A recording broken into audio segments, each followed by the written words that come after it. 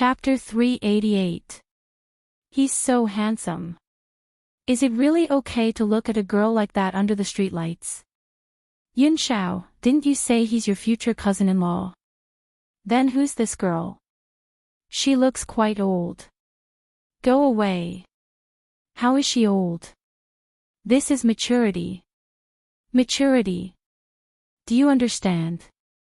All goddesses are like that. Miao Yunxiao's dorm was very lively. Other than her and her roommates, there were girls from other dorms as well. Everyone laughed and joked around, eager to see Miao Yunxiao's phone. Miao Yunxiao raised her arm high. A photo was clearly displayed on the iPhone in her hand. Under the warm yellow streetlights, a man and a woman looked at each other and smiled silently. The man was tall and mature. Just the side profile of his handsome face was enough to steal everyone's breath away. The woman was tall and beautiful, looking up with a smile. An older man stood beside her with his hands in his trouser pockets, watching the scene with a wide smile. It was like a warm family portrait. Gu Nianji felt her eyes water and lips dry. She stood quietly at the door and stared at the phone in Miao Yunxiao's hand. Miao Yunxiao turned to look at her and smiled. Oh. Classmate Gu, why are you staring at me? Gu Nianji clenched her fists and told herself not to argue with Miao Yunxiao and to leave. However, her legs seemed to have a mind of their own and refused to leave. Ma Chichi didn't know what was going on and popped her head out of curiosity from behind Gu Nianji. What's wrong? What are you looking at? I'm looking at a photo of my future cousin-in-law. Miao Yunxiao nodded at Ma Chichi with a smile, then sneered at Gu Nianji. Are you stupid? The organization has never considered you, and you're still daydreaming. Gu Nianji glared at Miao Yunxiao. Her eyes were bone-chilling and made Miao Yunxiao shiver. She shrank her neck and muttered, I didn't say anything wrong.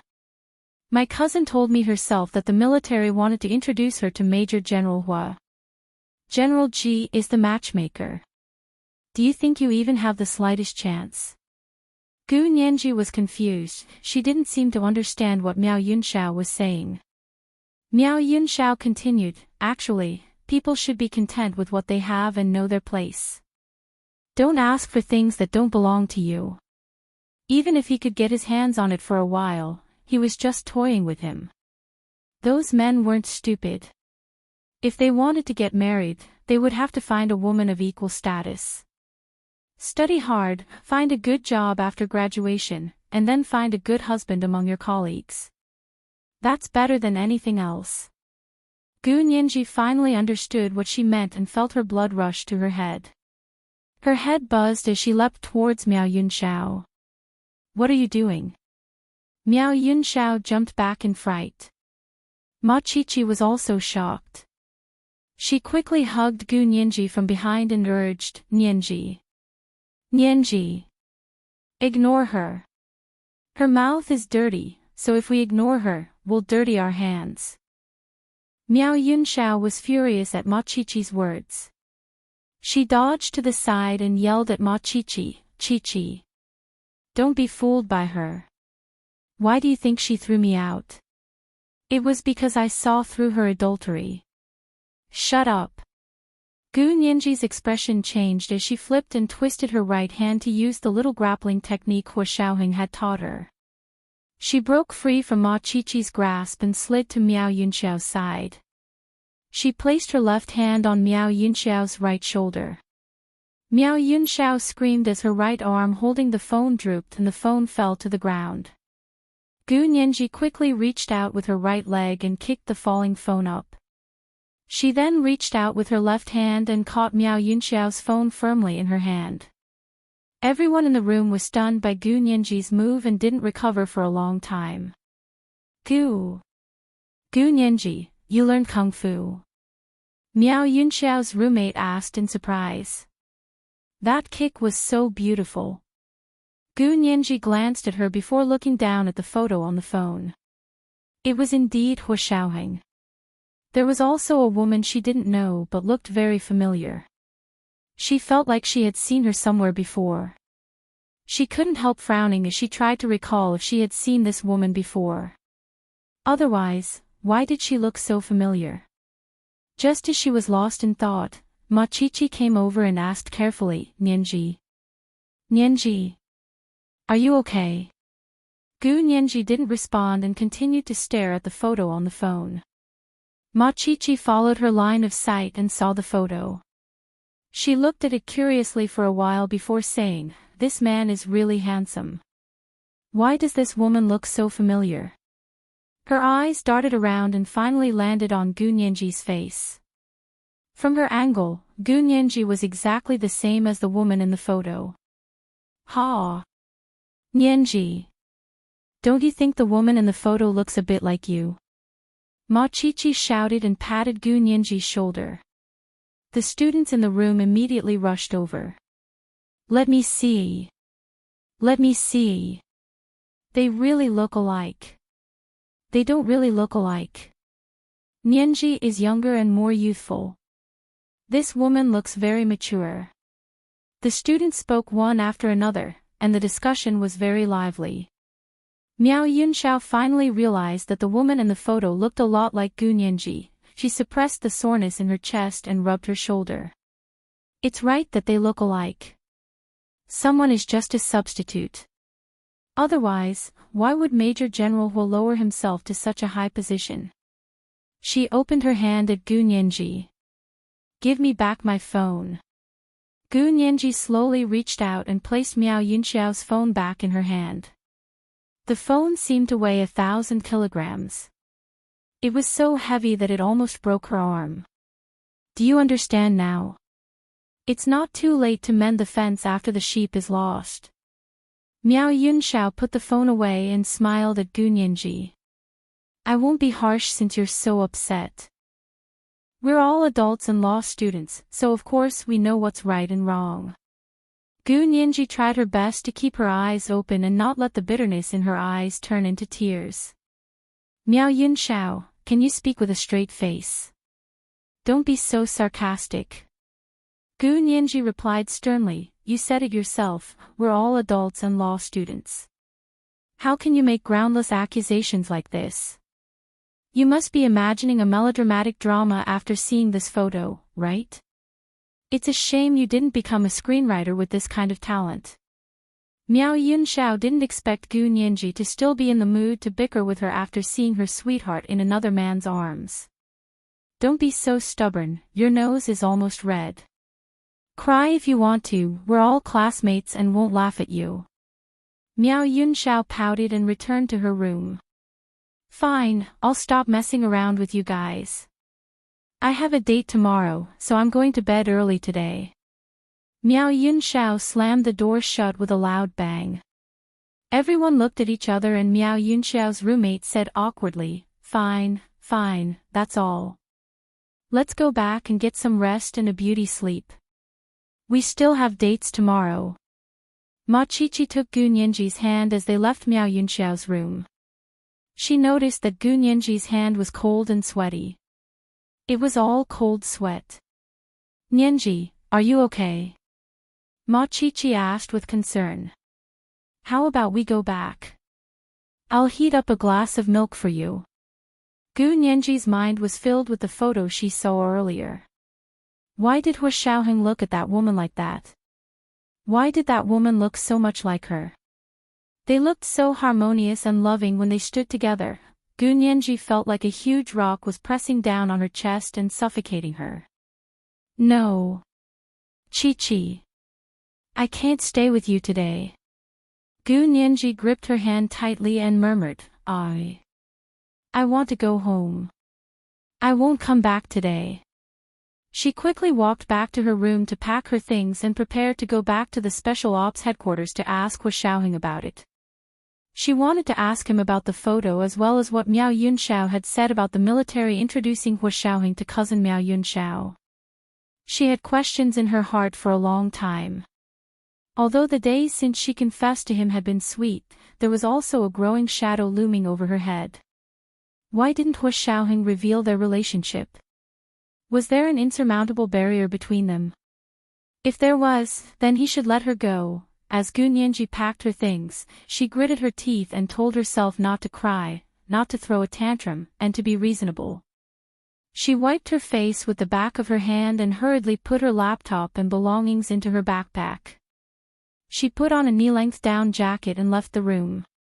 Ma Qiqi chased after her and followed her down the elevator. She looked at her worriedly and asked, "Nianji, are you okay?" Gu Nianji held her hand. "I'm fine, but there are some things I want to ask. If it's impossible, then at least let me give up." With that, she plunged into the night. Ma Qiqi didn't expect Gu Nianji to really have a relationship with the Major General Hua in the photo. She crossed her arms and stood in front of the dormitory building, extremely worried. Gu Nianji carried her backpack and walked quickly through the forest on campus. The early spring nights in the imperial capital were still very cold, and the cold wind cut her face like knives. Gu Nianji wrapped her entire face with a scarf, revealing only her eyes. Although the weather was cold, her entire body was hot, and her eyes were as bright as the stars in the sky. When she arrived at the campus gate, she called a taxi company to rent a car to the Special Operations Forces headquarters. However, when the companies heard where she was going, they didn't want to send a car. Gu Nianji almost threatened to sue them if they didn't want to give her a ride. After arguing for a while, Gu Nianji noticed her phone was ringing again. Looking closely, she saw it was Hua Xiaoheng. "Nianji, are you asleep?" Hua Xiaoheng's voice came from the phone. In the quiet night, it was exceptionally touching. The tears Gu Nianji had held back all night finally burst out. She clutched her down jacket in the cold wind and choked out, "No, classmate, don't stand at the school gate to make a call." A security guard had been watching her for a long time and walked over to let her leave. "You can either go in or go out. What are you doing blocking the entrance?" Hua Xiaoheng heard the security guard's loud voice over the phone and froze. "Nianji, where are you?" Gu Nianji was forced to leave the school gate. She walked to the wall and stood still. She gritted her teeth and didn't answer. She only asked, "Hua Xiao, I have something to ask you." This was the second watch. A reminder for the monthly and recommendation votes. Wax. Chapter 389. Gu Nianji's choked voice echoed in the night sky, carrying the brittleness of fine bone porcelain. It sent chills down Hua Xiaoheng's spine. The coldness seemed to travel through the radio to Hua Xiaoheng's ears. His heart skipped a beat as he moved the mouse to open the satellite tracking system to find Gu Nianji. On the large screen in front of him, Gu Nianji stood alone by the wall next to the south gate of B University. She wore a large down jacket that reached her knees and carried a backpack. Half of her face was hidden in a scarf, and she held her phone to her ear with one hand. The back of her hand was red from the cold. Hua Xiaoheng was speechless. Couldn't she use a headset even if she was calling outside? That way her hands wouldn't freeze. What a child, she didn't care when she was angry. Hua Xiaoheng stared at Gu Nianji on the screen and listened to her sobbing. After a while, he asked, "Where are you?" "Don't worry about where I am. I have something to ask you." Gu Nianji sniffed, her voice was already tearful. She looked like she was in the right. Hua Xiaoheng leaned back in his chair and said calmly, "Fine, but you have to go back to the dorm now to calm down. I won't talk to you like this." Gu Nianji was speechless. She looked around nervously but didn't see Hua Xiaoheng anywhere nearby. She looked up at the night sky and pulled up the hood of her down jacket to cover her entire face. She felt that as long as she covered her head, Hua Xiaoheng wouldn't be able to see her from the satellite images. Hua Xiaoheng saw Gu Nianji's subconscious behavior and couldn't help smiling. He continued, "Go back to the dorm first." Gu Nianji pouted unhappily, "Why can't I say it now?" "Because you're angry right now and can't be reasoned with."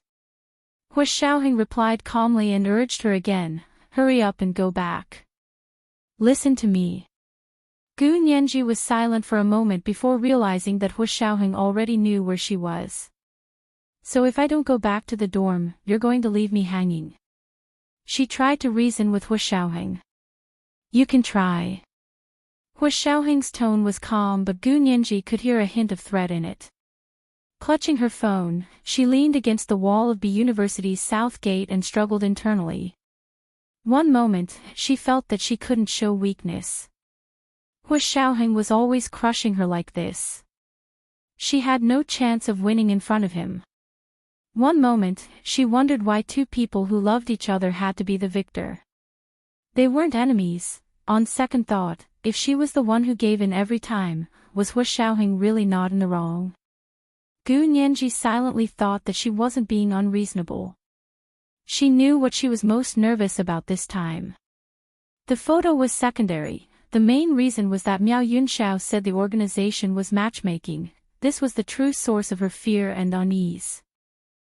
Gu Nianji knew that to Hu Xiaoheng, the importance of the organization was placed alongside the national interest. Gu Nianji admitted that she had never been able to compete with Hu Xiaoheng for the country and the organization in his heart. She had never thought of competing either.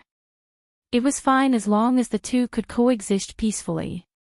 But now that the other side was involved, she couldn't be sure which side Hu Xiaoheng would side with. Perhaps Hu Xiaoheng wouldn't fall in love with someone else, but what if there was a higher level of interest for him to compromise? Gripping her phone tightly, Gu Nianji was silent for a while before mustering up her courage to say, "No, I'm not going back. I want to see you, right now, right now." Hu Xiaoheng looked at what he was doing. The entire department had spent a month creating a program that was currently running. If it stopped or was discovered by hackers, the consequences would be unthinkable. He had just taken the lead in organizing the Special Operations Forces IT team and had already fended off several attacks from IP addresses across the ocean. On the battlefield where there was no smoke, war was always present. He couldn't leave now, nor did he want to send a car to pick up Gu Nianji. Seeing Gu Nianji look like she had been wronged, Hu Xiaoheng's heart ached for her, but he also felt that he couldn't let her bad habits go. If she ran around without a word, what would happen to her in the future? He had to teach her a lesson. Perhaps it was the habit of being in a superior position, or perhaps it was because Gu Nianji had grown up with him, but he felt that in addition to having romantic feelings for her, he also had the responsibility to raise her. Hu Xiaoheng pursed his lips and leaned forward slightly to look at Gu Nianji, who was standing alone in the corner with her head down. He said in an unquestionable tone, "Go back to the dorm first. We'll talk there." Gu Nianji closed her eyes and sounded extremely wronged. "Okay, I'll go back to the dorm, but you have to answer my question. Go back first. You know that I never negotiate with people." Hu Xiaoheng's voice was even calmer. Gu Nianji was more and more uncertain about her position in Hu Xiaoheng's heart. She bit her lips so hard that a few deep teeth marks appeared. She whispered weakly, "What if I don't go back to the dorm?" She really did. Hu Xiaoheng rubbed his temples with a headache. Before he could make a decision, the central control system's alarm sounded again. Another wave of IP attacks had appeared. Hu Xiaoheng put on his headset and said to Gu Nianji, "Go back to the dorm quickly. I'll call your dorm number when I'm done here. I'll hang up now." After hanging up, Gu Nianji pulled down the scarf covering her face and looked up at the night sky in a daze. She had just heard the alarm on Hu Xiaoheng's side. This time, what else could she say? It seemed like she had found the most inappropriate time to make a fuss. Hu Xiaoheng immediately took the lead and led the IT team of the Special Operations Forces to organize a new defense. Not only did they have to intercept the foreign hacker groups that were trying to find a loophole in the Huaxia Empire's network, but they also had to take the initiative to launch an attack. They had to follow the enemy's attack route and counterattack the enemy's mainframe computer. They had to secretly plant a Trojan horse and hide in the enemy's computer. However, he also knew that this kind of Trojan horse wouldn't survive for long in the enemy's system. It would soon be discovered and erased. But in their line of work, as long as there was a loophole, they could obtain a lot of important information. So it didn't matter even if it was erased in the future. Because they had already achieved their goal. Number 1. Number 1. The package has arrived. The package has arrived. Number 3. Number 3. Turn off the IP port and immediately close the door to beat the dogs. Move to the position of number A and guard against the 5 open ports. Number B. Close the net and erase the enemy's hard drive. Give them a warning. Hua Xiaoheng methodically commanded his team to maneuver around the invisible network and focus on intercepting, erasing, and counterattacking the enemy's malicious programs. Gu Nianji carried her backpack and stood outside the south gate of B University for a while. She wanted to return to the dorm but couldn't bring herself to do it. She lowered her head and rubbed the dirt with the tip of her leather boots against the corner of the wall. She wondered what she should do. The night wind grew colder, and her heated mind gradually calmed down. But she didn't feel relieved. She couldn't even think about it in detail. Just thinking about it made her feel like exploding again. The street outside the south gate of B University was very quiet at night. Only the occasional car headlight pierced the night sky. Gu Nianji hung her head and finally shuffled back to the dorm. When she arrived downstairs, Gu Nianji saw a young couple standing under a tree by the side of the building getting closer and closer. Finally, they hugged and kissed. Gu Nianji couldn't be bothered to look at them and turned to leave. At this moment, a person suddenly ran past her and rushed to the young couple who were kissing under the tree. He pulled the man away and slapped him. Mo Renfang. You actually cheated on me.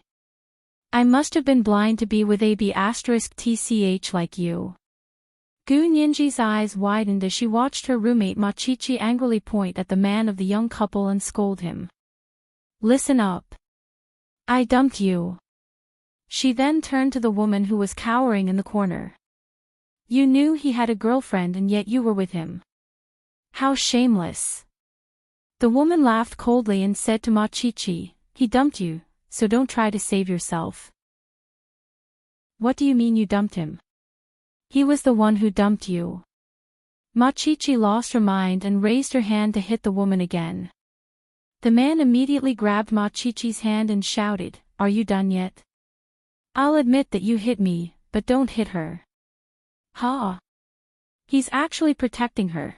Gu Nianji's eyes reddened as she strode over and grabbed Ma Qiqi's hand to comfort her. Qiqi, don't stoop to her level. Then she turned to the man.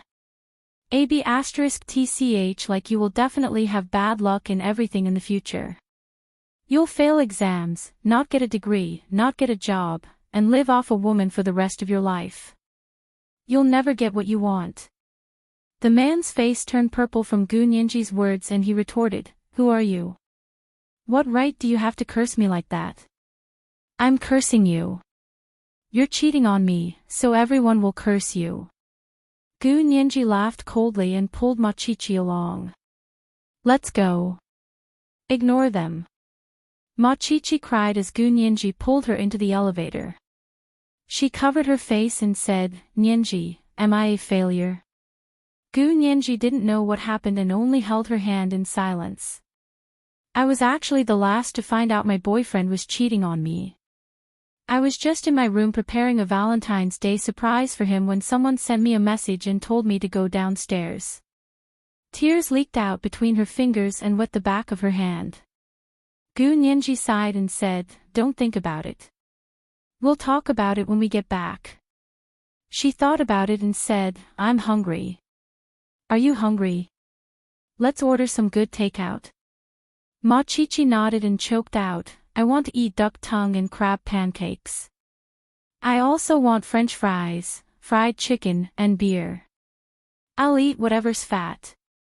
Gu Nianji was amused by her, and her depressed mood finally eased a little. She picked up her phone and found a takeout place with good reviews.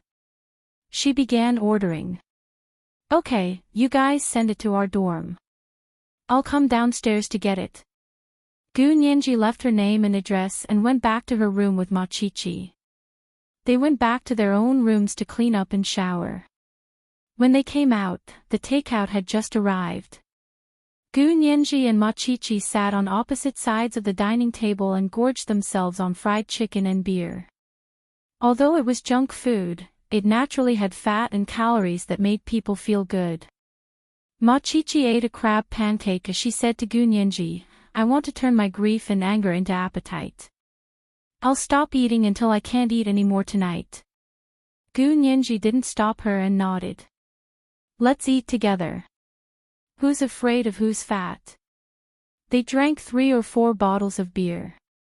They didn't have a high tolerance for alcohol, but they could still get drunk from beer. When Gu Nianji was slightly tipsy, Hua Xiaoheng finally called again. This is the first watch. Remind my friends for their monthly votes and recommendation votes. It's the big chapter at 7 p.m. on the second watch. My friends must be on time to see it. He, save the form. Save the form. Save the form. Important things must be repeated 3 times. Moi. O, N_N, O. Chapter 390. Gu Nianji and Ma Qiqi didn't notice at first when the landline in the dorm rang. Everyone had a phone these days, and many people had more than one. Who would call a landline? It was as if they didn't hear the ringtone at all. Gu Nianji's phone rang as well. She froze when she heard Hua Xiaoheng's unique ringtone. She reached out to unlock it and pressed the side of her face against the cold phone. She said drunkenly, hello. Hua Xiaoheng froze. You're drinking. Where are you? Gu Nianji laughed and stood up dizzily with the phone. She said to Ma Qiqi, I'm going to take a call. You eat first. Ma Qiqi waved her hand and slurred, go. It's best if I go alone. I'm telling you, if you come back late, I'm going to lose everything. Fine. Lose everything if you can. Gu Nianji mimicked Ma Qiqi's words and floated to her own room. She entered the room and closed the door. Leaning against the door, she spoke to Hua Xiaoheng. Hua Xiao, you finally have time to call me. Hua Xiaoheng was speechless. She seemed to be quite drunk. Where are you right now? Hua Xiaoheng asked in a low voice as he leaned back in his chair. His back was a bit sore, so he put an arm behind his head and massaged his shoulder as he spoke to Gu Nianji with his eyes closed. Aren't you very resourceful? Don't you have a satellite detection system? How can you not know where I am? Gu Nianji held the phone to her ear. Alcohol gave her courage, and she also began to talk back to Hua Xiaoheng. This was unimaginable when she was sober. Hua Xiaoheng was speechless. He spun around in his chair before standing up and walking out of the central control room's underground engine room. He walked up the stairs to the ground floor and pushed open the 2 bulletproof glass doors to walk to the open space in front of the Special Operations Forces office building. It was a spacious square surrounded by bare grass. There were no trees, only large lawns and groups of flower beds. Of course, it was still early spring, so the grass hadn't appeared yet, and the flowers were nowhere to be seen. There were some metal benches at the edge of the square. Hua Xiaoheng walked over to one and sat down. He lit a cigarette and took a deep drag. Gu Nianji waited for a long time, but Hua Xiaoheng didn't say anything. She became nervous, and her back was covered in sweat. She immediately sobered up. She used her hand to support herself against the door and stood up. Her feet fluttered towards the sofa by the wall. When he reached the sofa, his legs turned to jelly, and he slumped onto the sofa. He reached out to grab his little panda pillow and hugged it in his arms, gritting his teeth and refusing to speak. She was afraid that the moment she opened her mouth, she would surrender again. Hua Xiaoheng took a few deep drags of his cigarette before he snapped out of the world of data and words on the internet. Nianji, he said slowly, where are you now? Again, he wouldn't give up until Gu Nianji answered. Gu Nianji immediately knelt down. She didn't have Hua Xiaoheng's tested nerves and indomitable willpower. She was just an ordinary girl. Was she stupid to compete with the former coach of the Special Forces in terms of endurance and endurance? I'm in the dormitory, Gu Nianji murmured. She stared blankly at the geometrically patterned carpet on the floor. Hua Xiaoheng blew out a ring of smoke and said slowly, okay, that's good. He paused, then smiled. Why are you so grumpy? You spoil me, Gu Nianji said sullenly. You spoil me like this, and now you say I have a bad temper. I'm not happy. Hua Xiaoheng was speechless. Fine, it was all his fault. Hua Xiaoheng flicked the ash off his cigarette and stopped smoking. He put on his headset and said to Gu Nianji. Then I won't spoil you anymore. No, you have to continue spoiling me. Gu Nianji sat up straight and hugged the little panda pillow even tighter. She then emphasized, I can't not spoil you. I'm used to it. Hua Xiaoheng laughed. Okay, then be good and I'll continue spoiling you. I'll spoil you only if you're good. I'm not really spoiling you. Gu Nianji protested. Also, you were so mean to me today. Hua Xiaoheng continued to smile silently. After a while, he threw the cigarette into the trash can near the bench and stretched his long legs lazily against the metal bench. He said quietly, You're not angry anymore. Gu Nianji rubbed her chest and found that the pent-up anger had dissipated. She was indeed not angry anymore, but the problem still remained. Gu Nianji finally understood the problem clearly. Hua Xiaoheng couldn't fool her. Hua Xiao, I'm not angry anymore. Can I ask you a question now? Gu Nianji's voice calmed down. The faint hint of tears in her voice was gone. Hua Xiaoheng sighed in relief and felt a trace of guilt. His attitude became even more gentle. Okay, ask away. It's like this. Gu Nianji covered her phone with one hand and twisted the little fringe on the panda pillow with the other. She hesitated on how to speak. Ask me anything. Why are you hesitating when you're talking to me? Hua Xiaoheng hugged the back of his neck and looked up at the starry sky. The stars were especially bright at night. They shimmered like diamonds on fine black velvet. Although the weather was cold, he needed the cold air to clear his head. Gu Nianji blurted out, Did you go on a date with someone today? Hua Xiaoheng was speechless. He leaned forward and rested his arms on his legs. He asked calmly, Why do you ask? Of course there's a reason. Gu Nianji bit her lip and said reluctantly, I saw the photo. Hua Xiaoheng sensitively thought of Xie Dezhao and Xie Qingying. He had specifically gone to the European-style cafe to see Xie Dezhao. However, when he came out, Xie Qingying also came over to talk to him. What photo? Hua Xiaoheng didn't plan on telling Gu Nianji about the Xies. Gu Xiangwen hadn't found out yet, and he didn't want the Xies to know about Gu Nianji's relationship with them. If it was me, you should tell the person who took the photo that it's illegal and the consequences will be severe. Gu Nianji thought about Miao Yinxiao's mocking expression and giggled.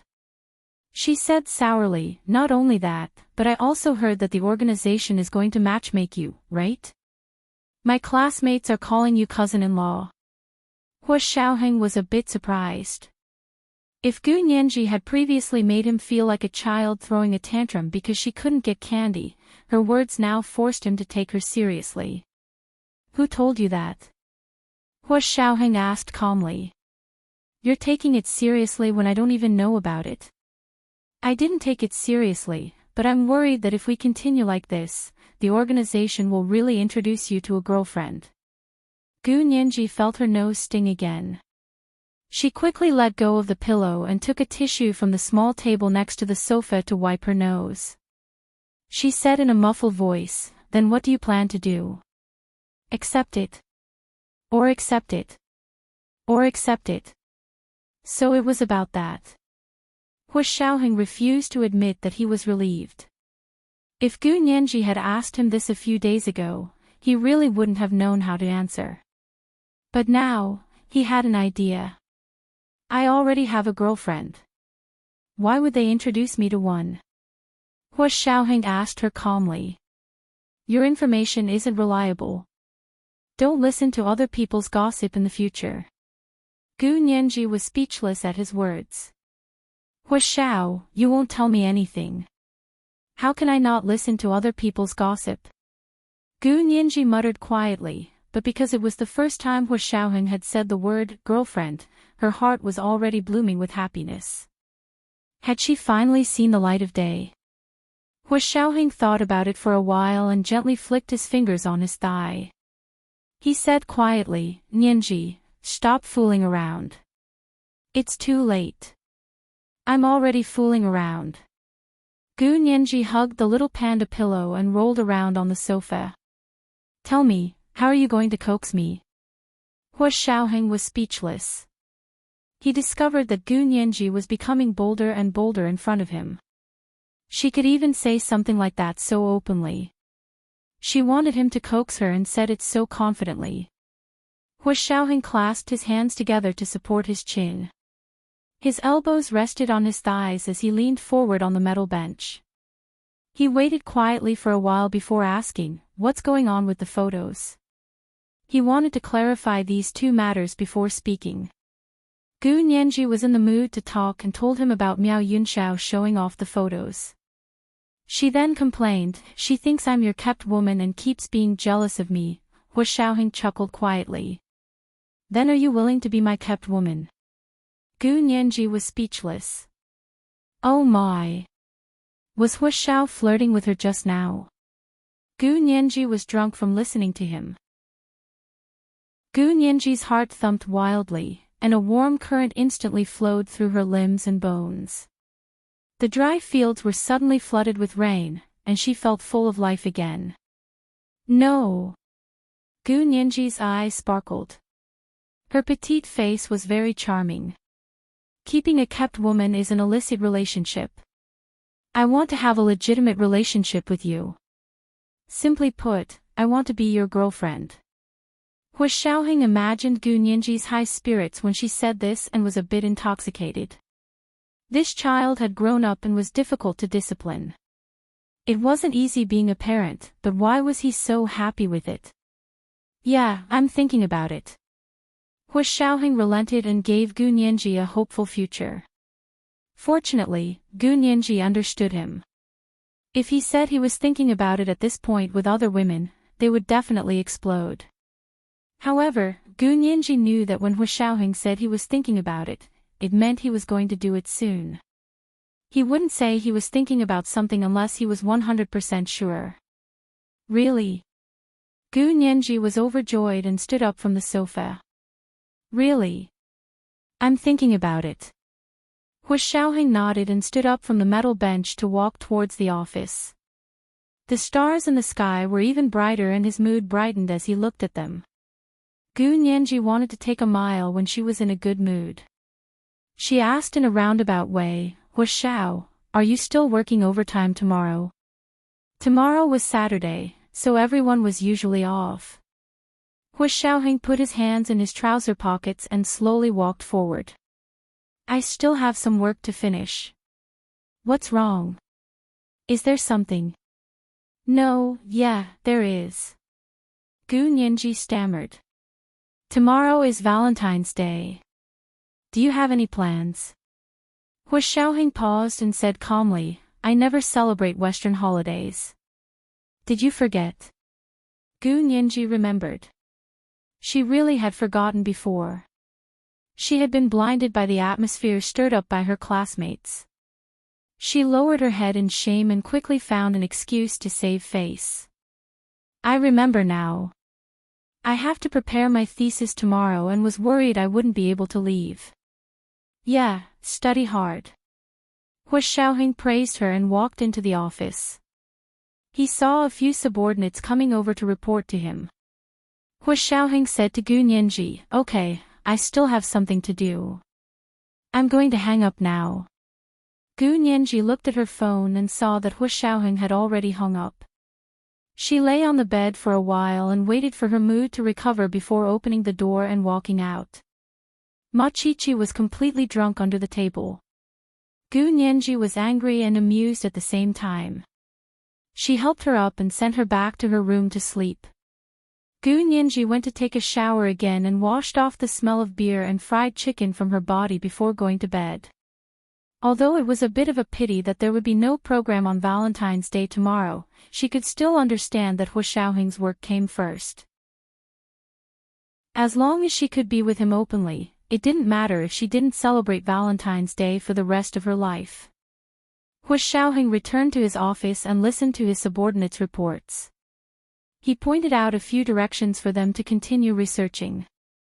Yin Shixiang came in with a stack of documents and said to Hu Xiaoheng, "Hu Xiao, little Zay won't be here tomorrow. Are these all for you?"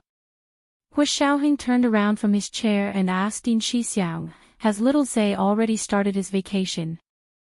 "No, it only starts after midnight." Yin Shixiang laughed. "What's wrong?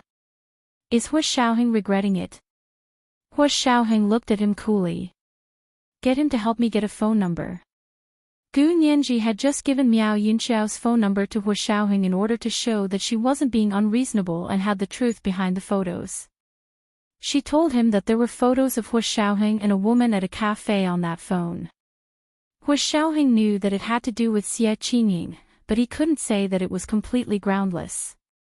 He understood Speaker Long's intentions, but he couldn't accept it.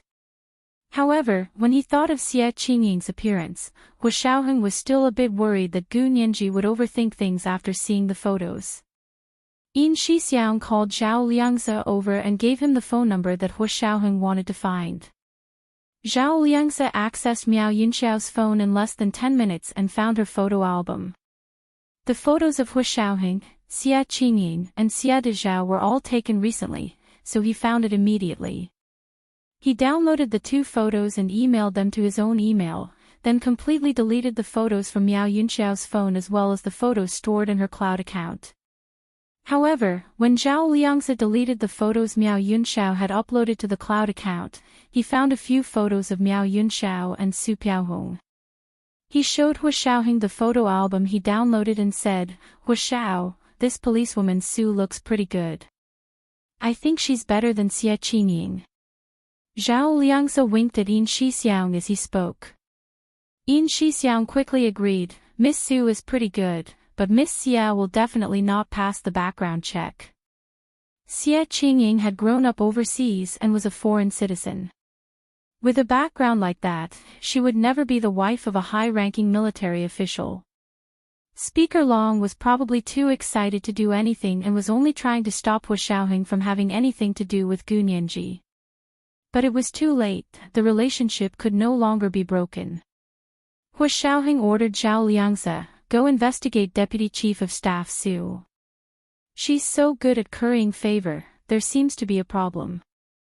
Zhao Liangzi quickly said, "I'll investigate when I come back tomorrow after my vacation, okay?" "Okay, there's no rush. You go on vacation first." Hu Xiaoheng waved his hand to dismiss Zhao Liangzi. Yin Shixiang watched Zhao Liangzi's hurried back and laughed, "Hu Xiao, little Zay has finally figured it out. He's planning a secret Valentine's Day surprise and even invited his sweetheart for dinner." Hu Xiaoheng rubbed his temples with his right hand and thought for a while before asking, "Valentine's Day? Why is everyone celebrating Western holidays now? From Christmas to Valentine's Day, and now there's Halloween. Is there going to be Thanksgiving in the future?" "Hu Xiao, you don't understand. Young girls all like this, and on this day, they'll even compare their boyfriends' looks, money, cars, and gifts. Basically, as soon as Valentine's Day comes, their WeChat moments will be flooded with all sorts of roses, chocolates, and diamond rings. For single people, Valentine's Day is #1 on the list of killer singles." Yin Shixiang said excitedly, "Oh. I want to find someone to celebrate Valentine's Day with. Hua Xiaoheng was speechless. After a while, he asked, does everyone celebrate this holiday in college? Of course, this holiday started in college. Colleges are the hardest hit places for Valentine's Day. Yin Shixiang took out his phone and found a random college website to show Hua Xiaoheng. Look, they even want to hang 2 big red hearts at the school gates. Anyone who sees it will cry. Hua Xiaoheng glanced at it and realized it was Gunyinji's B University. He looked down. You can go now. After Yin Shixiang left, Hua Xiaoheng held a pen in his hand and poked it unconsciously on the desk. Finally, he gripped the pen and made a difficult decision. On Saturday morning, Gunyinji woke up early and bought 2 sets of breakfast. She left one on the table for Ma Qiqi and ate one for herself. Then she knocked on Ma Qiqi's door. Qiqi, I'm going to the library to study. Breakfast is on the table. Eat it yourself. Inside, Ma Qiqi had a splitting headache. She held her head and wailed to show that she understood. Gunyinji smiled as she walked out the door. She purposely woke up early so she could avoid those bored people who like to pry into other people's private lives. Yes, she was talking about Miao Yunxiao. Gunyinji thought to herself maliciously. Gunyinji really didn't pay attention to the outside world in the library and only focused on reading. Other than buying a burger for lunch, she didn't go out at all. In the evening, she received a call from Yin Shixiang saying someone had delivered something to her. She quickly packed her bag and left the library. Riding her bike back to the dorm, Gunyinji noticed many girls pointing at an eye-catching car. She peeked out and saw it looked like a sports car. From the logo, it was probably a Ferrari. A tall man in a casual suit with wide shoulders and a narrow waist leaned against the car door with his hands in his pockets. He looked ahead expressionlessly, ignoring the girls who were passing by and pointing at him. That man was Hua Xiaoheng. Gunyinji's eyes widened and her mouth almost fell open. She watched in a daze as Hua Xiaoheng walked closer and reached out his hand. I'm here to pick you up for Valentine's Day. Gunyinji asked dumbfoundedly, don't you never celebrate overseas holidays? Yes, but for you, I can make an exception. Hua Xiaoheng calmly held her hand. This was the second installment of 5,000 words.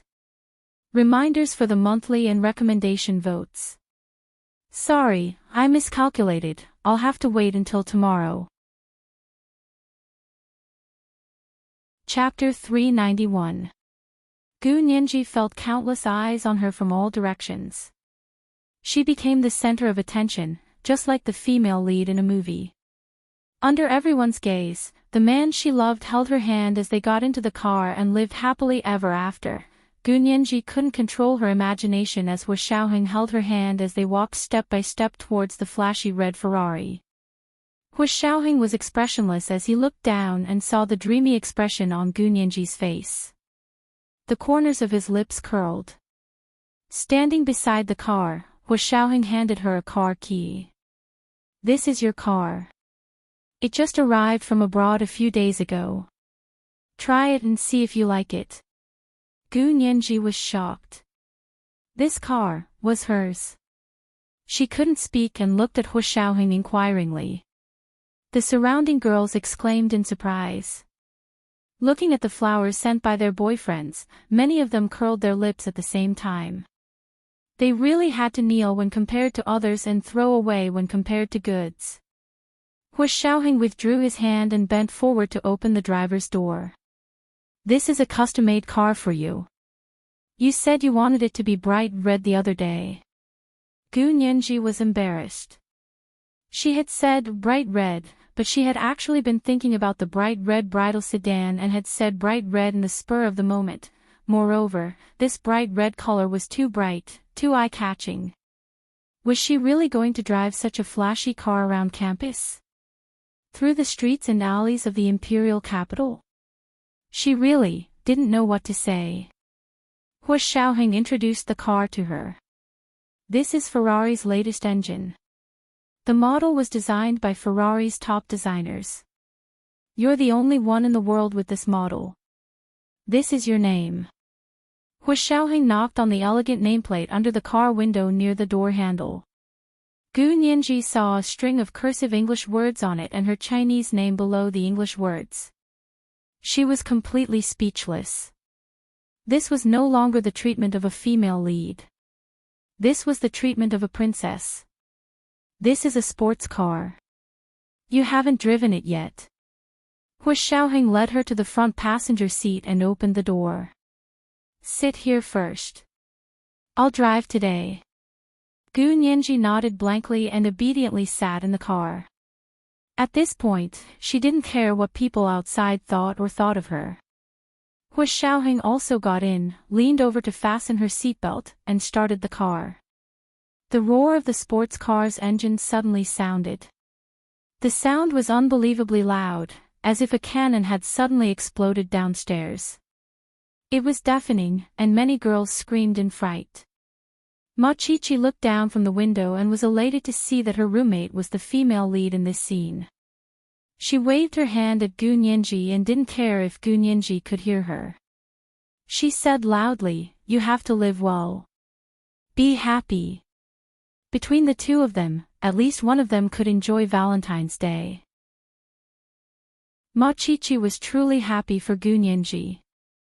The bright red Ferrari sped away from the B University campus like a gust of wind. They hadn't even left B University's south gate when photos of the scene were already posted on the school forum. Valentine's Day, a handsome man, a beautiful woman, and a flashy luxury sports car. This kind of explosive news didn't happen every Valentine's Day. Miao Yunxiao saw Major General Hu pick up Gu Nianji in the luxury sports car with her own eyes, and then saw the school forum full of praise for Gu Nianji's good luck. Gritting her teeth, she used a sock puppet to log on and create a post. Is the female lead in the Ferrari really a rich and beautiful woman? You're still too sweet and naive to believe it. In this post, she used the identity of an acquaintance of Gu Nianji to expose all of her personal information, including her identity as an orphan, and how she didn't hesitate to seduce a high-ranking military officer for money and power, and use her body in exchange for improper benefits. As soon as the post was posted, it immediately caused a second wave of discussion. Ma Qiqi had nothing to do in the dorm and was browsing the forum. When she saw the post that was immediately pushed to the top, she exploded with anger and immediately rushed up to reply to the poster. "Opiate, jealousy is an illness that needs to be treated.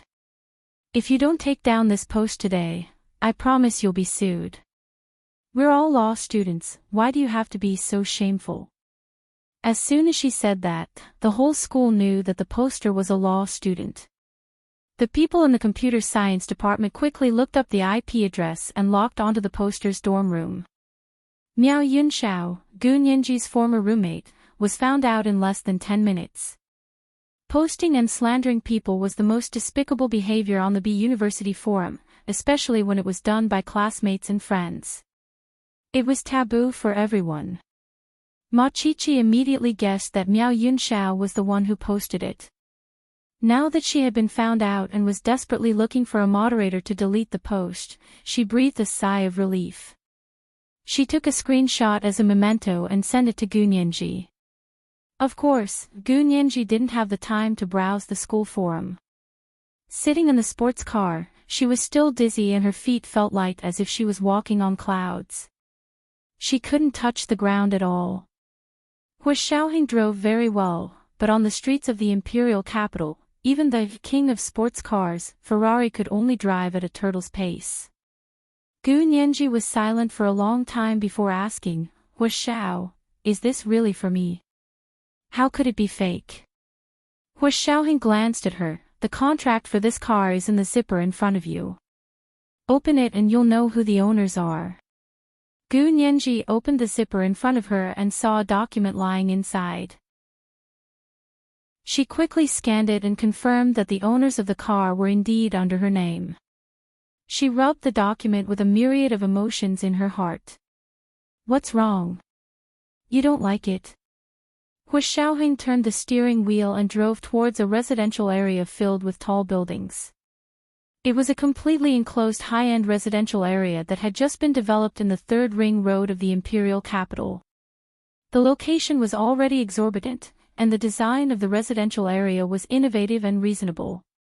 It was very secure and private, so there was an endless stream of people coming to buy. Many people bought directly with cash. Gu Nianji knew from the moment Hu Xiaoheng's car drove into the entrance of the residential area that this was probably the apartment Hu Xiaoheng said he was buying for her. She looked at Hu Xiaoheng with indescribable gratitude. Actually, she would have been satisfied with a bouquet of flowers, but he had given her an entire mountain of gardens. This was far beyond her expectations. The sports car was parked in the underground parking lot of a 20-story duplex apartment in the center of the residential area. Hu Xiaoheng unbuckled his seatbelt and saw that Gu Nianji was still sitting there motionlessly. "Get out." Hu Xiaoheng unbuckled her seatbelt. "What's wrong?" Gu Nianji looked up at Hu Xiaoheng. "Hu Xiao, you really want to give me the car? And then I'll be driving it to work." "Yeah, can't I?" Hu Xiaoheng smoothed her hair and tucked a strand behind her ear to reveal her delicate little face. He leaned over to kiss her. Gu Nianji gently let him kiss her and murmured, "But this car is too flashy and eye-catching. Is it really okay to be so ostentatious? Didn't you say to keep a low profile?" She looked at Hu Xiaoheng in confusion and felt that the situation was too different from what she had expected. Hu Xiaoheng smiled and pulled her out of the car. The two of them stood in front of the bright red Ferrari sports car. Hu Xiaoheng put his hands in his trouser pockets and said leisurely, "You just have to get used to driving it. What's wrong with being ostentatious?" "But I don't want to be too eye-catching and ostentatious. It will cause you trouble." Gu Nianji said seriously, "I don't want to be a burden to you." Hu Xiaoheng smiled and held her shoulder as they walked to the elevator in the parking lot. He said dryly, "No matter how ostentatious and low-profile you are, there will definitely be a lot of people talking about you. If that's the case, why do you have to keep a low profile?" Gu Nianji was speechless. She didn't understand his words, but they sounded impressive. "I thought about it for a long time. Instead of letting you keep a low profile and constantly be targeted by them, it's better to be more high profile. That way, those people will be afraid to restrain themselves." Hu Xiaoheng walked into the elevator and pressed the number for the 18th floor. Say she didn't have a family background. He could give her a family background. Say she didn't have a backer. He was her backer. Gu Nianji's heart swelled with sweetness again. "Is that okay?" "Why not? I think everyone who should know about what happened today must know. In the future, when they see this car, they will take a detour." Hu Xiaoheng said it casually, but his tone was absolutely unquestionable. Was he going to publicly declare his sovereignty? Gu Nianji had mixed feelings. After a while, she shook her head and said, "Actually, there's no need. I don't care." "You don't care?" Hu Xiaoheng laughed. "You don't care that you threw such a big tantrum yesterday?" Gu Nianji blushed and didn't know where to look. She stammered, "Actually, you just have to explain, and I will listen." But the key was that Hu Xiaoheng wasn't a person who explained everything to people. He was used to directly crushing people and making them speechless. Gu Nianji blushed and heard the elevator ding. They had reached the 18th floor. Hu Xiaoheng held her hand and walked out of the elevator. The privacy of this building was surprisingly good. The elevators were 1 unit per floor, and people needed a special elevator card to go to their own floor. Gu Nianji knew that Hu Xiaoheng was still paving the way for her. She held Hu Xiaoheng's hand tightly and whispered, "Hu Xiao, thank you. Thank you for protecting me, sheltering me, collecting me, preserving me, preventing me from panicking, not letting me wander from place to place, and giving me a home to shelter from the wind and rain when I had no one to rely on." Hu Xiaoheng took out the keys and key card and placed them in her hand. "This will be your house from now on. You can stay here on the weekends, and come to my place on the long holidays. Car, house, Huashao, you're really spoiling me. Gu Nianji blushed and couldn't speak. He lowered his head and kissed the side of her face. He lowered his voice and said, "You're my girl. I want to give you the best treatment. Is there a problem?" Gu Nianji pursed her lips and smiled. She looked up at Huashao and quickly looked elsewhere. She whispered. Not yet what? Not your girl, Gu Nianji said boldly and looked up at him. Her eyes were watery, and her gaze was bold and timid. Huashao heart skipped a beat. He took her hand and kissed it. He looked at her deeply. She will be soon. This was the first night watch. Reminders for the monthly votes and recommendation votes. At 7:00 on the second night watch, it was still a big chapter. Yes, it was in time. This time, the preview was definitely accurate. Mwah. Chapter 392. You're Gu Nianji. We have the same last name. Gu Yanran looked very friendly as she nodded at Gu Nianji. May I ask what your name is? Gu Nianji greeted her obediently and said, Nian as in missing, and Ji as in Ji as in Ji. Gu Yanran nodded with a smile. Nianji. Nianji. What a nice name. You flatter me, Miss Gu. Gu Nianji smiled and didn't know how to respond. Shui Jingjiang laughed heartily. Yanran, how can you say someone else's name like that? Look at our Nianji, she doesn't even know how to respond. Ha ha ha ha. Gu Yanran smiled. I think it's a special name. Gu Nianji didn't mind and said nonchalantly, yeah, it's just one word anyway. That's my name. Huashao coughed and said to Shui Jingjiang, Boots, you're treating Miss Gu to dinner. You can't be rude. He was hinting for Shui Jingjiang to take Gu Yanran away and not waste time chattering. Shui Jingjiang understood what he meant and also understood how Huashao felt about Gu Nianji. He smiled and nodded at Gu Nianji. His tone was much more polite. Nianji, we'll go eat now. Come to Jiolo Fengyue when you have time. I've prepared your favorite dishes for you and can bring them up anytime.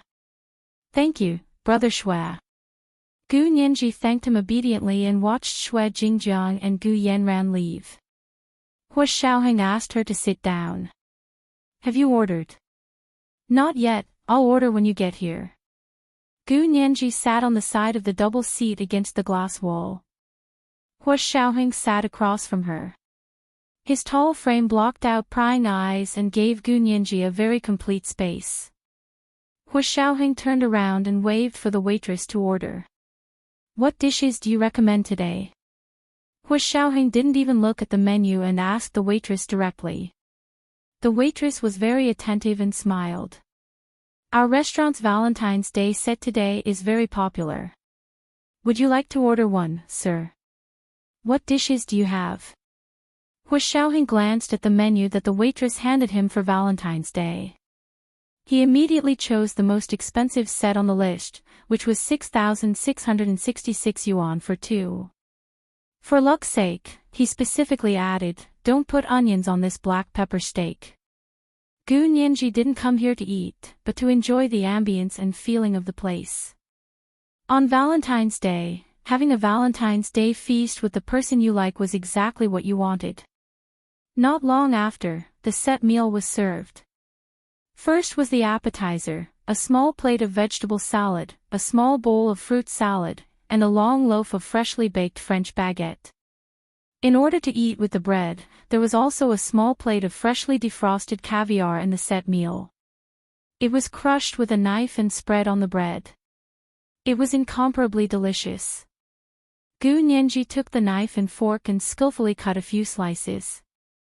She smeared caviar on them and placed them on Huashao's plate. Then came the corn seafood chowder. The sweet and crisp corn kernels perfectly balanced the aroma of the seafood chowder. The main course was black pepper steak and grilled codfish with red wine and herbs, along with a cold plate. The small dining table was densely packed with dishes. Gu Nianji knew that there would be dessert waiting for them after they finished these dishes. She couldn't help propping her head up and saying, "Do we have to finish all this? We'll definitely gain a few pounds after eating." Hu Xiaoheng took the knife and fork and cut a piece of steak into his mouth. After swallowing, he said to her, "Don't worry. We can exercise after eating." Gu Nianji was speechless. It was the middle of the night. How could he exercise? However, she quickly understood that this exercise wasn't the exercise she was referring to. She lowered her head with a blush and picked up the knife and fork. She silently cut the steak into small cubes and began eating as well. The steak here was actually just average. It was just nice to look at, but it was a bit overcooked. It was crispy on the outside and hard on the inside. It was quite a burden on the teeth. She stopped eating after 2 bites and switched to the grilled codfish. The fish was even more tender and luscious. She finished the entire red wine herb grilled codfish in one gulp and praised it profusely. "This dish is really good. The fishy smell of the fish is suppressed by the red wine herb, but the sweetness of the fish isn't taken away at all. It's really rare." Hu Xiaoheng saw that Gu Nianji had only taken 2 bites of the black pepper steak and reached out to take it. At the same time, he pushed his plate of grilled codfish over to her. Gu Nianji quickly said, "That steak is too hard. It doesn't taste good. Hu Xiao, you don't have to eat so much. It's okay." Hu Xiaoheng looked down and picked up a square piece of steak. "Don't waste it." Gu Nianji didn't say anything. She dragged over Hu Xiaoheng's plate of grilled codfish and used the knife to divide it. On the other side of the restaurant, Gu Yanran and Xue Jingjiang's dinner was almost over. They were delayed for a while because they discovered Hu Xiaoheng. After returning to their seats, they ate a few bites before asking the waitress to take away the plates and serve dessert. Gu Yanran wanted tiramisu, while Xue Jingjiang wanted a small piece of New York cheesecake. "Jingjiang, you really should try the tiramisu here." Gu Yanran forked a small piece of tiramisu into her mouth and squinted. "The tiramisu here is really good. It's very authentic and has the flavor of Italy." Xue Jingjiang smiled. The chef here was specially invited from Italy by the boss. "Do you think it's authentic?" "There are many chefs in Italy, but not many can make such good tiramisu. Here, try it." Gu Yanran picked up an unused fork and picked up a small piece for Xue Jingjiang to put into his mouth. Xue Jingjiang ate a few times and forced himself to swallow. He frowned. "Isn't it too sweet?" "It's so sweet." "Is it really delicious?" "Delicious is secondary. I like it because it's the most difficult dessert to make. It's called the king of desserts." Gu Yanran said pointedly. "My own tiramisu is better than this." "Then I must try Miss Gu's personally made tiramisu when I have the chance," Xue Jingjiang quickly complimented. "I will if I have the chance." Gu Yanran looked up at him and smiled brightly.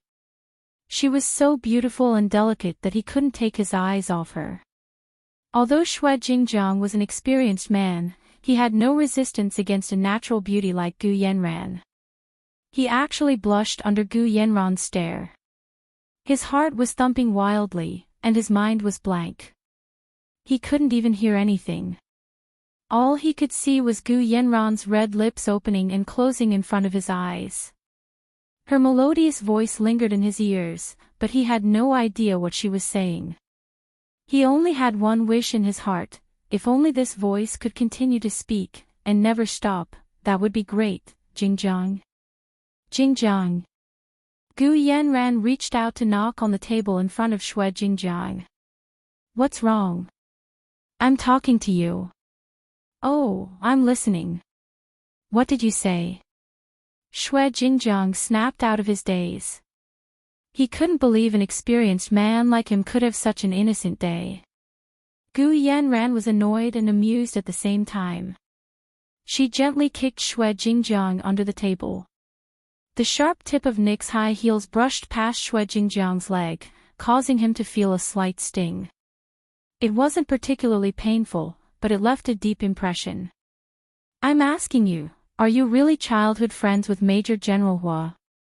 I've never heard you mention that before.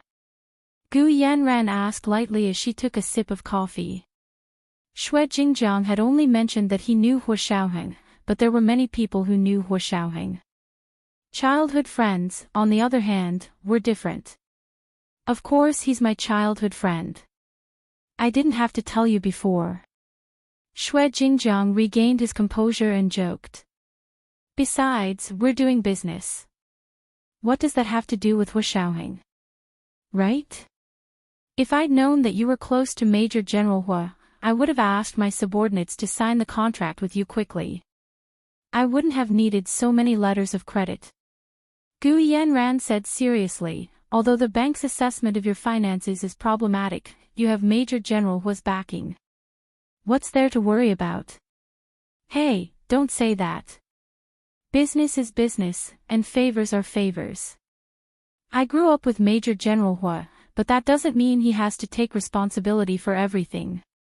Xue Jingjiang was a smart man and quickly tried to distance himself from Hua Xiaoheng. If the bank thinks there's a problem, we can negotiate and resolve it, but I wouldn't dare ask Major General Hua to be my guarantor. Oh. I didn't expect you to be so evasive. Gu Yanran looked at him strangely. It's not the first time I've done business with people from your country, but this is the first time I've met someone like you. You don't try to curry favor or take advantage of others. Fine, based on your character, Gu Yanran, will definitely befriend you. Xue Jingjiang grinned and raised his glass. Then it's a deal. Gu Yanran clinked glasses with him and asked curiously, Major General Hua grew up with you, so who's the girl he brought with him today? You said she's his child, but who brings their own child out for a Valentine's Day meal? Also, one's surname is Gu, and the other is Hua. Xue Jingjiang wasn't very clear about Hua Xiaoheng's relationship with Gu Nianji, but he knew that Hua Xiaoheng cared a lot about her and was probably interested in her.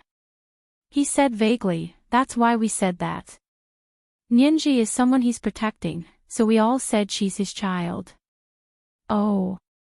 Gu Yanran didn't understand, but politely expressed her understanding and didn't ask further. They quickly finished their dessert. They paid and left. Before leaving, Xue Jingjiang waved at Hua Xiaoheng but didn't walk over to say hello. Gu Yanran also took a look inside. This Miss Gu Nianji is so beautiful. I wonder what kind of handsome men and beautiful women her parents were to give birth to such a beautiful little girl. Nianji. She's not bad. Xue Jingjiang laughed. Major General Hua's mother is the real beauty. You haven't seen her, right? This was the first watch. A reminder for the monthly votes and recommendation votes. 7 p.m. the next watch. Mwah. Oh, N_N. Oh.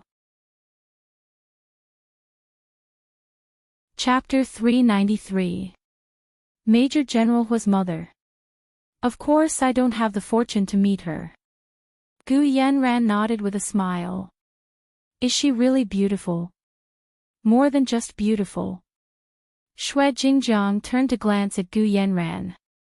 Of course Miss Gu is a great beauty, but objectively speaking, she's far from Hua Xiao's mother. Gu Yanran didn't seem surprised at all. I believe you. Just by looking at Hua Xiao, his mother must be a great beauty. Otherwise, how could she have such a good-looking son? Haha, that's true. Hua Xiao has always been the best-looking brat among us. Xue Jingjiang winked as he looked around. Don't tell anyone. Gu Yanran giggled at his childish behavior. Jingjiang, I didn't expect you to be so funny. It's so interesting talking to you. The two of them walked out of the restaurant while talking and headed for the elevator. With a ding sound, the elevator door opened in front of them. A woman in a light cyan thousand birds wool suit hurriedly walked out of the elevator and went into the restaurant.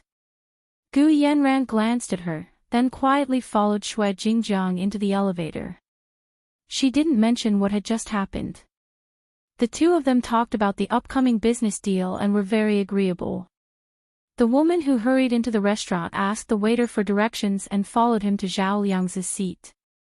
"This is the Mr. Zhao you were looking for." The waiter bowed and said to Zhao Liangzi, "This is the Miss Bai you were waiting for." He then turned to leave. Zhao Liangzi looked at Bai Shuang in surprise and couldn't help looking behind her. "Bai Shuang, it's you. Where's your cousin?" He was clearly meeting Bai Shuang's cousin, Bai Yueran, who was also a colleague of his in the Special Operations Forces. "How did it become Bai Shuang?" Bai Shuang said apologetically, "My cousin suddenly had an emergency and went abroad. She can't come. Before she left, she called me and asked me to apologize to you on her behalf." Zhao Liangzi's expression changed. It wasn't that he couldn't tell that Bai Yueran was tactfully rejecting him. What era was it now? If she couldn't come, she could use her mobile phone, text message, or any kind of instant messaging system to help her deliver the message, but she chose to let Bai Shuang help her pass the message. Bai Shuang saw the look on Zhao Liangzi's face and felt very sad for him. "My cousin really has something to do. Actually, I wanted to call you, but then I thought it would be inappropriate to explain it over the phone, so I came in person. But from the looks of it, I might as well make a phone call." Zhao Liangzi was well trained and quickly composed himself. He squinted his eyes and smiled. "It's okay. Come, sit down. We still have to eat even if your cousin isn't here. Have you eaten?" Bai Shuang froze for a moment. "You want to treat me to dinner?" "Yeah, why can't I?" Under the chandelier in the restaurant, Zhao Liangzi's handsome and fair face was like a magnet that firmly attracted her gaze. Bai Shuang's feet were rooted to the ground, unable to walk out of the restaurant. She couldn't help but sit down in the seat across from Zhao Liangzi and whispered, "Then I'll have to trouble you." She paused and said, "But this is your Valentine's Day dinner, it's okay, it's just a meal. Who says you can't treat friends to dinner on Valentine's Day?" Zhao Liangzi said as he beckoned for the waiter. "Serve the dishes." He had already ordered the set meal, and it took a full half-hour for Bai Shuang to arrive. Bai Shuang was also a little embarrassed. She was going to watch an old movie alone at home today, but she suddenly received a call from her cousin 10 minutes ago. She said that she was on a plane to Europe and had an urgent mission, so she couldn't make it to Zhao Liangzi's appointment. She asked Bai Shuang to help call and apologize. Bai Shuang immediately said, "Cousin, you should call yourself." But Bai Yueran didn't know if she was in a hurry to get on the plane or if she had something else to do, so she couldn't reach her phone anymore. With no other choice, Bai Shuang hurriedly drove over and personally apologized to Zhao Liangzi. Zhao Liangzi's mood had quickly changed. He looked at Bai Shuang with a smile and said, "Miss Bai, you're dressed so beautifully. Don't you have a date?" As soon as he said that, she sat down. It was obvious that she had nowhere to go. Bai Shuang blushed, but still said generously, "Yes, no one wants to ask me out, so I originally planned to watch an old movie at home." "What old movie?" Zhao Liangzi asked with great interest. "Let's see if we have the same hobbies." "It's a very, very old movie, almost 100 years old." Bai Shuang put her handbag on the side of the dining table. "Have you seen Casabianca?" "Oh. Of course I've seen it. I really like the song with the same name, Casabianca." Zhao Liangzi raised his eyebrows in surprise. "It's very nice." "Really? I also like that song." Bai Shuang was so surprised that she couldn't help but hum in a low voice. Her voice was normal, but when she sang, there was a special low charm to it. Especially when she sang, "A kiss is not a kiss without your sigh. I love you more and more each day as time goes by." Zhao Liangzi couldn't help but hum along. The two looked at each other and smiled. They didn't expect to have such a common hobby. With a common interest, the conversation between the two became smoother. Although Zhao Liangzi wasn't as eloquent as Yin Shixiang, he wasn't far behind. Bai Shuang had always had a good impression of him. Although he didn't like her, it didn't prevent them from being normal friends. She could suppress her love in her heart and only be normal friends with him. At the other end of the restaurant, Gu Nianji saw Zhao Liangzi and a beautiful woman eating with him when Hu Xiaoheng got up to answer the phone again. Ha! Wasn't this the former first secretary of the Ministry of Foreign Affairs, Bai Shuang? Gu Nianji frowned and searched her memory for this woman. She remembered many things. At that time, because of the Nandus satellite communication system incident, Gu Nianji had manipulated it behind the scenes and let Bai Shuang be in the limelight. Later, when she was in the United States, Hu Xiaoheng attended a cocktail party through Zhao Liangzi's video call and saw Bai Shuang. At that time, she only saw Hu Xiaoheng smile in Bai Shuang's direction, and she was so jealous. So this woman was Brother Zai's girlfriend? She had wronged Hu Xiao. As Gu Nianji thought about it, she couldn't help but smile and look down. "What are you smiling about?" Hu Xiaoheng had just sat down and turned to see Gu Nianji's playful expression. He quietly leaned over and kissed the corner of her lips. Gu Nianji was shocked and was about to push him away, but Hu Xiaoheng had already sat up straight. "We haven't eaten dessert yet." "What dessert do you want?" Gu Nianji didn't want dessert and said, "Hu Xiao, can we take the dessert home?" She tugged at his arm and pouted to the other side of the restaurant. "Look, that's Brother Zai and his girlfriend." Hu Xiaoheng turned his head to look in the direction Gu Nianji was pointing and found that Zhao Liangzi, who had been sitting alone a moment ago, had a female companion. And that female companion was Bai Shuang. Hu Xiaoheng glanced at them calmly and looked away. He said to Gu Nianji, "She probably isn't his girlfriend yet." "Ha! Brother Zai is still courting her." Gu Nianji was even more interested. "Bai Shuang is the first secretary of the Ministry of Foreign Affairs, right?" TSK, young and promising. Brother Zai has to work hard to catch up." Hu Xiaoheng thought of Bai Shuang's father and shook his head calmly. "I'm afraid Bai Shuang isn't suitable for little Zai. I'll tell him when I get back." Gu Nianji, after a while, she asked cautiously, "Hu Xiao, are you going to interfere with Brother Zai's personal affairs?" "I'm not interfering. I'm just reminding him," Hu Xiaoheng said calmly as he waved for dessert. "His military rank isn't low. If he wants to submit a marriage report, Bai Shuang won't be able to pass the background check." It was the first time Gu Nianji had heard the words background check, and she subconsciously felt uneasy. She didn't speak anymore and quietly finished an entire plate of cheesecake by herself. Hu Xiaoheng looked at her several times and saw that she was engrossed in eating, so he didn't say anything. After eating, he left the restaurant and was blown by the cold night wind outside. Gu Nianji snapped back to reality and looked at Hu Xiaoheng's tall figure.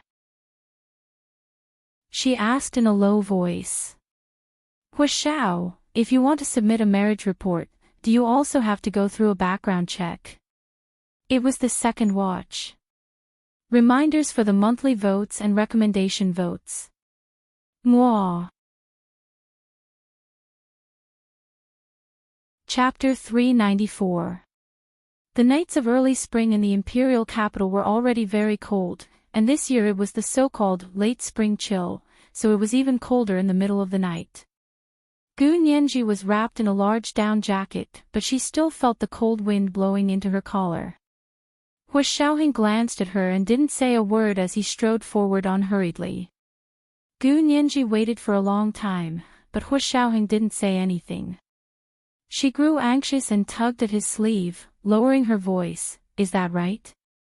Hu Xiaoheng sighed and stopped to look at her. What do you think?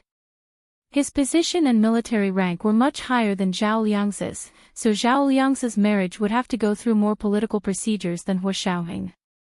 Gu Nianji knew that logically speaking, this was the truth. But people always wanted to take chances. She secretly hoped that Hu Xiaoheng could make his own decisions about his marriage. Hu Xiaoheng's current response only meant that she was dreaming. Gu Nianji bit her lip. A gust of cold wind blew and blinded her eyes. Her eyes were bitter and sore, but she raised her head and didn't let the tears turn into tears and fall. This time, Hu Xiaoheng didn't coax or persuade her. He only took her hand and slowly walked to the parking lot, explaining to her, "This is a matter of procedure. It's very important. Do you understand?" Gu Nianji grunted softly.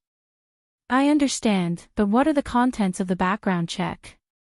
Hu Xiaoheng smiled. "We'll talk about it when the time comes. It's too early to talk about this now." As long as Gu Nianji's background was found out, the background check would be easy to solve. Otherwise, it would be useless no matter what he thought of. Gu Nianji nodded and said sheepishly, "Hu Xiao, I was just asking. I didn't mean to rush you." They had actually just gotten together, so it was indeed too early to talk about marriage now. "You don't have to rush me about this." Hu Xiaoheng held her hand. "I'm thinking about it." That meant he was also thinking about marriage. Gu Nianji was instantly delighted. Her mood today had been like a roller coaster, with ups and downs. One moment she was at the peak, and the next moment she was at the bottom. It took a lot of energy and strength to have such a huge emotional fluctuation. When she sat in the car, she was already a little sleepy and fell asleep in the passenger seat. It wasn't easy for Hu Xiaoheng to drive the powerful Ferrari as smoothly as possible.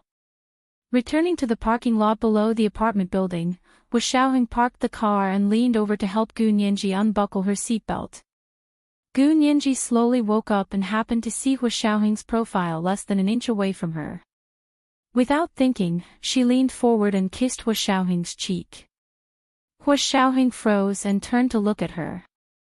His gaze landed on her sleepy eyes and slowly moved down to look at her plump lips.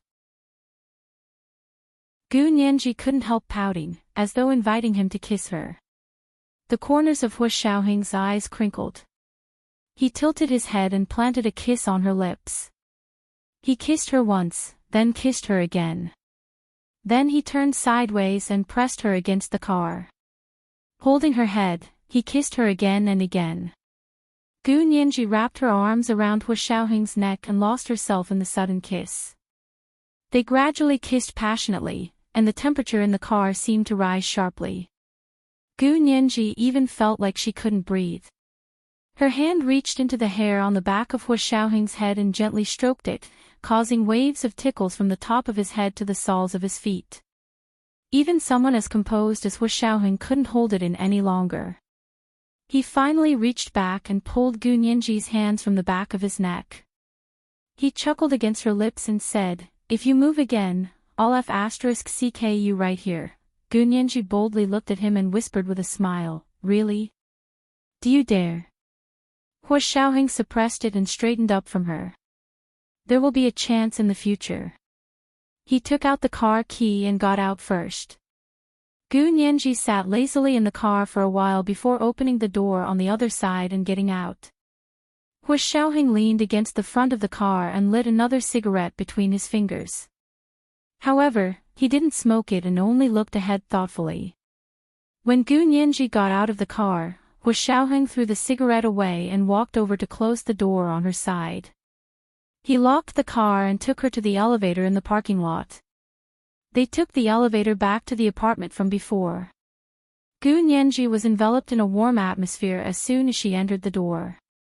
She immediately took off her down jacket and hung it in the small closet at the entrance. Hu Xiaoheng handed the keys to the sports car to her. "I'll get Big Xiong to take you for a test drive tomorrow.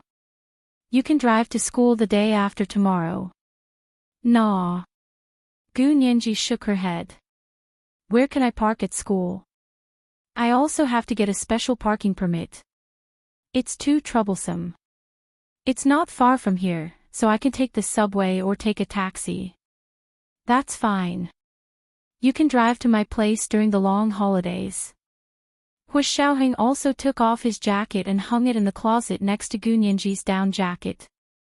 Gu Nianji waited for Hu Xiaoheng to walk in before taking the opportunity to tidy up the closet. She arranged the two coats in a pose and hung them in the closet. Hu Xiaoheng walked straight into the bathroom in the bedroom to wash up and take a shower. When he came out, he saw Gu Nianji had changed into her loungewear and her hair was casually tied in a ponytail. She was leaning against the sofa and reading something on her iPad Air. I'm done. You go take a shower. Hu Xiaoheng patted her head and went to the closet to get a brand new black t-shirt and casual pants to change into.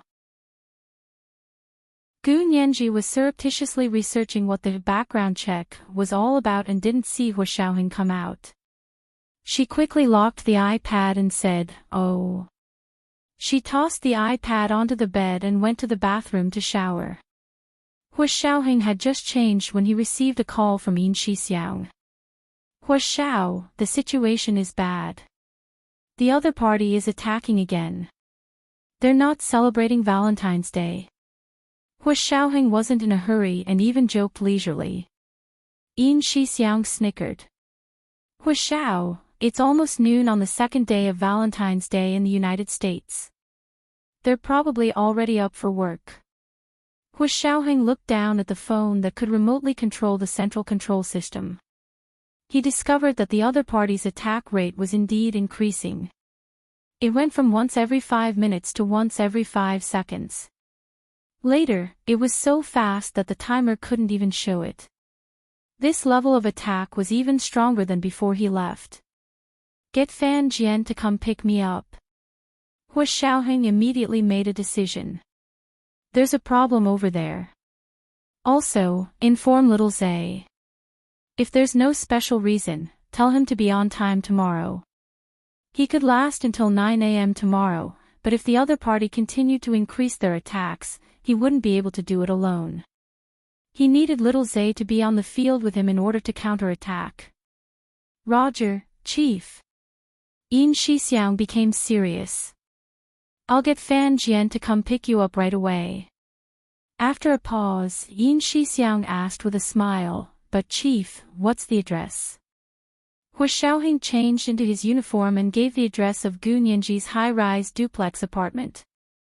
"Have Fan Jian wait in the underground parking lot and call me when he arrives." Yin Xixiang quickly sent the address to Fan Jian and said, "The chief wants you to pick him up and take him back to the base." Fan Jian didn't say anything and drove to Gu Nianji's apartment. Hu Xiaoheng changed into his uniform and walked over to knock on the bathroom door. "Nianji, I have to go back to the base." The sound of running water in the bathroom stopped. Gu Nianji poked her head out of the bathroom with a towel wrapped around her. "You're leaving now?" "Yeah, something happened over there. I have to go back to take care of it." Hu Xiaoheng looked at Gu Nianji's watery eyes and cheeks, as well as her fair shoulders that were exposed outside the towel. She looked like a newly bloomed lotus with pink dewdrops rolling down her skin. He swallowed his saliva and looked away with difficulty. "If I leave, will you be able to live alone?" Gu Nianji was very reluctant to leave, but Hu Xiaoheng's profession meant that unexpected situations like this could happen at any time.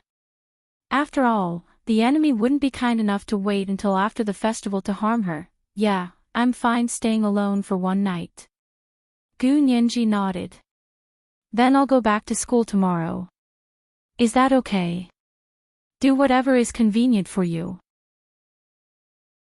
Hu Xiaoheng caressed her wet face. "Send me a message when you get to school." Gu Nianji agreed and didn't even have time to change before Hu Xiaoheng received Fan Jian's call and rushed to the front door. Not long after, she heard the sound of the door closing and locking. Gu Nianji knew that Hu Xiaoheng had left. She wiped her hair and walked out of the bathroom. Wearing a white bathrobe, she scanned the spacious bedroom inside. But she couldn't help smiling sweetly when she remembered what happened in the bathroom. Sitting in front of the vanity, she combed her hair and put on a mask. Her iPad beeped. Someone wanted to talk to her. Gu Nianji picked it up and saw that it was He Jichu. She thought about it and got up to change into her normal home clothes. When she sat down, she saw that He Jichu was still calling her. Gu Nianji had no choice but to swipe it away and look at He Jichu's handsome and aloof face on the screen. She smiled. Professor He, what's up? He Jichu looked at his watch. It was 11:00 at night. He then looked at the background behind Gu Nianji. There didn't seem to be a man. He secretly sighed in relief. His tone was much gentler. Nianji, where are you? In my own house, Gu Nianji said slyly. Professor He, it's the weekend today. I'm on vacation. I've also finished writing the thesis and sent it to your email. He Jichu's lips curved imperceptibly. I just finished reading the thesis. It's quite well written. But I'm not looking for you specifically to talk about the thesis. Professor He, I don't think there's anything else we can talk about other than studying. Gu Nianji's attitude was very firm. She didn't give He Jichu any leeway to ease up. He Jichu smiled wryly. Don't be like a porcupine. You're full of spikes the moment you see me. I'm really looking for you for something else. Gu Nianji chuckled. Then go ahead. I'm listening. He Jichu's fingers drummed lightly on the table. The tapping sound was familiar to Gu Nianji. After a while, He Jichu finally said, Someone asked me about you. I don't know what her relationship with you is, but do you want to hear what she has to say? Who is it? Gu Nianji relaxed. As long as it wasn't something between her and He Jichu, Gu Nianji could handle it. Someone named Gu Yanran. He Jichu looked down at the phone number Gu Yanran had left for him. If you have time, she wants to meet you. Gu Yanran. Gu Nianji suddenly remembered the woman she had met at the 3 Michelin-starred restaurant today. She also remembered her relationship with Xue Jingjiang. Of course, she also remembered her interactions with Hu Xiaoheng. None of them were good memories. She frowned. Why is she looking for me? I don't even know her. I think maybe you should meet her. He Jichu sighed softly. She said she used to have a younger sister named Gu Nianji. She's about the same age as you. She felt close to you the moment she saw you. She wants to get to know you better. This was the first night watch. A reminder for the monthly and recommendation votes. The second night watch was still 7 p.m.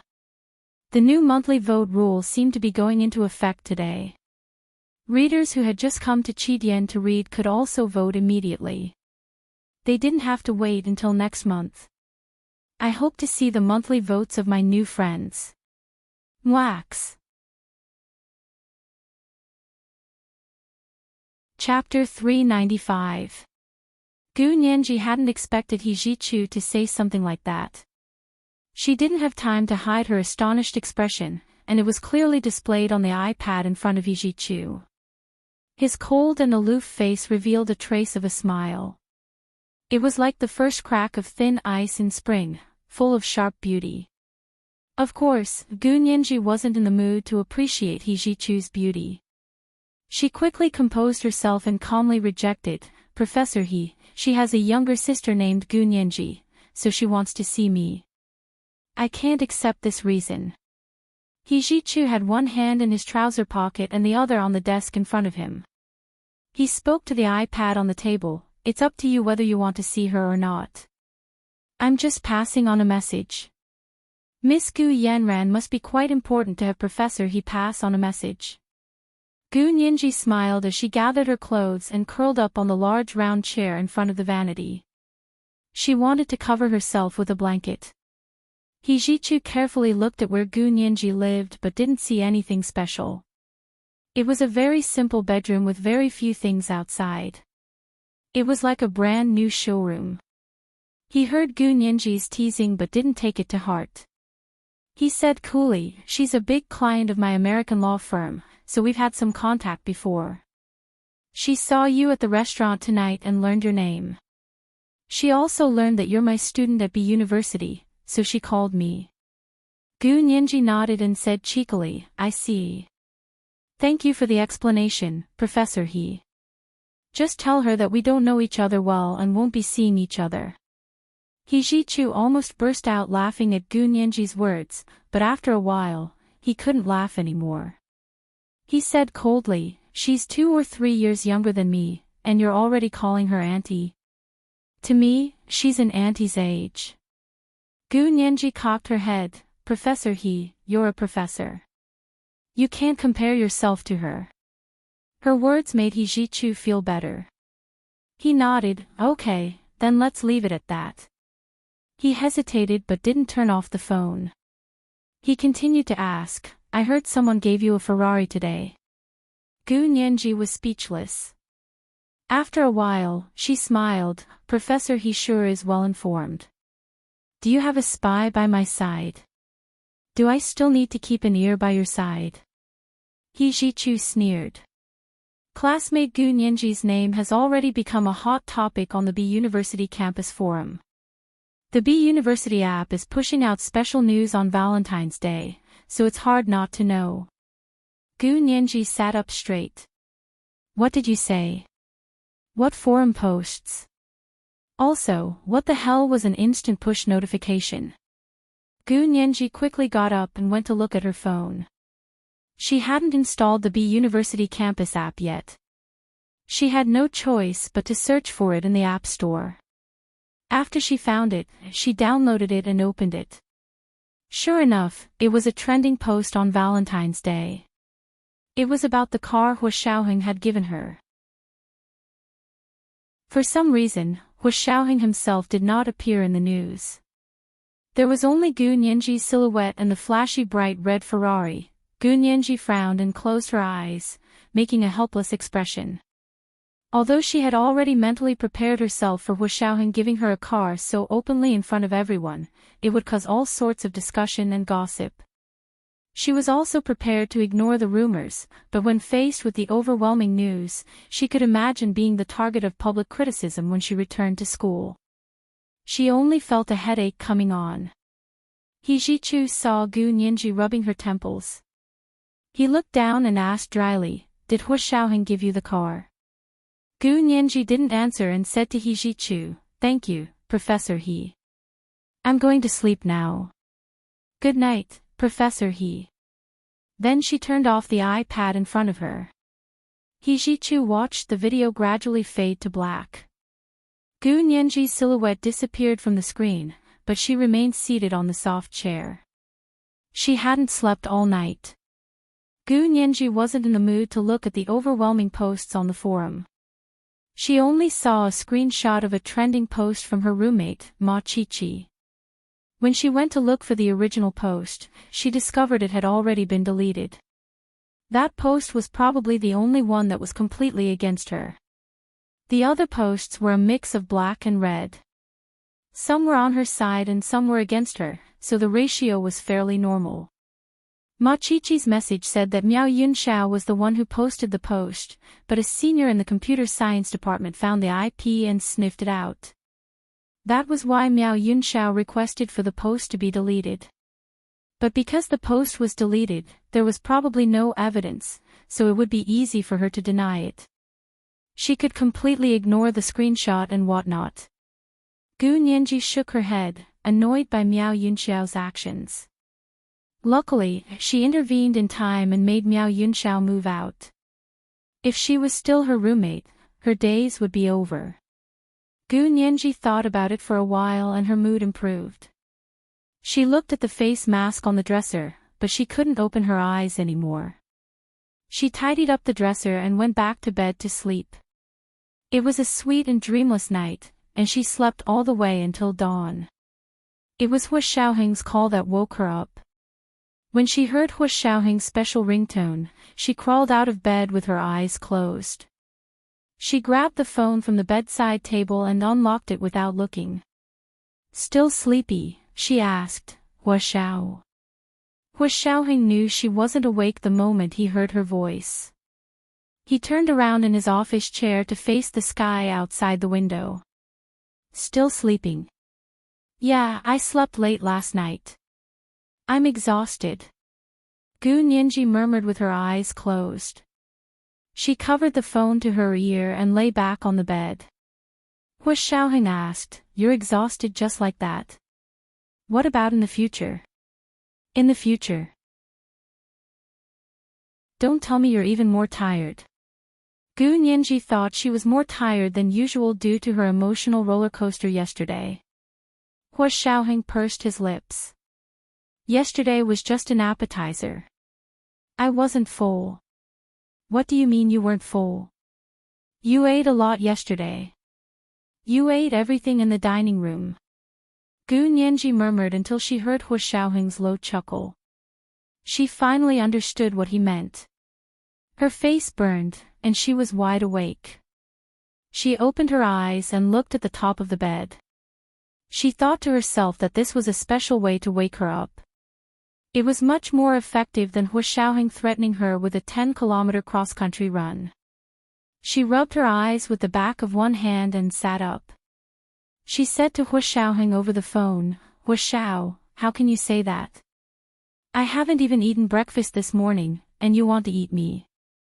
Hua Xiaoheng was speechless.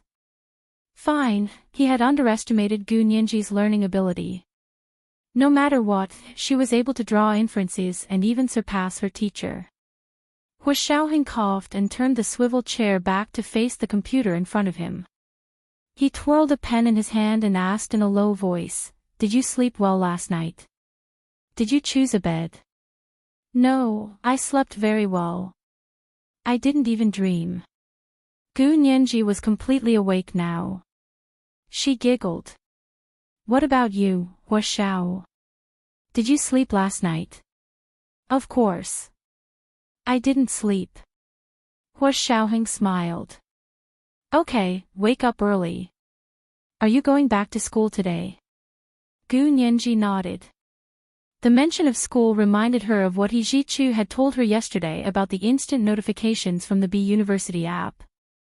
She pouted. My school used the news about you giving me a car as the Valentine's Day headline. Hua Xiaoheng said, Really? Yeah, you can search for it yourself if you don't believe me. Gu Nianji couldn't help but remember what He Zhichu had said. She felt that she should tell Hua Xiaoheng about it. Hua Xiaoheng opened the B University website to search for the news Gu Nianji had mentioned. Gu Nianji said, Hua Xiao, Professor, he called me yesterday. He said Gu Yanran wants to see me. Hua Xiaoheng froze. Gu Yanran. Why does she want to see you? Why did she go through He Zhichu? It's like this. Professor, he said that Gu Yanran used to be a big client of his American law firm. After seeing me tonight, she asked about my situation and found out that I'm a postgraduate student at the B University Faculty of Law. My supervisor is He Zhichu, so she went straight to Professor He.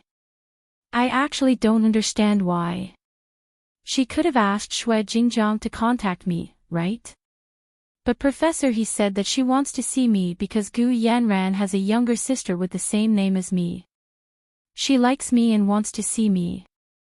I think she has ulterior motives. Gu Nianji pouted. She didn't really believe Gu Yanran's explanation. There were many people with the same name in the world. She couldn't possibly like every person with the same name to the point of inviting them personally. Did she think they were idiots? She didn't even try to find an excuse to get close to Hua Xiaoheng. Gu Nianji cursed Gu Yanran silently. She felt that Gu Yanran's only motive was to get close to Hua Xiaoheng. After all, Gu Nianji had been brooding about the charity donation. Hua Xiaoheng's heart shrank when he heard the reason. His voice changed slightly. What did you say? Gu Yanran said you have the same name as her younger sister?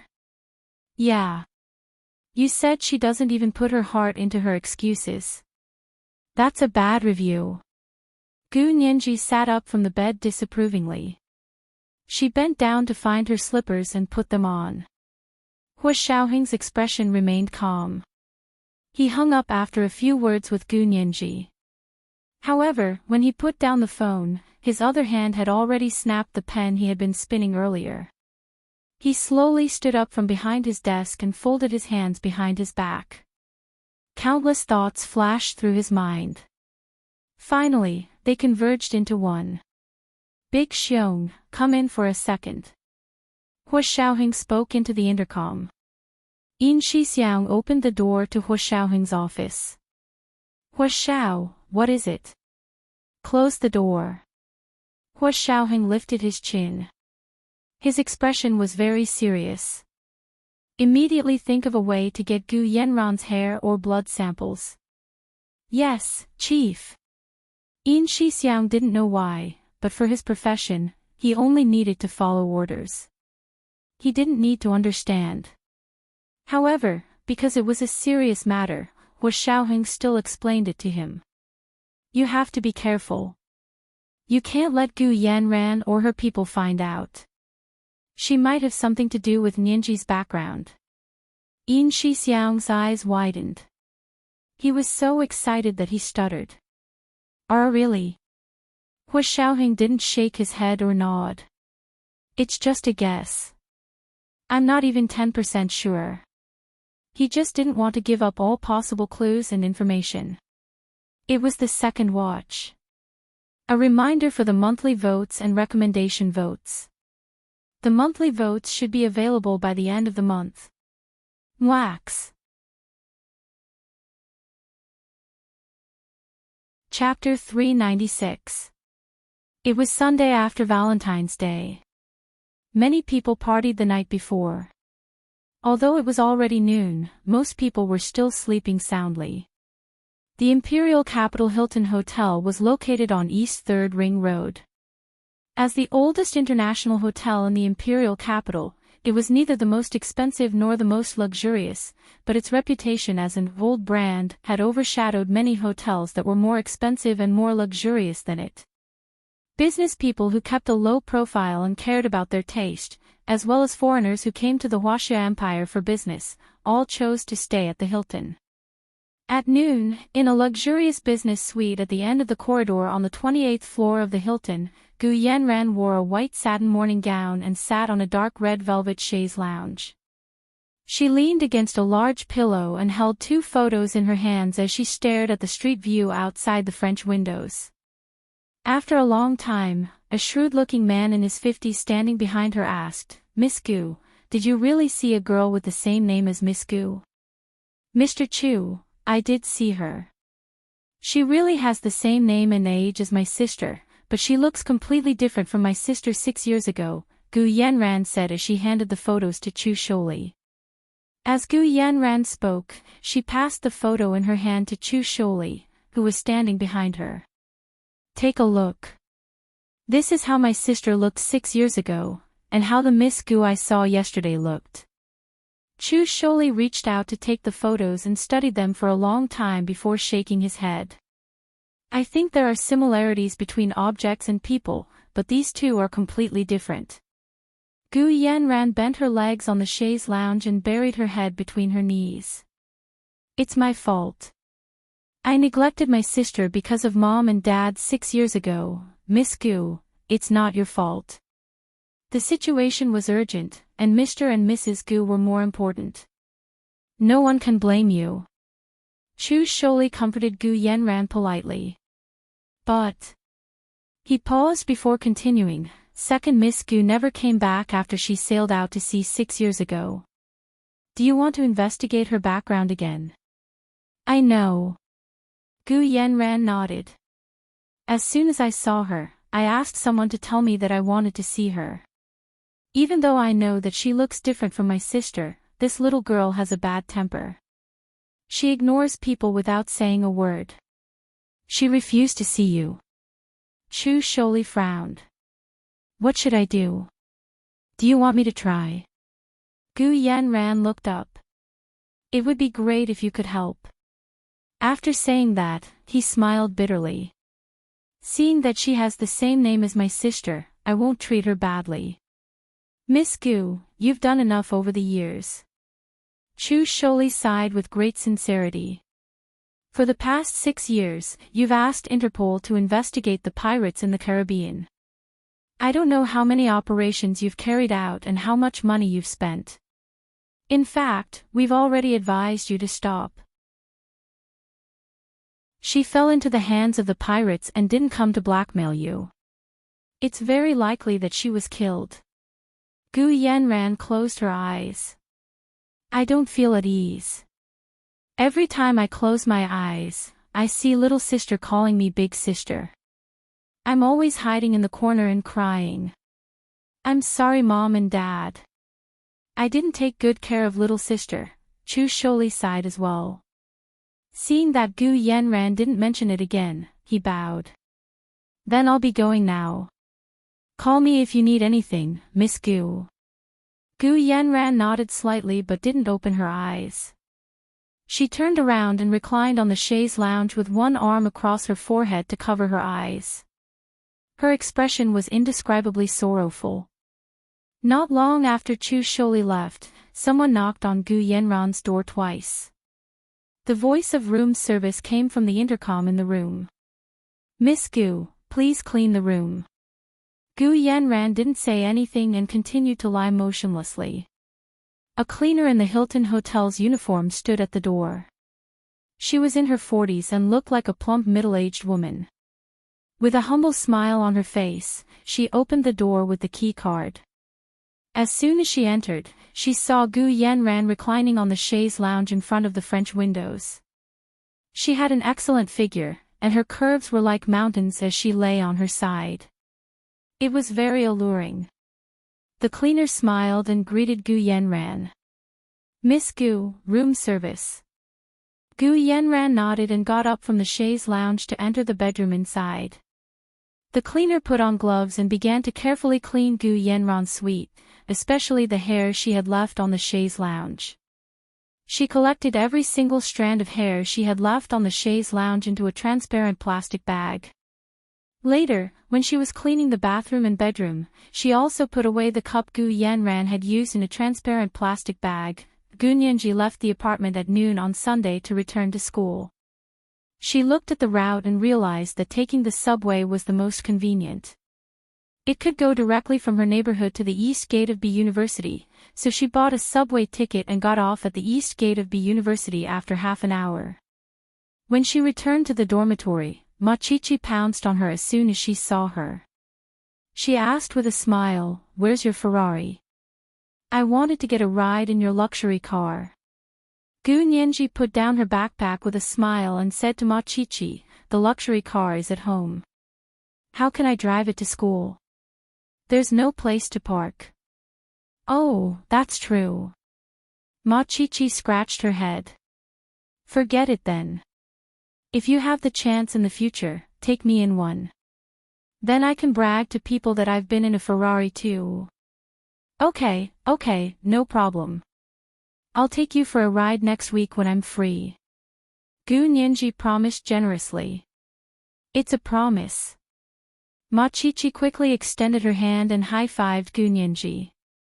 The two chatted and laughed as they cleaned up the dormitory before sitting down to eat. Gu Nianji went home and brought back some snacks. Machichi also bought a bunch of snacks online and brought them out to share with Gu Nianji.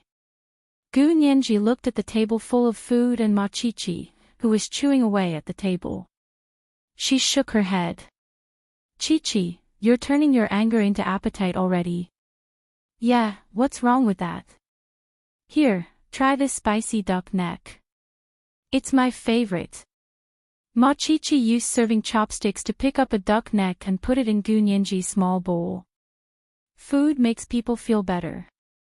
What else do you expect me to do? Cry for you? Why would you cry for someone who's not worth it?" Gu Nianji raised her eyebrows and put on a pair of plastic gloves. She picked up the spicy duck neck and started eating. Come, I'll eat with you. Then we'll turn our appetite into weight. Two fat people will look majestic when we go out. Bah! Who's going to look majestic with two fat people?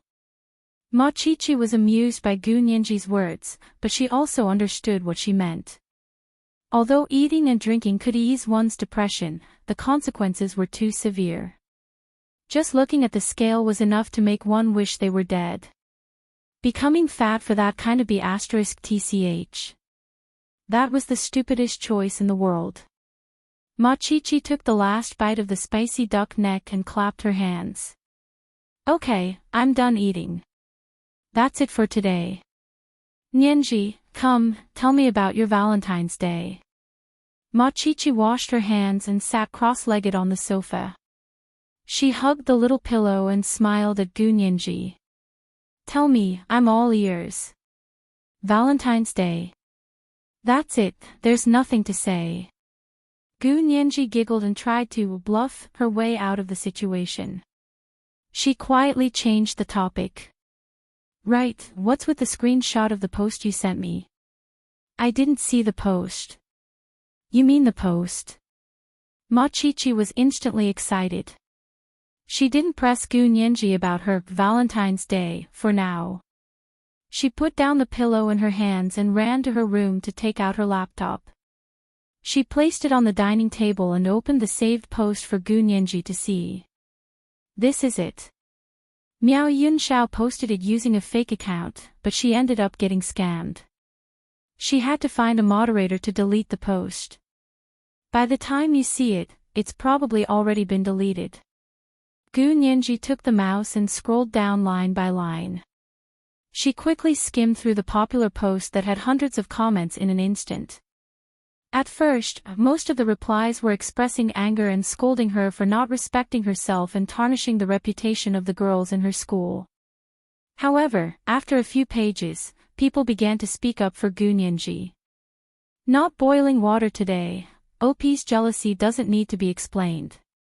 If you're sick, go see a doctor. Otherwise, you'll be doomed if you develop eye cancer. Dear friends reading the post, jealousy is contagious. Big-eyed witch, OP hates these sneaky little people the most. What's there to say that can't be said in person? Why do you have to post online to slander others? OP, they gave you a Ferrari, so you want to pour acid on them, right? Too much homework to finish. Previous poster, the OP's mind has already been corroded by acid. That's why she posted such a big red post full of menstruation. Then came Machichi's love Meng Chichi the most. OP, jealousy is an illness that needs to be treated. If you don't take down this post today, I promise you'll be sued. We're all law students, so why do you have to be so shameful? As soon as Machichi's reply came out, the accounts that had spoken up for the OP and scolded Gu Nianji suddenly disappeared. Then the computer science students followed up and began to check the IP addresses. It was really a good show that had caused an uproar. Gu Nianji had only seen a portion of the screenshots Machichi had sent, so she hadn't expected such a bloodbath. She laughed as she read. I really don't know what's wrong with Miao Yunxiao. She just wants to attack me. How did I provoke her? From the first day I moved in, she started sneaking around and spying on me. Sneaking into someone's room, going through their things, and then trying to force them to move out. All these incidents really proved one thing: one shouldn't be a little princess. You're overthinking it. Machichi shook her head. Just like how I never think about what others think, I only see what they do. Miao Yunxiao did so much, are you going to forgive her as long as she has a good reason? Then if I stab you first and tell you I had a reason, would you let me stab you? Gu Nianji laughed at her words. Chi-Chi, you're too straightforward. Even if you gave Miao Yunxiao 100 guts, she wouldn't dare stab you in the face. She could only stab you in the back. She embarrassed herself so much this time that she went home over the weekend and hasn't been back yet. Machichi waved her hand. Okay, let's not talk about her. Come, tell me about your Valentine's Day. Gu Nianji didn't think she would still be unable to avoid Ma Chichi after going around in circles. She sighed deeply. I'm going to shower. Then she ran back to her room and locked the door.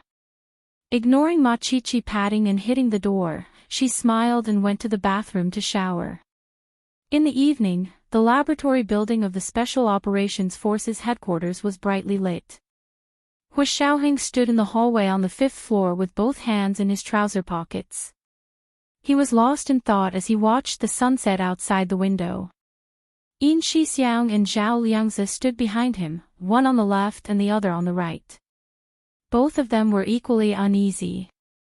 Not long after, the door to the laboratory behind them opened from the inside. Chen Lai walked out in a white lab coat, his forehead covered in sweat. He said to Hu Xiaoheng with relief, Hu Xiao, the hair samples you ordered to get have just been analyzed for DNA. What's the result? Hu Xiaoheng turned to ask calmly. The turbulent undercurrents were all hidden in his deep eyes, but he appeared calm on the surface.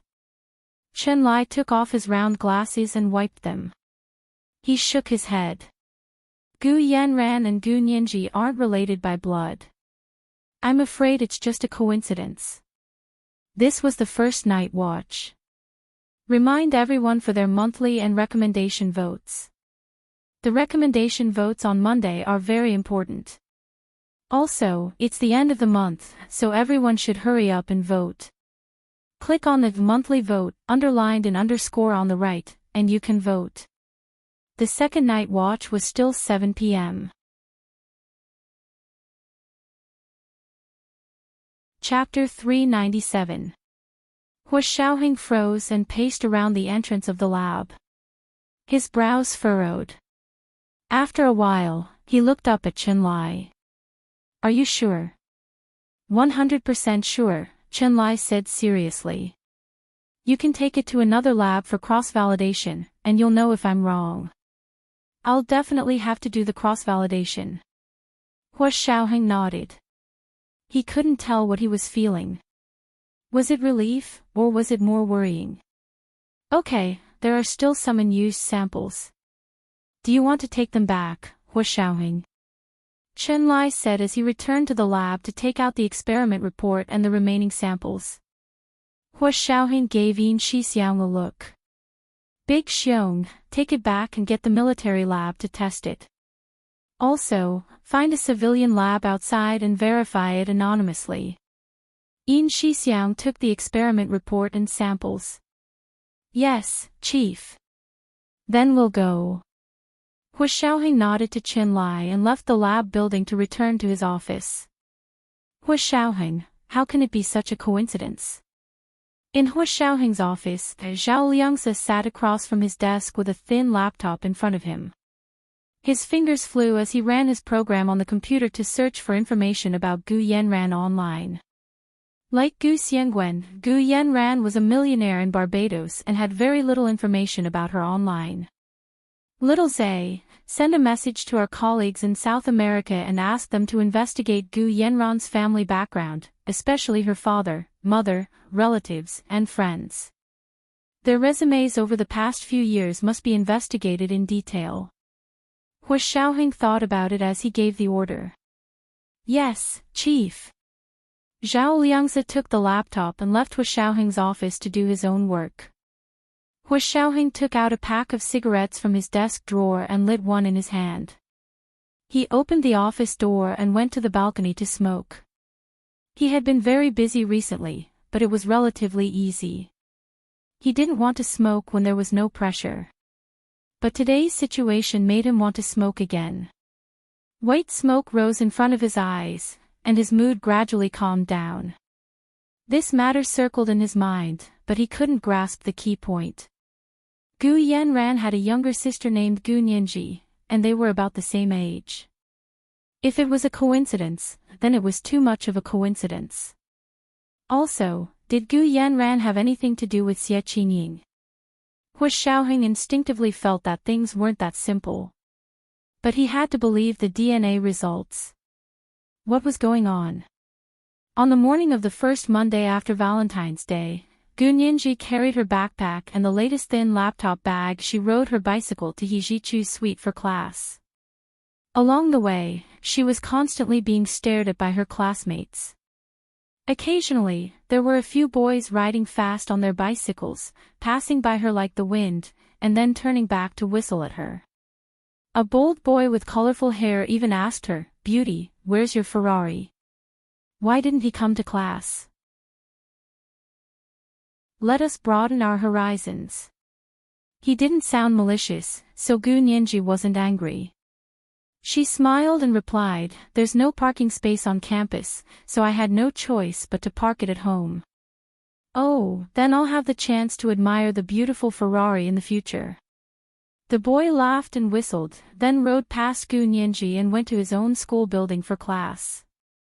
Gunyanji rode her bicycle leisurely and arrived at Hijichu's building on the dot.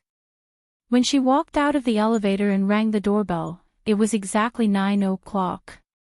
It was time for their group discussion class. Among Hijichu's students, Gunyanji was the only one with a master's degree. The other 4 were all doctoral students, so Hijichu allowed Gunyanji to attend class with his doctoral students.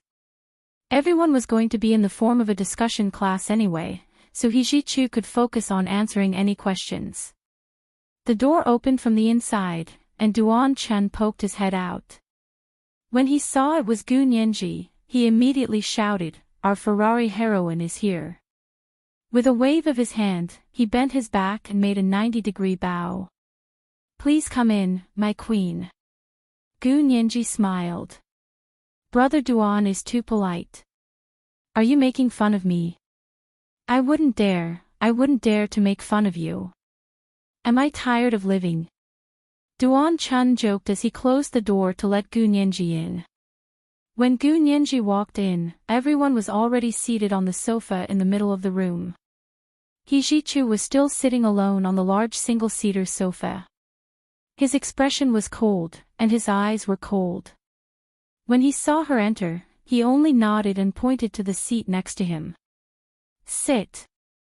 Gunyanji came in and took a good look at the seating arrangement in the room. Gue Suyao sat on the first seat to Hijichu's right, and Brother Chun sat next to her. Brother Huang sat across from them, and the seat next to Brother Huang was probably Brother Duan-chun, who had opened the door for her. She didn't want to sit with Duan-chun or Gue Suyao, so she could only sit on the seat to Brother Huang's right, which was the seat Hijichu had asked her to sit on. It was the first seat on his left. Gunyanji walked over and sat down. She gracefully greeted everyone in the room. "Hello, Professor He, and hello, brothers and sisters. Why are you here so early? Didn't you say it would start at 9? She looked at her watch. It was only 5 minutes past 9. This was because she had been delayed when she came in earlier. Brother Huang quickly explained to her, "Nyanji, we have a habit. We have a class at 9 o'clock and usually arrive at 8:30. That way, we can chat first, exchange feelings, or talk about legal cases that aren't in the textbooks." Gunyanji's mouth fell open. "Oh." She turned to look at Hijichu. "Professor He, I didn't know there was such a rule. I'll be there half an hour earlier next time." Hijichu looked at Brother Huang unhappily. "Little Huang, didn't you tell classmate Gu about this beforehand?" Brother Huang looked at Gue Xiao awkwardly. He had wanted to tell Gunyanji about the class, but he happened to be busy that day. Gue Xiao volunteered to tell Gunyanji, so Brother Huang asked her for help. He didn't expect Gunyanji to be completely unaware. So Gue Xiao didn't pass the message. Gue Xiao saw Brother Huang look at her and quickly explained, "I went to Gunyanji's dorm to look for her that night, but she was taken away in a super luxurious Ferrari. I heard it was for Valentine's Day. I didn't want to call her at night and interrupt her Valentine's Day date." Gunyanji coughed awkwardly. "Valentine's Day was the day before yesterday. I went back to school yesterday. Actually, Sister Gue could have just texted me. You didn't have to specifically talk to me. Gue Suyao laughed heartily. That's not good, is it? How can a text message be so clear? Of course I had to tell you in person about Brother Huang's request. Gu Nianji laughed. Sister Gue, is there anything that can't be explained in a text? If it doesn't work, send 2 or 3. If it doesn't work, call. What's the big deal? Do you have to tell me in person? Pausing for a moment, she continued, Senior Sister Gue has already memorized my cell phone number. Why didn't you remember to give me a call to remind me? Gue Suyao could hear the displeasure in Gu Nianji's voice. She smiled. Fine, fine. I'll take it as my fault. I'll definitely call you in the future. Nianji, please don't be angry. You'll get wrinkles and look ugly. She was trying to trick Gu Nianji like she was an ignorant girl. The corners of Gu Nianji's eyes twitched. She wanted to retort, but saw the 3 men in the room watching the 2 women bicker with amusement. They looked like they were watching a good show. She could only swallow her anger and say to Gue Suyao, actually, Sister Gue has to study for her PhD and also be the counselor for our first year's master's students. She's really busy. She turned to look at Brother Huang. Brother Huang, if you can't find me in the future, you can just text me or call me. You don't have to trouble anyone. Brother Huang felt even more awkward. He quickly tried to smooth things over. Fine, fine. It's a small matter. Professor He, right? He turned to look at He Jichu. He Jichu replied coldly, being half an hour late is a small matter. I'll note it down and deduct 5 points for being late. You'll lose 15 points if you're late 3 times in a semester. Gu Nianji panicked. B University's credits were still on a 100 basis. However, homework accounted for 30%, midterms 30%, and final exams 40%. One sentence from He Jichu had deducted 5 points from her usual 30 points for homework. If this continued, she might even break her straight A record in her student career. Professor He, this isn't my fault. How can you deduct points from me? Gu Nianji was unwilling to let the matter rest. Gue Xiao smiled. Fine, fine. Professor He was just joking with you. Isn't that right, Professor He? He Jichu replied coldly, I never joke in class. It was the second watch. Reminder for the monthly votes and recommendation votes. You should have them by the end of the month. Mwah.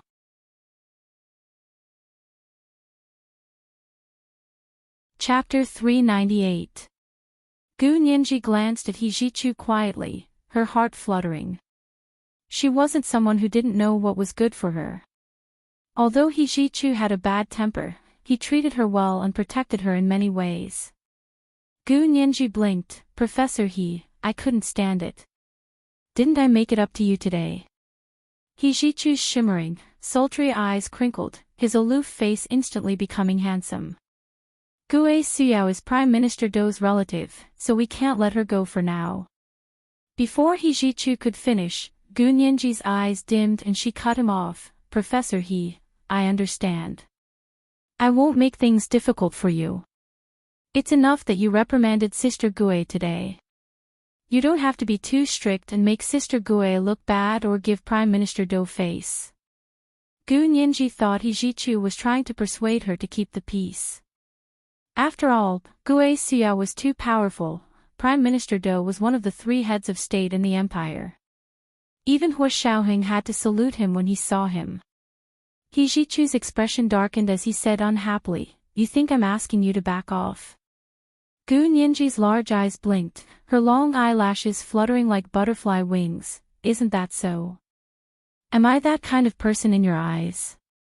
He Jichu had both hands in his trouser pockets, his posture as straight as a pine tree, and he had an unyielding aura.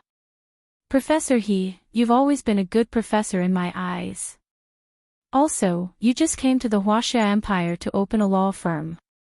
It won't be good for business if you're at odds with Prime Minister Dou. Gu Nianji turned to walk out of the conference room. He Jichu reached out and grabbed Gu Nianji's arm, then quickly let her go. His palm was burning hot, and the place where he held Gu Nianji's arm felt like a soldering iron. Gu Nianji rubbed her arm and stopped in her tracks. She looked up at He Jichu. Professor He, is there anything else? His tone was polite and distant, as if they were strangers. He Jichu took a deep breath, as if he was worried that if he didn't speak now, he would never speak again. He quickly said, Nianji, I don't know if anyone taught you that you can't be too absolute when it comes to people and things. The consequence of chasing a dog into a dead end is that you don't know when it will bite you back. Just like Gue Suyao, if I really kick her out this time, she will definitely vent her anger on you. Gu Nianji stared blankly at He Jichu, and the feeling in her heart grew even stranger. He was actually thinking for her, and he was very considerate. Gue Suyao's family background is ordinary, but she has an uncle who is the prime minister, which is very unusual. Of course I don't need to be afraid of him, but what about you? You have Hu Xiaoheng, but he's so busy. Will he be by your side all the time? With Prime Minister Dou's abilities and the history between him and Hu Xiaoheng, you wouldn't be able to defend yourself if he really wanted to take revenge on you. Are you willing to hide behind Hu Xiaoheng for the rest of your life and never see anyone? Gu Nianji looked at him thoughtfully and began to consider it seriously. She really didn't want to hide behind Hu Xiaoheng for the rest of her life and never see the light of day. Hu Xiaoheng probably didn't need a woman who didn't even dare to show her face in public as his wife. He Jichu's words made sense when she thought about it carefully. If Gue Suyao was really forced into a corner, no one could predict what she would do. Gu Nianji also agreed with He Jichu. If He Jichu really kicked Gue Suyao out, Gue Suyao wouldn't hate him, but she would hate Gu Nianji to the core. This was because most people were like this. When faced with someone who was much stronger than them, they would unconsciously surrender and give in. They would only vent their anger on someone weaker than them. In Gue Suyao and Miao Yunxiao's eyes, Gu Nianji was weaker and someone who could be bullied without fear of paying the price. Of course, they were wrong about themselves, and also wrong about Gu Nianji. Gu Nianji didn't want to be on the lookout for people trying to harm her all the time. Having Miao Yunxiao was enough of a headache, but she could only turn a blind eye to Miao Yunxiao and ignore her.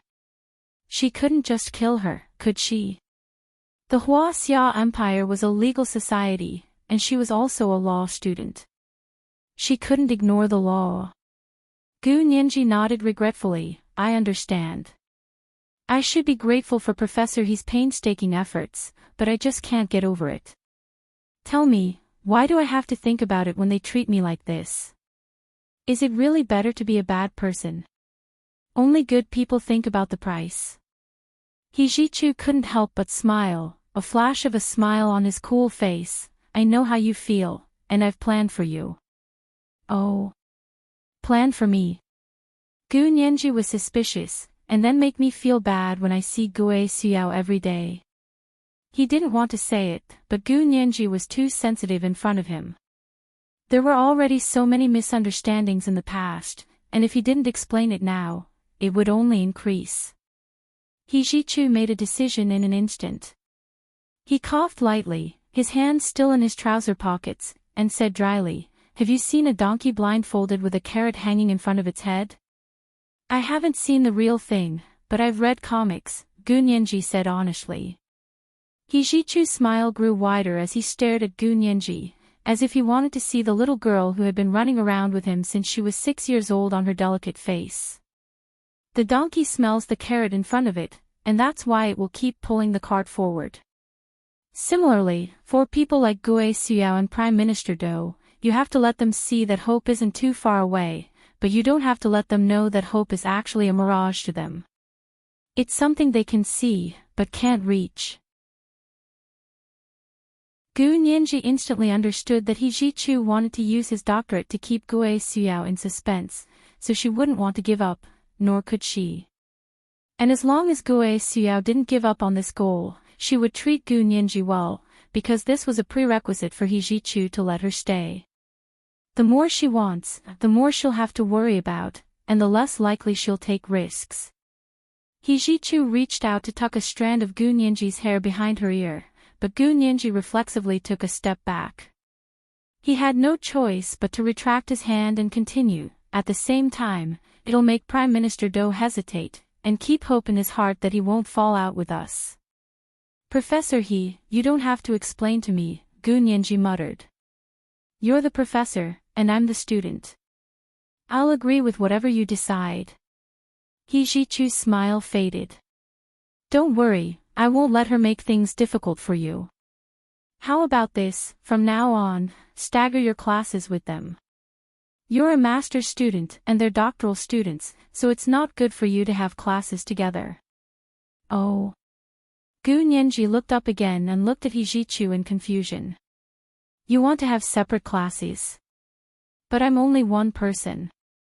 Did she have to be treated so well? He Jichu was a famous law professor, and he was only giving classes to her. This was the rhythm of a private tutor. Just thinking about it made her drunk. Don't be too happy yet. He Jichu resumed his usual cool tone. My teaching assistant went back to his hometown and won't be coming back. I'm looking for a teaching assistant. In a few days, I'll put up a notice in the faculty looking for teaching assistants. If you're willing, you can apply. Gu Nianji's eyes widened. I can be a teaching assistant? Even a student? Of course you can. Don't you remember the seniors you met at Harvard in the United States? American masters and doctoral students all work as teaching assistants for their tutors. Many of them even teach undergraduate students. He Jichu's voice suddenly became kind and pleasant, and he looked like he was guiding her patiently. Also, as my teaching assistant, you'll get a monthly salary from the school and an allowance from my teaching budget. That'll add up to at least 20,000 yuan a month. Gu Nianji gulped. Should she fight for such a good opportunity? How conflicted, however, there will be a lot of applicants. If you're willing, then sign up. If you're not, then forget it. He Jichu turned to leave as he said, close the door when you leave. Also, I've already sent your comments to your email. Edit it according to the comments. He turned to leave without even looking back. He Jichu's evasive attitude made Gu Nianji feel slightly more at ease. She uneasily carried her backpack and left He Jichu's professor's building to return to her dorm. He Jichu was a man of his word. Early the next morning, a piece of news blew up the entire B University Faculty of Law. Professor He Jichu, the most popular professor at B University, was openly looking for teaching assistants in the Faculty of Law. This was the first night watch. Today was the last day of November. If everyone still had their monthly votes, then hurry up and vote. If not, then it's invalid. Click on the monthly vote and recommendation vote underlined on the right to vote. The second night watch was still 7 p.m. Oh, N_N, oh. Chapter 399. Hua Xiaoheng froze and paced around the entrance of the lab. His brows furrowed. After a while, he looked up at Chen Lai. Are you sure? 100% sure, Chen Lai said seriously. You can take it to another lab for cross-validation, and you'll know if I'm wrong. I'll definitely have to do the cross-validation. Hua Xiaoheng nodded. He couldn't tell what he was feeling. Was it relief, or was it more worrying? Okay, there are still some unused samples. Do you want to take them back, Hua Xiaoheng? Chen Lai said as he returned to the lab to take out the experiment report and the remaining samples. Hua Xiaoheng gave Yin Shixiang a look. Big Xiong, take it back and get the military lab to test it. Also, find a civilian lab outside and verify it anonymously. Yin Shixiang took the experiment report and samples. Yes, Chief. Then we'll go. Hu Xiaoheng nodded to Qin Lai and left the lab building to return to his office. Hu Xiaoheng, how can it be such a coincidence? In Hu Xiaoheng's office, Zhao Liangzi sat across from his desk with a thin laptop in front of him. His fingers flew as he ran his program on the computer to search for information about Gu Yanran online. Like Gu Xiangwen, Gu Yanran was a millionaire in Barbados and had very little information online. Little Zay, send a message to our colleagues in South America and ask them to investigate Gu Yanran's family background, especially her father, mother, relatives, and friends. Their resumes over the years must be checked in detail. Hu Xiaoheng thought about it as he gave the order. Yes, Chief. Zhao Liangzi took the laptop and left Hu Xiaoheng's office to do his own work. Hu Xiaoheng took out a pack of cigarettes from his desk drawer and lit one in his hand. He opened the office door and went to the balcony to smoke. He had been too busy recently, but it was relatively easy. He didn't want to smoke when there was no pressure. But today's situation made him want to smoke again. White smoke rose before his eyes, and his mood gradually calmed down. This matter circled in his mind, but he couldn't grasp the key point. Gu Yanran had a younger sister named Gu Nianji, and they were about the same age. If it was really a coincidence, then it was too much of a coincidence. Also, did Gu Yanran have anything to do with Xie Qingying? Hu Xiaoheng instinctively felt that things weren't that simple. But he had to believe the results of the DNA test. What was going on? On the morning of the first Monday after Valentine's Day, Gu Nianji carried her backpack and the latest thin laptop bag. She rode her bicycle to He Jichu's suite for class.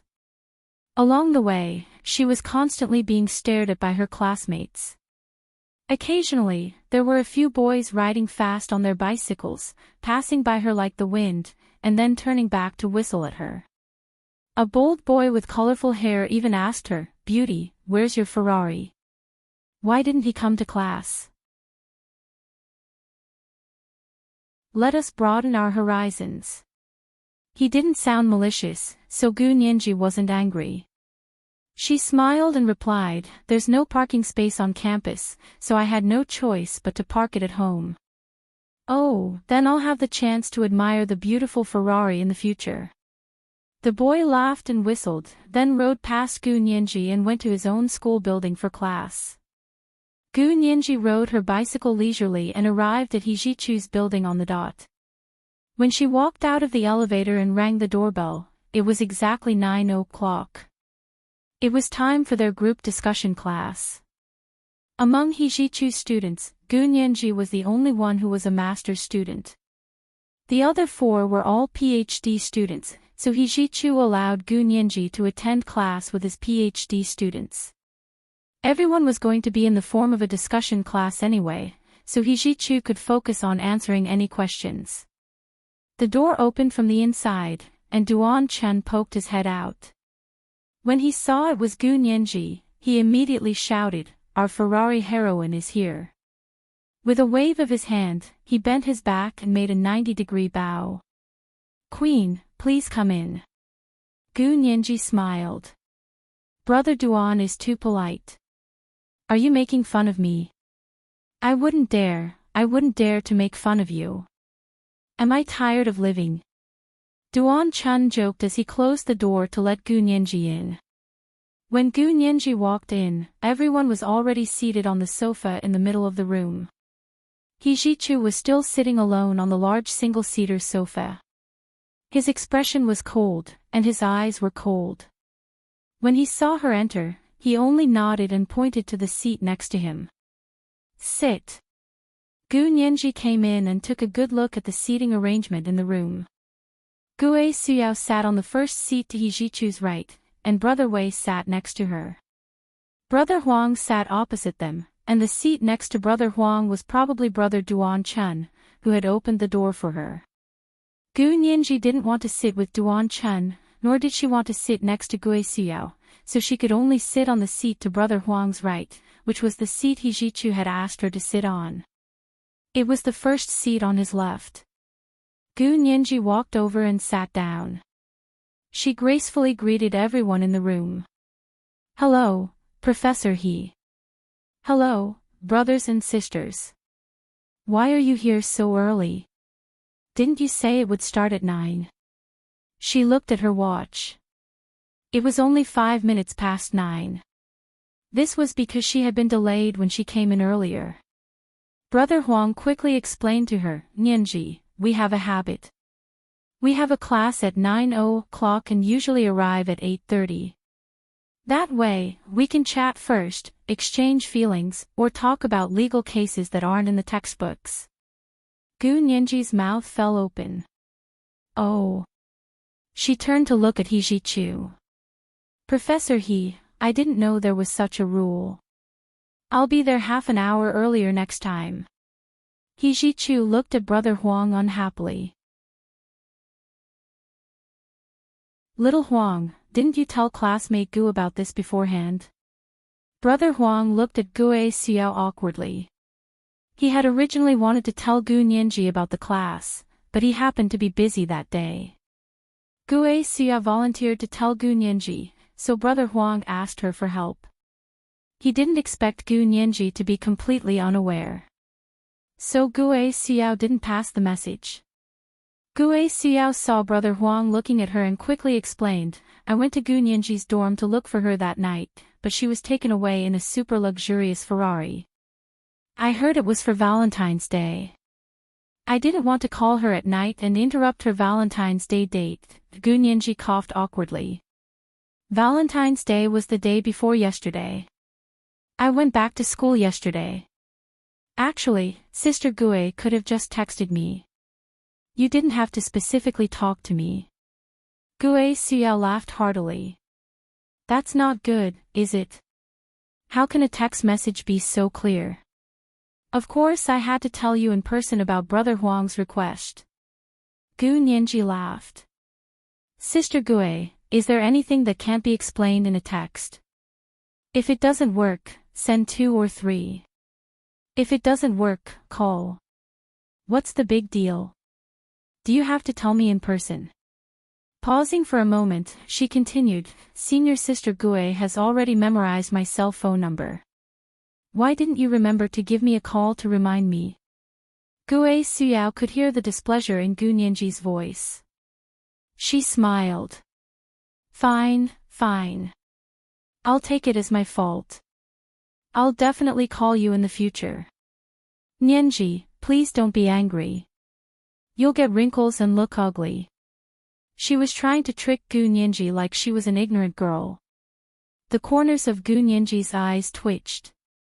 She wanted to retort, but saw the 3 men in the room watching the 2 women bicker with amusement.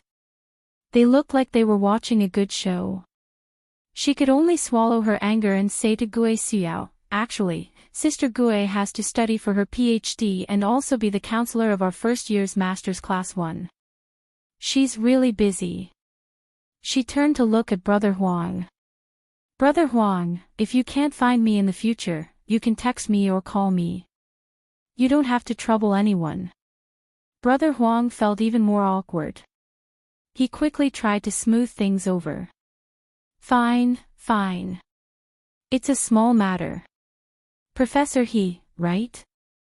He turned to look at He Jichu. He Jichu replied coldly, being half an hour late is a small matter. I'll note it down and deduct 5 points for being late. You'll lose 15 points if you're late 3 times in a semester. Gu Nianji panicked. B University's credits were still on a 100 basis. However, homework accounted for 30%, midterms 30%, and final exams 40%. One sentence from He Jichu had deducted 5 points from her usual 30 points for homework. If this continued, she might even break her straight A record in her student career. Professor He, this isn't my fault. How can you deduct points from me? Gu Nianji was unwilling to let the matter rest. Gue Xiao smiled. Fine, fine. Professor, he was just joking with you. Isn't that right, Professor He? Hijichu replied coldly, I never joke in class. It was the second watch. Reminder for the monthly votes and recommendation votes. You should have them by the end of the month. Mwah.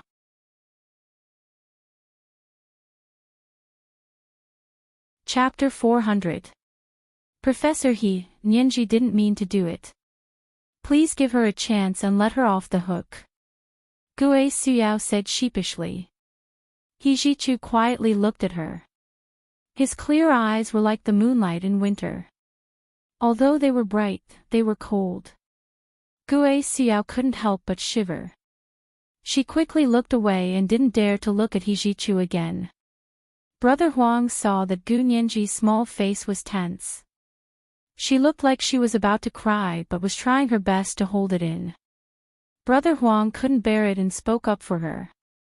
Professor He, little Gue has a point. Nianji didn't do it on purpose. Please forgive her for the first time. Brother Duan and Brother Wei also chimed in on Gu Nianji's behalf. Have you all decided to plead on her behalf? Hijichu's gaze, as clear as the moonlight, swept across the faces of his 4 doctoral students. Does that mean that her points will be deducted from your heads? The 4 of them lowered their heads. They didn't dare to plead on Gu Nianji's behalf anymore. Gu Nianji's heart tightened. She couldn't hide the anger on her face. She clenched her fists and tried to control her emotions. She tried her best to argue with Hijichu calmly. Professor He, you really shouldn't joke about this. But the law is about equal rights and obligations. Your rule of gathering half an hour earlier is not a rule or discipline set by the school. It's an additional rule that requires both parties to reach an agreement in order for your rule to take effect. As for me, because your message didn't reach me in time, I didn't know about your additional rule. Under these circumstances, the additional rule cannot take effect. Therefore, you can't use this one-sided rule to punish me. The living room was silent. The 4 PhD students all looked at Gu Nianji. Some marveled at her ability to argue with Hijichu under these circumstances and not be at a disadvantage. Some praised her quick thinking and quick reflexes. She truly had the potential to be an outstanding defense lawyer. Others didn't think much of her. They thought she was stubborn and didn't know her place. How dare she argue with her tutor? She wouldn't even know how she died. Hijichu continued to look at Gu Nianji quietly. After a while, the corners of his lips curled up slightly on his expressionless face. An appreciative smile flashed across his face so quickly that no one saw the change in his expression. You're saying that because my message didn't reach you, the extra clause doesn't stand, and you shouldn't be punished for not complying with the extra clause, right? Hijichu said slowly, his expression as cold as ice. See, this is the result of going against a teacher. In the future, he'll definitely make things difficult for him. Some people were secretly mocking Gu Nianji, and their eyes were filled with undisguised contempt. Gu Nianji thought about it carefully and felt that she hadn't done anything wrong. If someone had to take responsibility for this mistake, it shouldn't have been her. Professor He, I've made myself very clear, and I think you agree with me. If you really want to pursue responsibility, you really shouldn't pursue me. Gu Nianji said and looked at Gue Xiao without flinching. So, Sister Gue, shouldn't you give me an explanation and take responsibility for failing to pass on the message? Gue Xiao, who had been watching from the side with a smile, didn't expect the blame to be directed at her. She instinctively pointed a finger at herself. Are you talking about me? Yes, don't tell me there's a second Sister Gue in the living room. Gu Nianji spread her hands. I didn't want to make things difficult for you, but Professor He wouldn't let it go, so I had to reluctantly find the root cause of the whole thing. The root cause of the whole thing was Gue Xiao, who had promised Brother Huang but disobeyed Gu Nianji and didn't pass on the message. Gue Xiao's expression immediately darkened. She tightened her grip on the mouse and forced a smile. Classmate Gu, it's good to be sharp-tongued, but it's not right to be unreasonable. It's your problem that you were late. I didn't ask you to be late. Also, your Ferrari was in the limelight on Valentine's Day. Who would dare to talk to you and steal your limelight? I have a clear conscience. You can push the blame away, but everyone's eyes are clear. Gu Nianji raised a brow. This Sister Gue was quite capable. She had mastered the art of making false accusations. Unfortunately, her opponent was Gu Nianji. Sister Gue, you're a Ph.D. student at B University's Faculty of Law. You can't be so illogical. Whenever Gu Nianji encountered an obstacle, her fighting spirit would ignite. Her entire person would brighten, and her large eyes would sparkle. I was late because of you. Didn't you tell me I was supposed to arrive half an hour earlier? How could I be late? Therefore, the person who is twisting words and forcing logic is you, and the person who is making false accusations is also you. Gue Xiao's expression changed. She was about to retort when Gu Nianji cut her off. She frowned. Sister Gue, there's a question I've been wanting to ask you for a long time. Gue Xiao's expression darkened, but she kept a straight face. Ask. Logically speaking, you're a Ph.D. student at B University's Faculty of Law. Even though you're working, you're still a Ph.D. student. How could you ignore the law and responsibility? That's enough, Gu Nianji. Gue Xiao didn't expect Gu Nianji to go so overboard. She couldn't help getting angry. Don't ramble on and exaggerate a small matter to such an outrageous degree. I'm not exaggerating. Gu Nianji decided to settle the score with Gue Xiao. On my first day of school, you, as the counselor of the first year's master's students in the Faculty of Law, took out my personal information from the faculty and circulated it to my classmates and staff. I was already pissed, but I didn't say anything because you were the counselor. Don't you know that you're invading my privacy by doing that? You're also disregarding the Faculty of Law's rules and regulations. You've made 3 mistakes. First, you disobeyed your instructions to Brother Huang. That's a dereliction of duty. Second, you made a mistake and tried to push the blame onto me. That's a dereliction of duty. Third, you're confusing right and wrong, and you're trying to frame Professor He. If Professor He really deducts my credits because of this, I'll have a measurable loss. I can definitely sue you and ask for compensation for my lost credits. Gue Xiao retorted instinctively, I didn't. Don't slander me. Sister Gue, we're law students and should speak in the language of law. If you don't agree with me, you should say that you object. Instead of using an emotional but useless venomous slander to lower your legal literacy. Gu Nianji mocked her lightly. Brother Duan couldn't help but snicker when he heard it. Gue Xiao immediately glared at Duan Chen. Duan Chen could only rub his nose and look away. He didn't dare laugh. He Jichu was slightly taken aback. When did this happen? Why didn't I know about it? I told you, it happened on the first day of school. I didn't want to make a big deal out of it, so I chose to keep quiet. But obviously, someone didn't learn her lesson and didn't appreciate my good intentions. Instead, she went from bad to making things difficult for me. Gu Nianji stared at Gue Xiao. Sister Gue, you're also my counselor. You won't make things difficult for me because of what happened today, will you? Gue Xiao's lips opened and closed. She couldn't say a word. She wanted to punch herself a few times. She really had nothing better to do that day. She had volunteered to help Brother Huang pass the message. See? You can't mess with someone like Gu Nianji. She'll take advantage of your small mistake and magnify it infinitely. That's enough. Gue Xiao said gravely, of course not. Like hell, Gu Nianji embarrassed her in front of He Zhichu. Would she just let it go? What a joke. But before Gue Xiao could think of a way to make Gu Nianji pay, He Zhichu already spoke. Gue Xiao, is this true? All you need to do is answer yes or no. Gue Xiao's face instantly paled. Her voice trembled. Professor I. Which one are you talking about? The one where you took out Gu Nianji's personal information and showed it to everyone. He Zhichu's expression subconsciously became serious.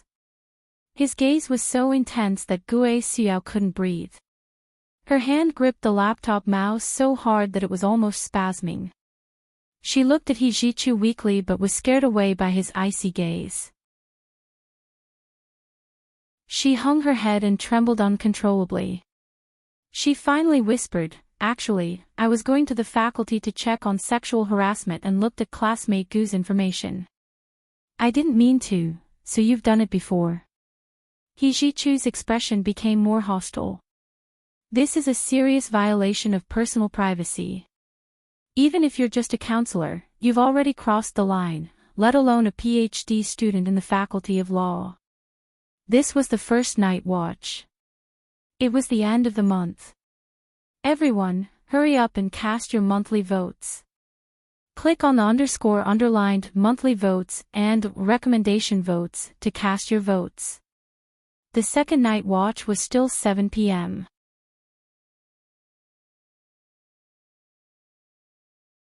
Chapter 401. He Zhichu was indeed a great lawyer. His tone and attitude were lethal, and tears welled up in Gue Xiao's eyes. Brother Huang and Brother Duan looked at each other but didn't say anything. Professor He, little Gue didn't do it on purpose. She's a counselor, so it's normal for her to look at Nianji's personal information. Of course, she shouldn't have shown it to anyone else. Brother Wei had a good impression of Gue Xiao, and seeing that she was about to cry from He Zhichu's words, but Brother Huang and Brother Duan didn't say anything, he had no choice but to put in a good word for her. Gue Xiao looked at him gratefully, Brother Wei, I really didn't do it on purpose. Thank you. He Zhichu shook his head. He propped his head up with one hand and rested his elbow on the armrest of the sofa. He said dryly, Little Chin, go back and read the general principles of the civil law twice. Write a thesis for me. It's called On the Privacy of Citizens. Brother Wei blushed and didn't dare to speak up for Gue Xiao anymore. He lowered his head and grunted, not daring to look up again. Brother Huang knew He Zhichu better than anyone else, and Gue Xiao was indeed in the wrong. He was more familiar with Gu Nianji, so he had no intention of speaking up for Gue Xiao. Brother Duan didn't want to offend either side, so he kept his mouth shut. Gue Xiao blushed at He Zhichu's scolding of Brother Wei, and her tears finally fell uncontrollably. Gu Nianji looked at Gue Xiao with mixed feelings. Today's incident was actually a small matter, she was only half an hour late. If He Zhichu wanted to deduct points, she could only accept it. But Gue Xiao always had a dagger in her words, and Gu Nianji didn't like it. She liked it when Gue Xiao showed her weapon and fought with all her might. She hated it when Gue Xiao fanned the flames from the sidelines. But that was a different matter. Gue Xiao had only been a little lazy this time, so how did it end up like this? Gu Nianji also fell silent, a pained expression on her face. He Zhichu glanced at Gu Nianji but didn't relent. He said to Gue Xiao, Classmate Gue, your PhD application isn't complete yet. Go back and wait for further notice. Gue Xiao was truly frightened. She had gone to great lengths to ask her uncle, Prime Minister Dou, whom she had not contacted for a long time, to intercede for He Zhichu to accept her as his doctoral student. It had only been a few days since school started, and she was about to be expelled. How was she going to establish herself in the B University Law Department in the future?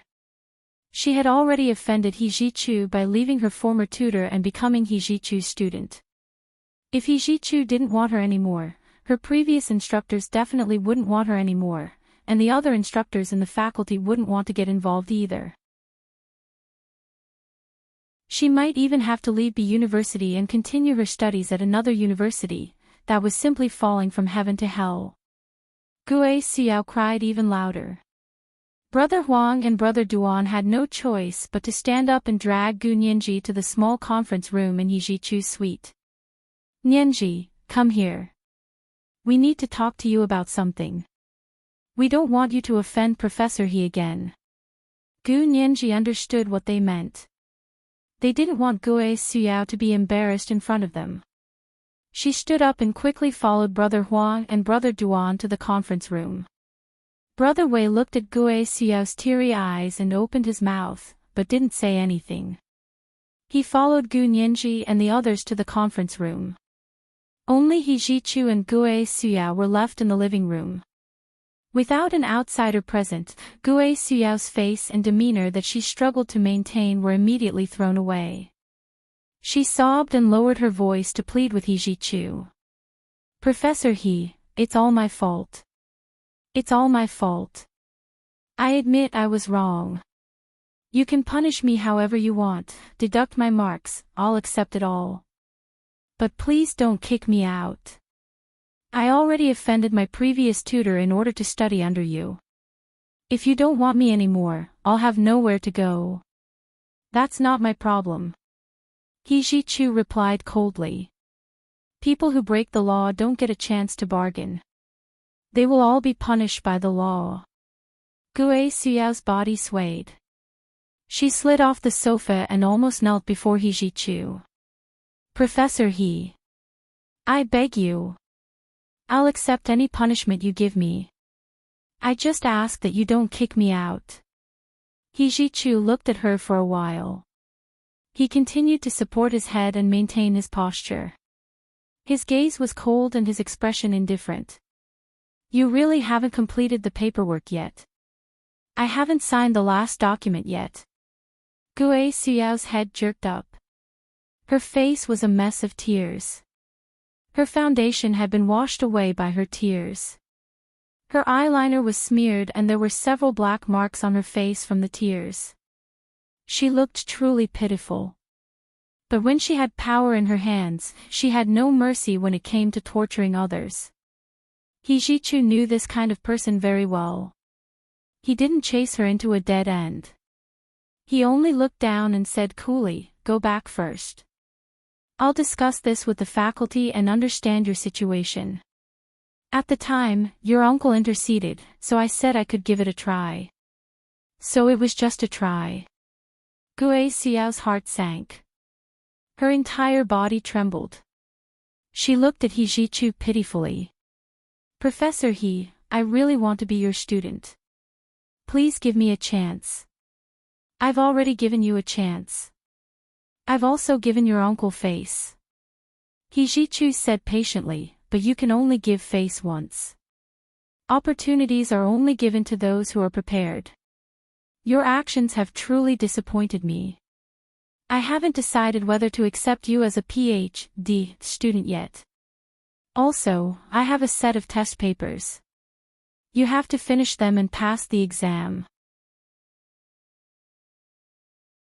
We'll talk after that. Gue Xiao had no choice but to say, then when is the exam? Professor He, please pick a time. There's no rush. Go back first. He Jichu stood up. That's all for today. Gue Xiao was practically kicked out by He Jichu. She left the professor's building in a daze.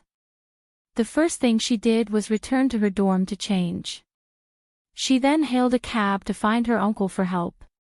When He Jichu arrived at the conference room, he saw Brother Huang and Brother Duan surrounding Gu Nianji.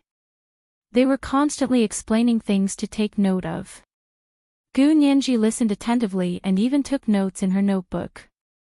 He Jichu crossed his arms and watched quietly at the door for a while. When they were done, he said dryly, "You can go back now. You don't have to attend class today." Brother Huang and Brother Duan quickly packed their things and said goodbye to Gu Nianji. Brother Wei looked at Gu Nianji and hesitated to speak. In the end, he didn't say anything. When he arrived at the door, he said to He Zhichu, "Goodbye, Professor He." Then he left. He Zhichu nodded at him and watched them leave. Gu Nianji packed her backpack and slowly walked to the door. "Goodbye, Professor He." "Nianji." He Zhichu stopped her. "Why are you only telling me about Gue Xiao now? What are you talking about? She's the one who spread your personal information."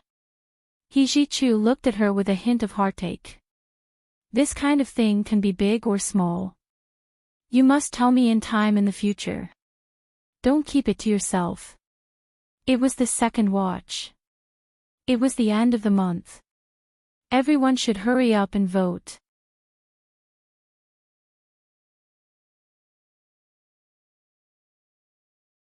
Chapter 402.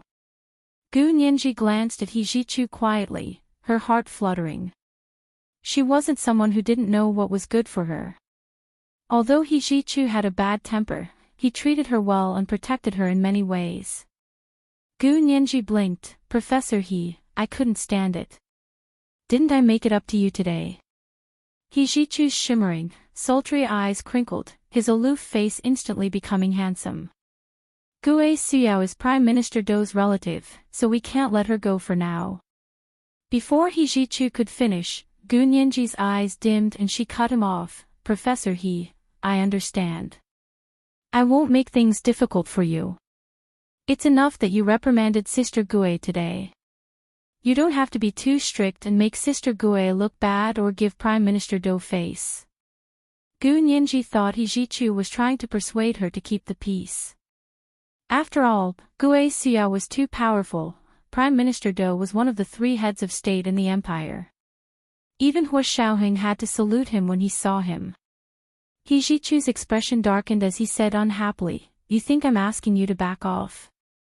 Gu Nianji's large eyes blinked, her long eyelashes fluttering like butterfly wings. "Isn't that so? Am I that kind of person in your eyes?" He Zhichu had both hands in his trouser pockets, his posture as straight as a pine tree, and he had an unyielding aura. "Professor He, you've always been a good professor in my eyes. Also, you just came to the Huaxia Empire to open a law firm.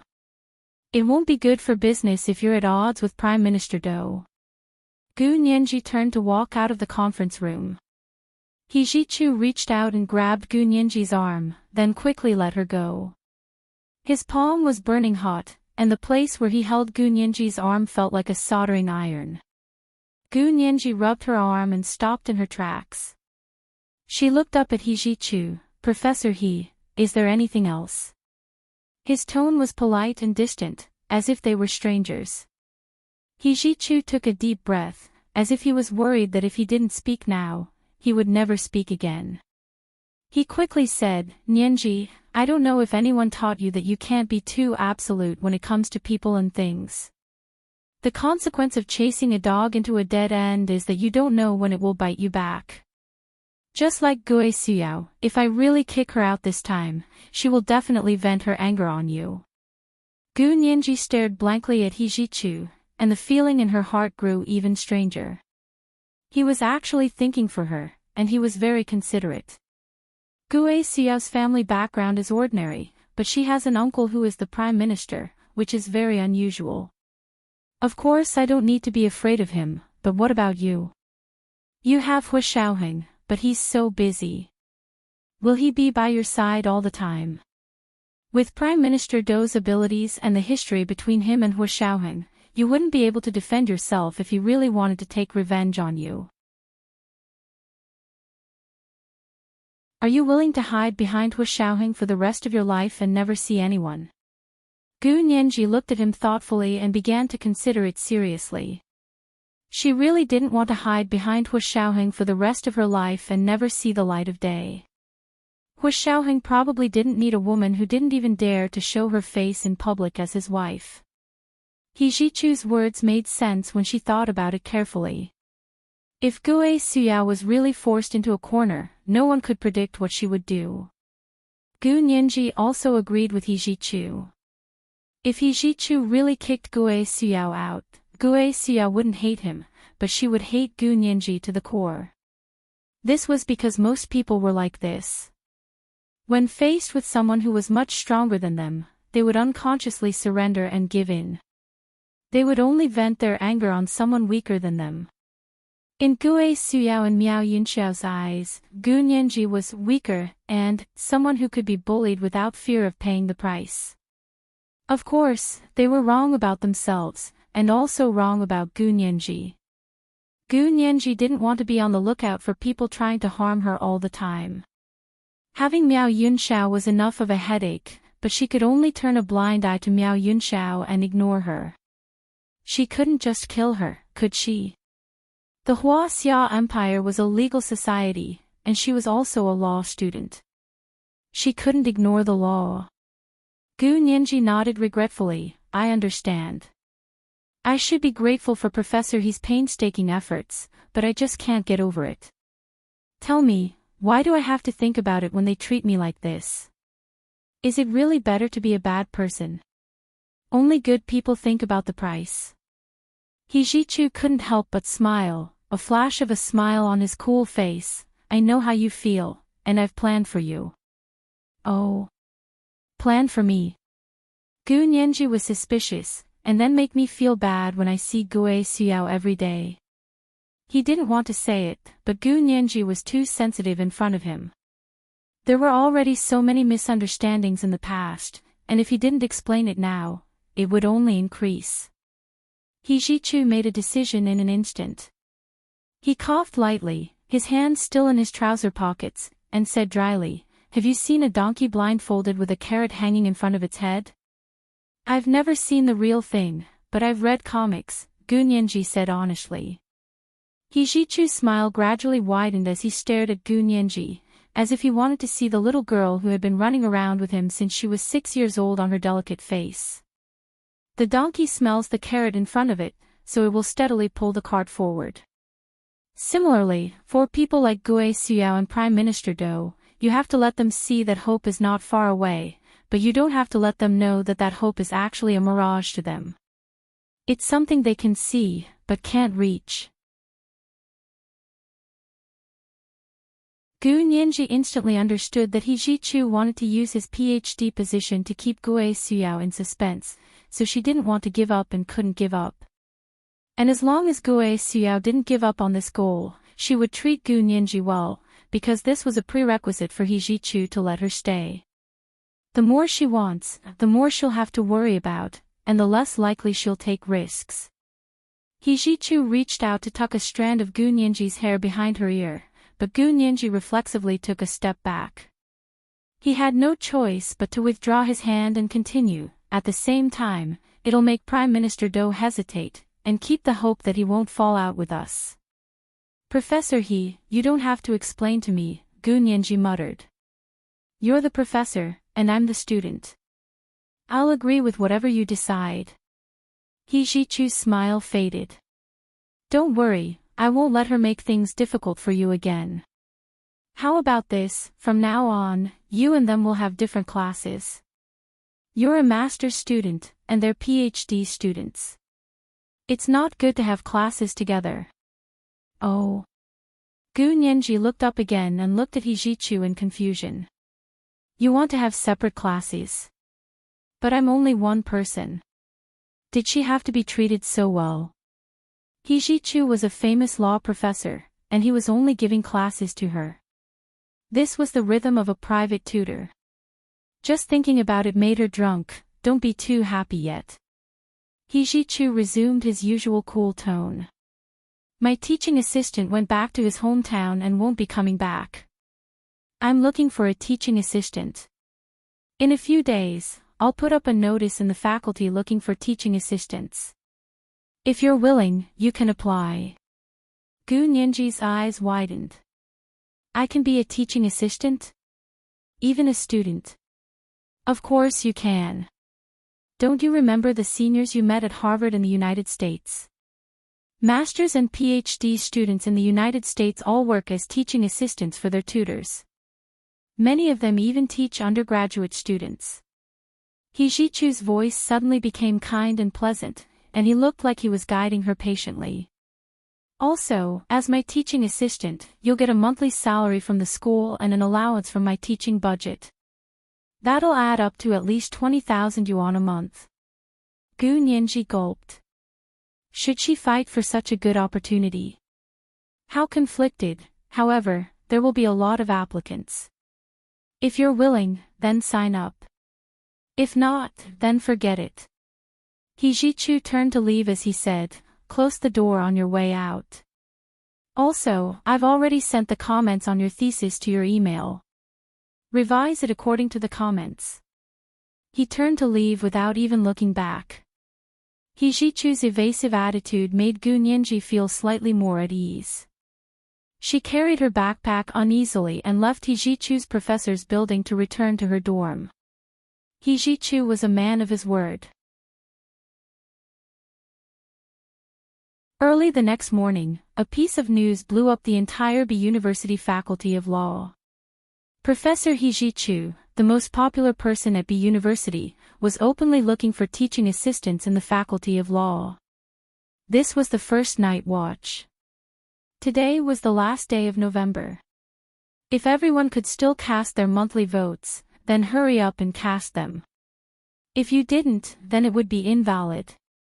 Click on the monthly vote and recommendation vote underlined on the right underscore to cast your vote. The second night watch was still 7 p.m. Oh, intersection. Oh.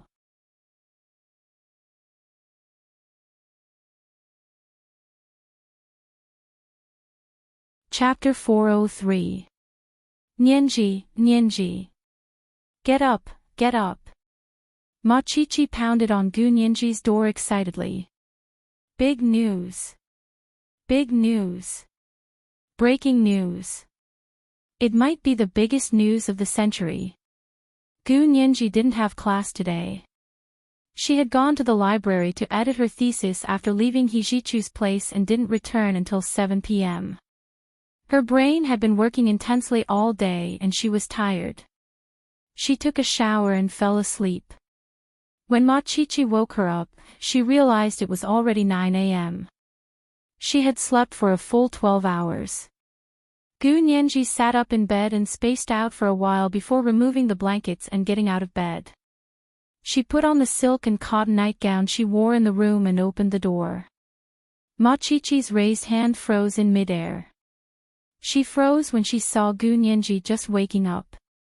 Then she burst out laughing. Nianji. You actually slept in. Gu Nianji ran her hand through her hair and smiled lazily. I don't have class today, so I wanted to sleep a bit more. What happened? You almost made a hole in my door. You're exaggerating. Ma Qiqi looked at the door. Where's the hole? She glanced at Gu Nianji with a giggle. Don't change the subject. I just saw the big news. The arrogant Professor Hijichu is openly recruiting teaching assistants from the Faculty of Law.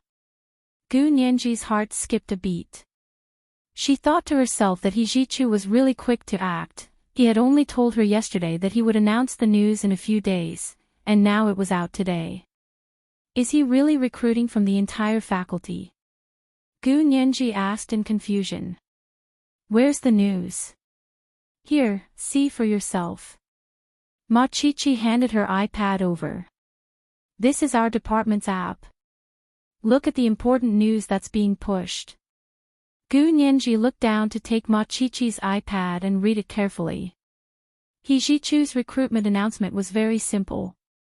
He said he was looking for a teaching assistant and planned to choose from the Faculty of Law. Anyone from undergrad to doctoral students could apply. The requirements were simple: outstanding ability, good conduct, and at least 3 recommendation letters from different people. Then, after applying, they had to pass a test he personally set. If chosen, he would be a teaching assistant for 3 years with a good salary. Gu Nianji looked at the shiny iPad with a complicated expression before returning it to Machichi. Do you want to sign up? Of course. You know, it's always good to have a dream.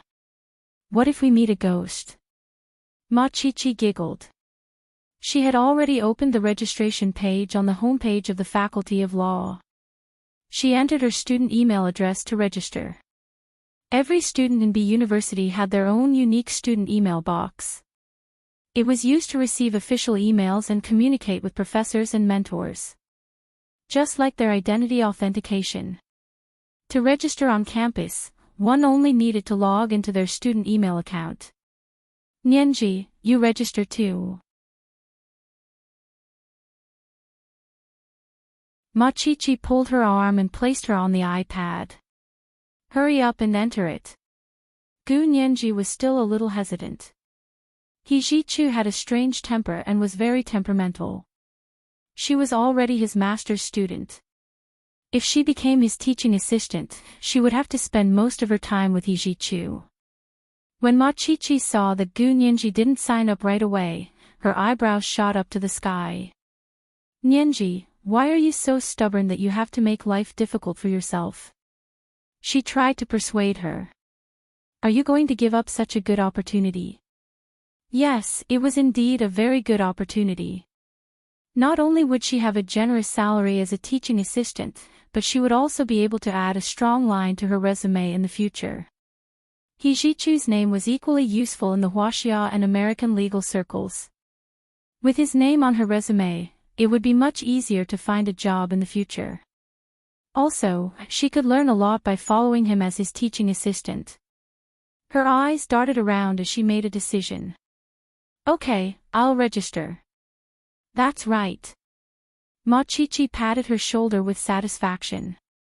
Let's make it clear that whoever gets this position has to treat the other person to a meal. It's a deal. Gu Nianji extended her hand and clapped it 3 times with Machichi. It was settled. In just a short while, Gu Nianji went back to the website to register again. She discovered that she had already become the 402nd person to register. The entire B University Faculty of Law had about 600 undergraduates, masters, and doctoral students. So 2/3 of them had already signed up to compete for Hijichu's teaching assistant position. Look, this is what it means to be popular. This is what it means to have hundreds responding to a single call. This is what it means to have real ability. Machichi clicked her tongue from the side. This is even more intense than choosing a principal. Gu Nianji became nervous again when she saw so many people signing up. Could she compete with these people? I think everyone who is suitable has signed up. Even people who aren't suitable have signed up. Machichi looked at the email of the people signing up. Look, I know this person. She's a senior this year and will graduate in the summer. She actually came to compete for a teaching assistant. Look, Professor, he clearly said that if she can be a teaching assistant for 3 years, she will graduate immediately. She didn't even take the postgraduate entrance exam. Isn't that bullshit?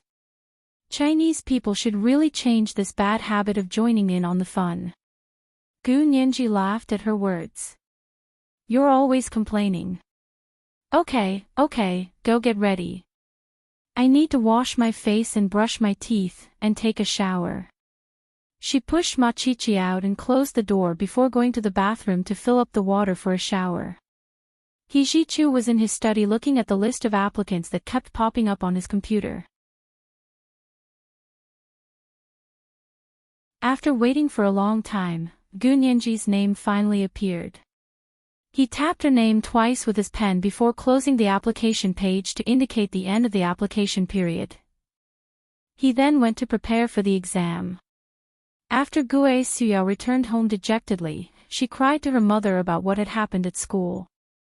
She didn't dare tell the truth and only said that she had unintentionally offended Professor He and might not be able to be his doctoral student anymore. Also, she had offended her previous supervisors so badly that they wouldn't accept her even if she wanted to transfer back now. What was she going to do? Gue Xiao felt like the sky was falling on her. Her bright future had been ruined because of Gu Nianji. The more she thought about it, the angrier she became. Her initial fear slowly turned into self-reproach, and then into hatred for Gu Nianji. Just as she was about to fight to the death with Gu Nianji, her mother called her uncle, Prime Minister Dou's official residence. Of course, they didn't have the chance to speak to Prime Minister Dou right away and could only leave a message for the operator. Prime Minister Dou was considerate towards the mother and daughter and called them right after he finished work. When he found out about Gue Xiao's experience, Prime Minister Dou also felt that He Zhichu was making a mountain out of a molehill. He had only forgotten to pass on the message.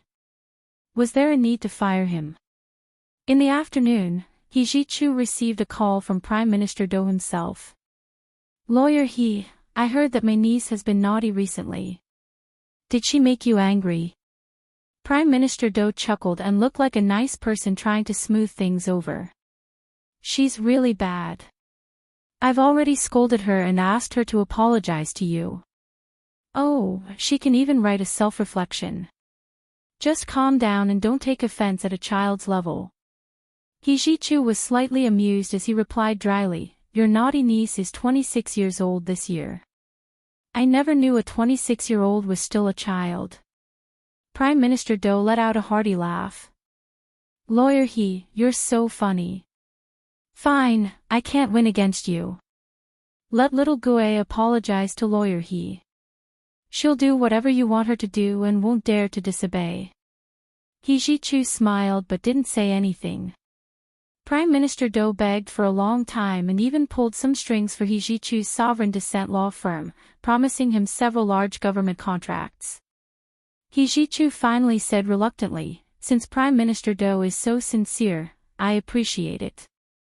How about this, Gue Xiao can come back for now and we'll see what happens next. What he meant was that if Gue Xiao did anything wrong, she wouldn't have another chance. Prime Minister Dou only wanted He Zhichu to accept Gue Xiao, so he agreed to his conditions without hesitation. As soon as he put down the phone, the door to the study was pushed open.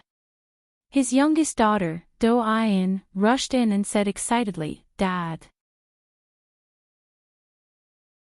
Professor He is hiring a teaching assistant. Can you please write a recommendation letter for me? It was the second watch.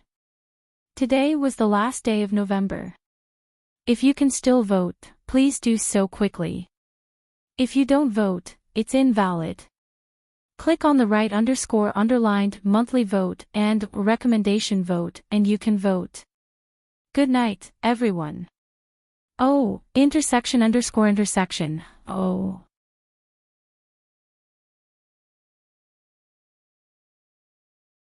Chapter 404. Prime Minister Dou was still holding the phone in his study and He Zhichu's voice seemed to echo in his ears.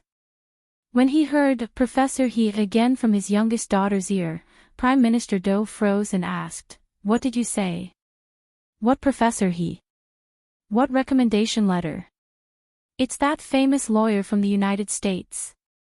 That lawyer He Zhichu who flew my sister home on his own transatlantic plane. That means he's a professor at the B University Faculty of Law. Dou Ayin listed He Zhichu's identity in one breath. It was a long list and a dazzling resume. Prime Minister Dou understood, he's hiring a teaching assistant? Didn't the school assign him one? Most professors are assigned by the school, but who is Professor He? He said he wants to pick his own, would the school dare say no? Dou Ayin pouted and turned to sit cross-legged on the sofa in the corner of Prime Minister Dou's study. She propped up her chin with one hand, her fair face filled with naivety. Prime Minister Dou had already made a name for himself when she was born. She really was a pampered child raised by a wealthy family and was more daring and casual than her sister. Of course, she was also more willful.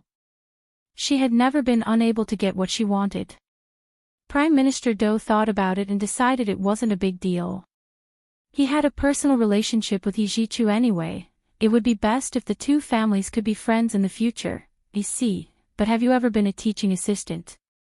You're only in your first year of university, Can you even be a teaching assistant for a PhD supervisor?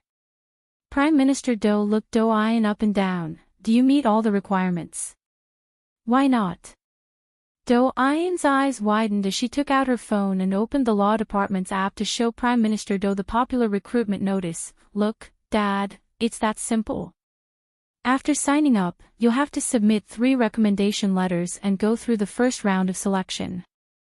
Those who pass can take the exam and the 3 with the best results will be selected for an interview before one person is hired. It's that complicated. Prime Minister Do frowned. It's even more complicated than hiring staff at the office of the Prime Minister. Dad, how can you say that? How can the staff at the office of the Prime Minister compare to Professor He's teaching assistant? Do Ayan shook her head unhappily like a rattle drum. Do you know all the staff at the office of the Prime Minister? You don't know him, right?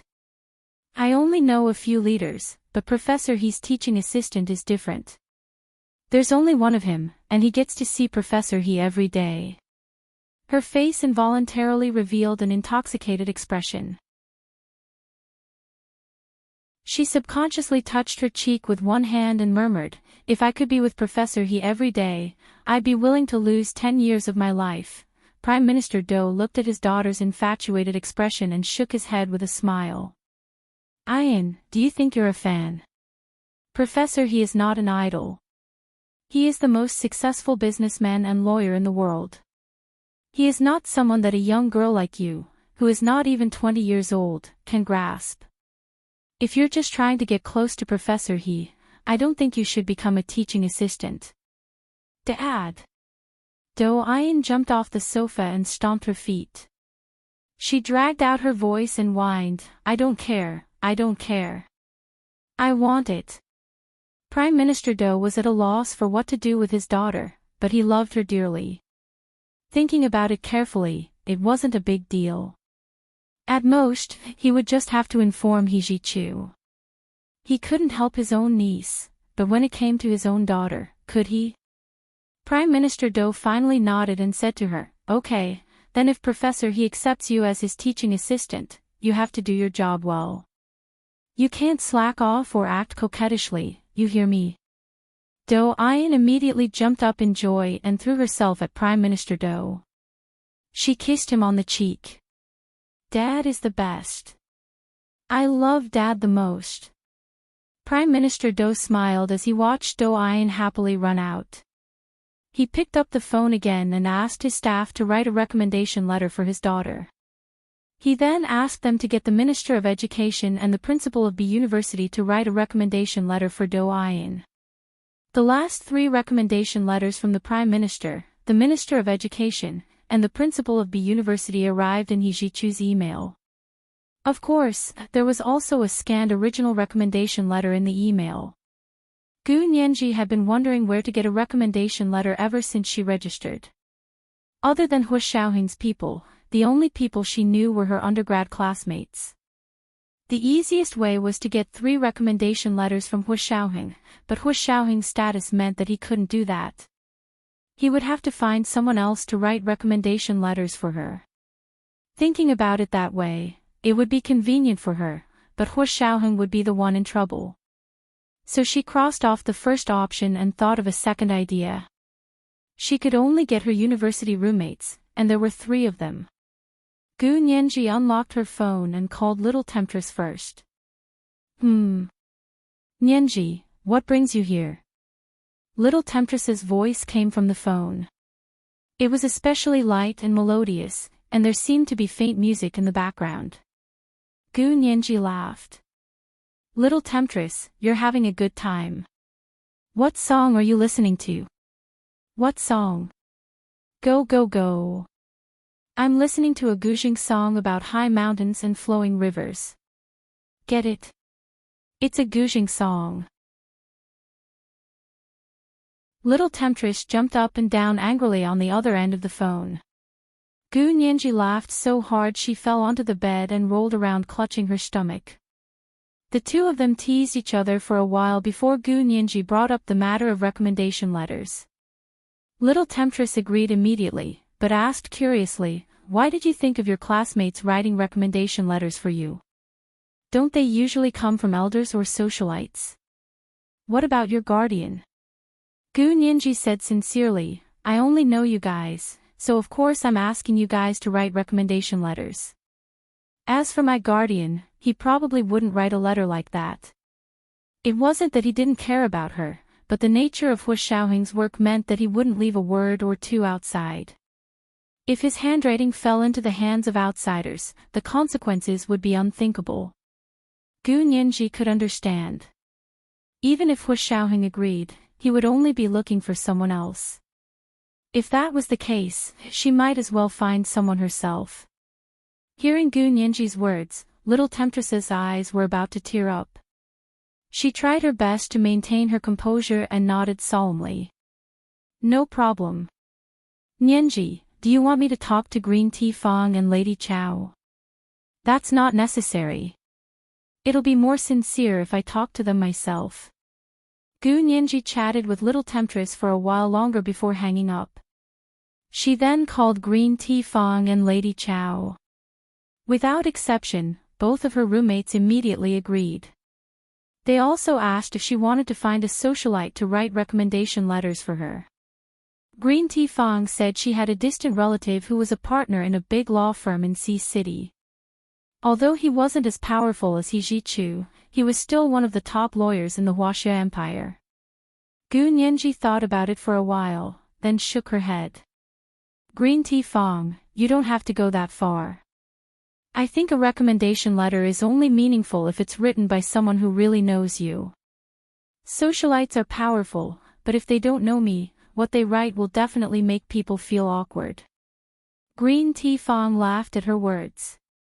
Nianji, you're still so sharp-tongued. Okay, we'll wait and see what kind of teaching assistant professor he is looking for.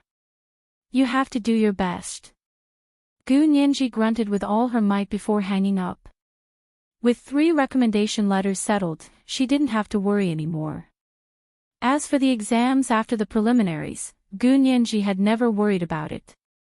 In a sense, exams were all equal in front of the papers, as long as no one cheated. She came out of her room with a glass of milk and was about to sit on the large sofa to watch TV for a while when Ma Chichi slammed the door open and stormed in.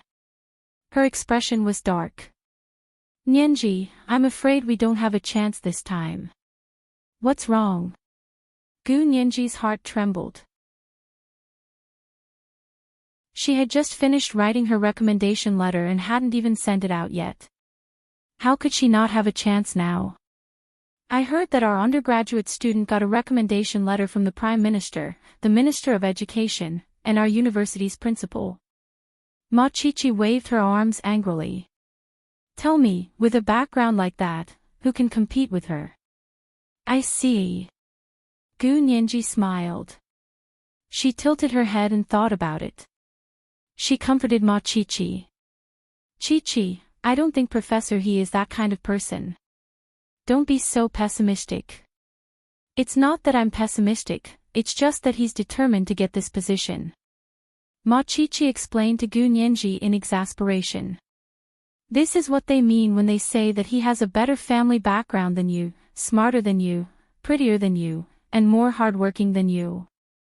Do you think people like that are born to be envied, and hated? This was the first watch. It was the last month of the year, December. I'm begging everyone for a guaranteed monthly ticket.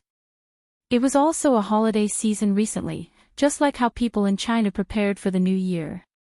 Mao Han was really exhausted. He hadn't been in the group for a long time, so he would go in at night to say hi and chat with everyone. Wax. The second watch was still 7 p.m. Oh, N_N, oh.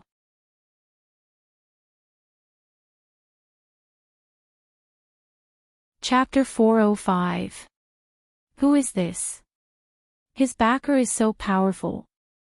Gu Nianji asked curiously.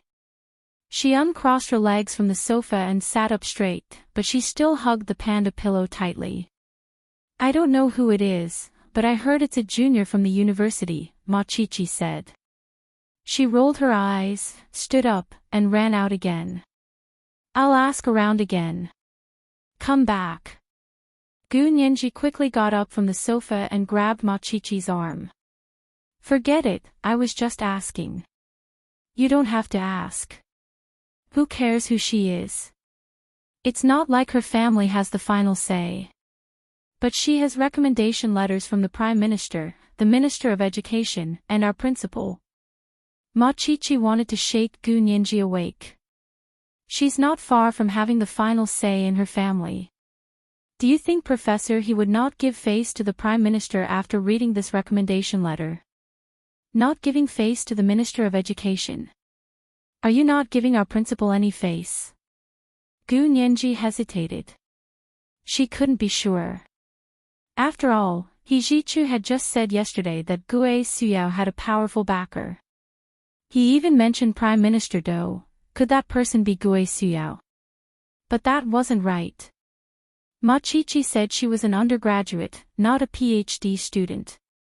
As she thought of this, a thought flashed through her mind. She seemed to remember meeting such a person before. He was an undergraduate student at B University's Faculty of Law and had a close relationship with Prime Minister Do. She hesitated for a moment, then whispered, could this undergraduate classmate be Prime Minister Do's youngest daughter, Do Ayan? Gu Nianji was more familiar with Do Ayan's older sister, Do Qingyan, but she wasn't familiar with Do Ayan. She had seen Do Ayan once at the New Year's banquet at the Prime Minister's residence. Gu Nianji's memory was amazing. She could still remember Do Ayan's outfit that day, as well as the way Do Ayan had curled her lips and said those disdainful words to her. After that, they had met once at the entrance of B University. Do Ayan had brought 2 of her lackeys to pick a fight with her, and they had even followed her to He Zhichu's professor's building. At the time, Wen Shiyi was He Zhichu's teaching assistant, so she treated Do Ayan very well. She vaguely remembered Do Ayan looking at He Zhichu with an infatuated expression. If it was her, then everything made sense. Ma Chi-Chi was shocked. What? Prime Minister Do's daughter is also studying in our Faculty of Law. Why didn't I know about it? It sounded like Do Ayan kept a low profile in the B University Faculty of Law. Not many people knew her real identity, and she kept it a secret. Gu Nianji felt a little upset when she thought of this. Do Ayan's identity was so important that every faculty member in B University's Faculty of Law who knew her real identity would probably work together to protect her privacy. No one would be able to get hold of her personal information and pass it around for everyone to read. She was insignificant and had no family background. She was just an orphan girl, so people did not take her seriously. Her personal information was circulated by countless people. If it weren't for He Zhichu, her days in the B University Faculty of Law would have been difficult. At that moment, Gu Nianji missed the C University she had studied at as an undergraduate. The teachers and classmates there were all so nice, except for Mei Xiaowen, who had once pursued her and then cheated on her. But Mei Xiaowen wasn't completely useless. At least he didn't divulge her personal secrets. Is it really her? If it's her, then forget it. Ma Chi-Chi sighed and collapsed on the sofa. She covered her face with Gu Nianji's panda pillow and pounded the sofa. Why are we so unlucky? How are we supposed to compete with Prime Minister Do's beloved daughter? Gu Nianji collected her thoughts and stopped feeling sorry for herself. Things had already come to this, and she was indeed an orphan girl. There was nothing to hide. The most important thing was to become stronger and shock those who only cared about family background. Chi-Chi, don't be too discouraged. Gu Nianji walked over and nudged Ma Chi-Chi. So what if she's Prime Minister Do's beloved daughter? She still has to sign up like us and submit a recommendation letter. So what's there to be sad about? Ma Chi-Chi thought about it and actually felt that it made sense. She immediately sat up from the sofa and waved her fists. Nianji, you're right. So what if she has a recommendation letter from the top 3? She still has to take it one step at a time. If it really worked, she would have been a teaching assistant already. Professor, he wouldn't have to go through the trouble of recruiting from the entire faculty, right? Yes, of course. Gu Nianji nodded solemnly, and with Professor He's status, he really doesn't need to worry about the Prime Minister, the Minister of Education, and our principal. As far as I know, the Prime Minister and our principal all have a favor to ask from Professor He. I don't know about the Minister of Education, but he's a member of the cabinet and appointed by the Prime Minister, so Prime Minister Do is his superior. Even Prime Minister Do has a favor to ask of him, so how would the Minister of Education dare to be rude to Professor He? Ma Qiqi listened to Gu Nianji's analysis and felt it made more sense. She quickly regained her fighting spirit and stood up to pat Gu Nianji on the shoulder. Nianji, you're so good at talking. I've been completely convinced by you. You're not convinced by me, you're convinced by logic and reason. Gu Nianji winked at her. Okay, have you gotten the recommendation letter? Not yet. I originally heard the news and thought it was hopeless, so I didn't even want to get the recommendation letter. Now that you mention it, I'm interested again. Ma Qiqi excitedly stood on her tiptoes and danced a few ballet moves in the living room. She was tall and had very long legs. The way she danced the ballet was smooth and beautiful. Gu Nianji was mesmerized and very envious. She had grown up with Hu Xiaoheng during puberty, and how would he know how to take care of a child? He treated her as his soldier and urged her to train with his soldiers every day. He didn't even think about letting her learn ballet or piano. Of course, Gu Nianji's complaints were sweet complaints and didn't affect her feelings for Hu Xiaoheng. Ma Qiqi danced ballet and slid into her room. She tiptoed and kicked the door shut with a bang. Gu Nianji smiled and walked back to her room to organize her homework. She read the reference books He Zhichu had assigned and wrote a few case studies. She lost track of time as soon as she started studying. When her phone rang, Gu Nianji looked at her watch and saw it was already past 10 p.m. She had been reading for almost 4 hours, and her stomach was hungry. Gu Nianji took the phone and unlocked it. Hu Xiao. You're still up this late. Hu Xiaoheng's deep voice sounded from the other end. You're up too. What are you doing? He paused before saying, turn on the video. Gu Nianji happily turned on the video on her phone and quickly connected to Hu Xiaoheng. Hu Xiaoheng was wearing a black short-sleeved t-shirt as he sat in his office. The muscles on his arms stretched the shirt tight. Gu Nianji was a bit jealous and quickly looked away to look into Hu Xiaoheng's deep, dark eyes. Hu Xiao, I need to tell you something.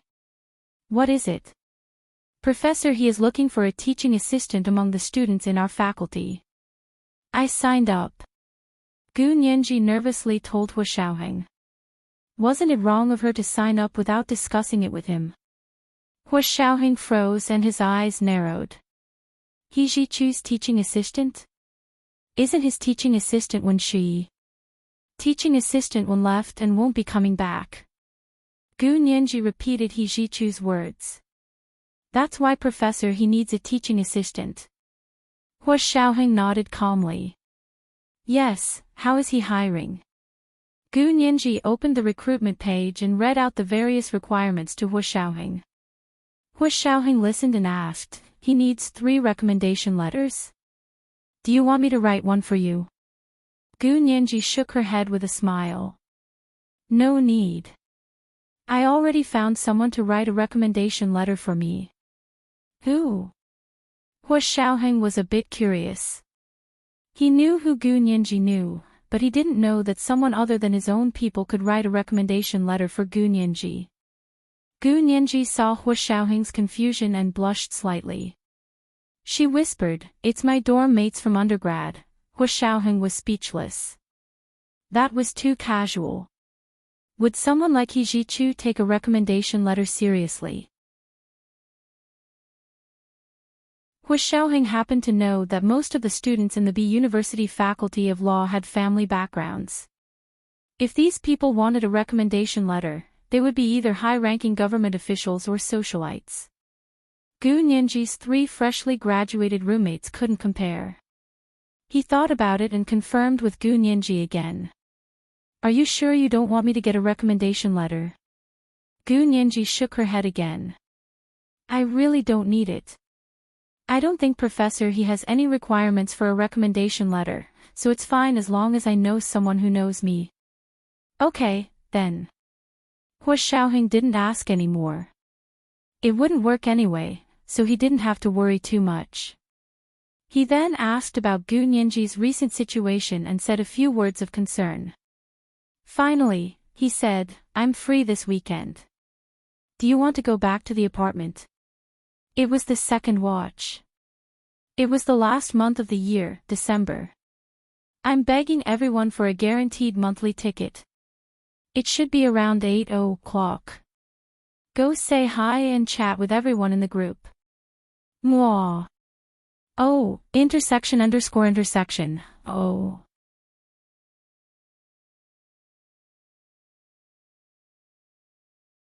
Chapter 406. Yes, of course I have to. Gu Nianji was so happy that her lips curved, and her voice involuntarily became sweet. Hua Xiao, did you miss me? Yeah, Hua Xiaoheng replied calmly, a smile flashing in his eyes as he quietly looked at Gu Nianji through the video call. After a while, Gu Nianji reached out to touch Hua Xiaoheng's face in the video call. Her voice was very low. I miss you too, every day, then I'll pick you up. Hua Xiaoheng didn't have time to pick Gu Nianji up on Friday.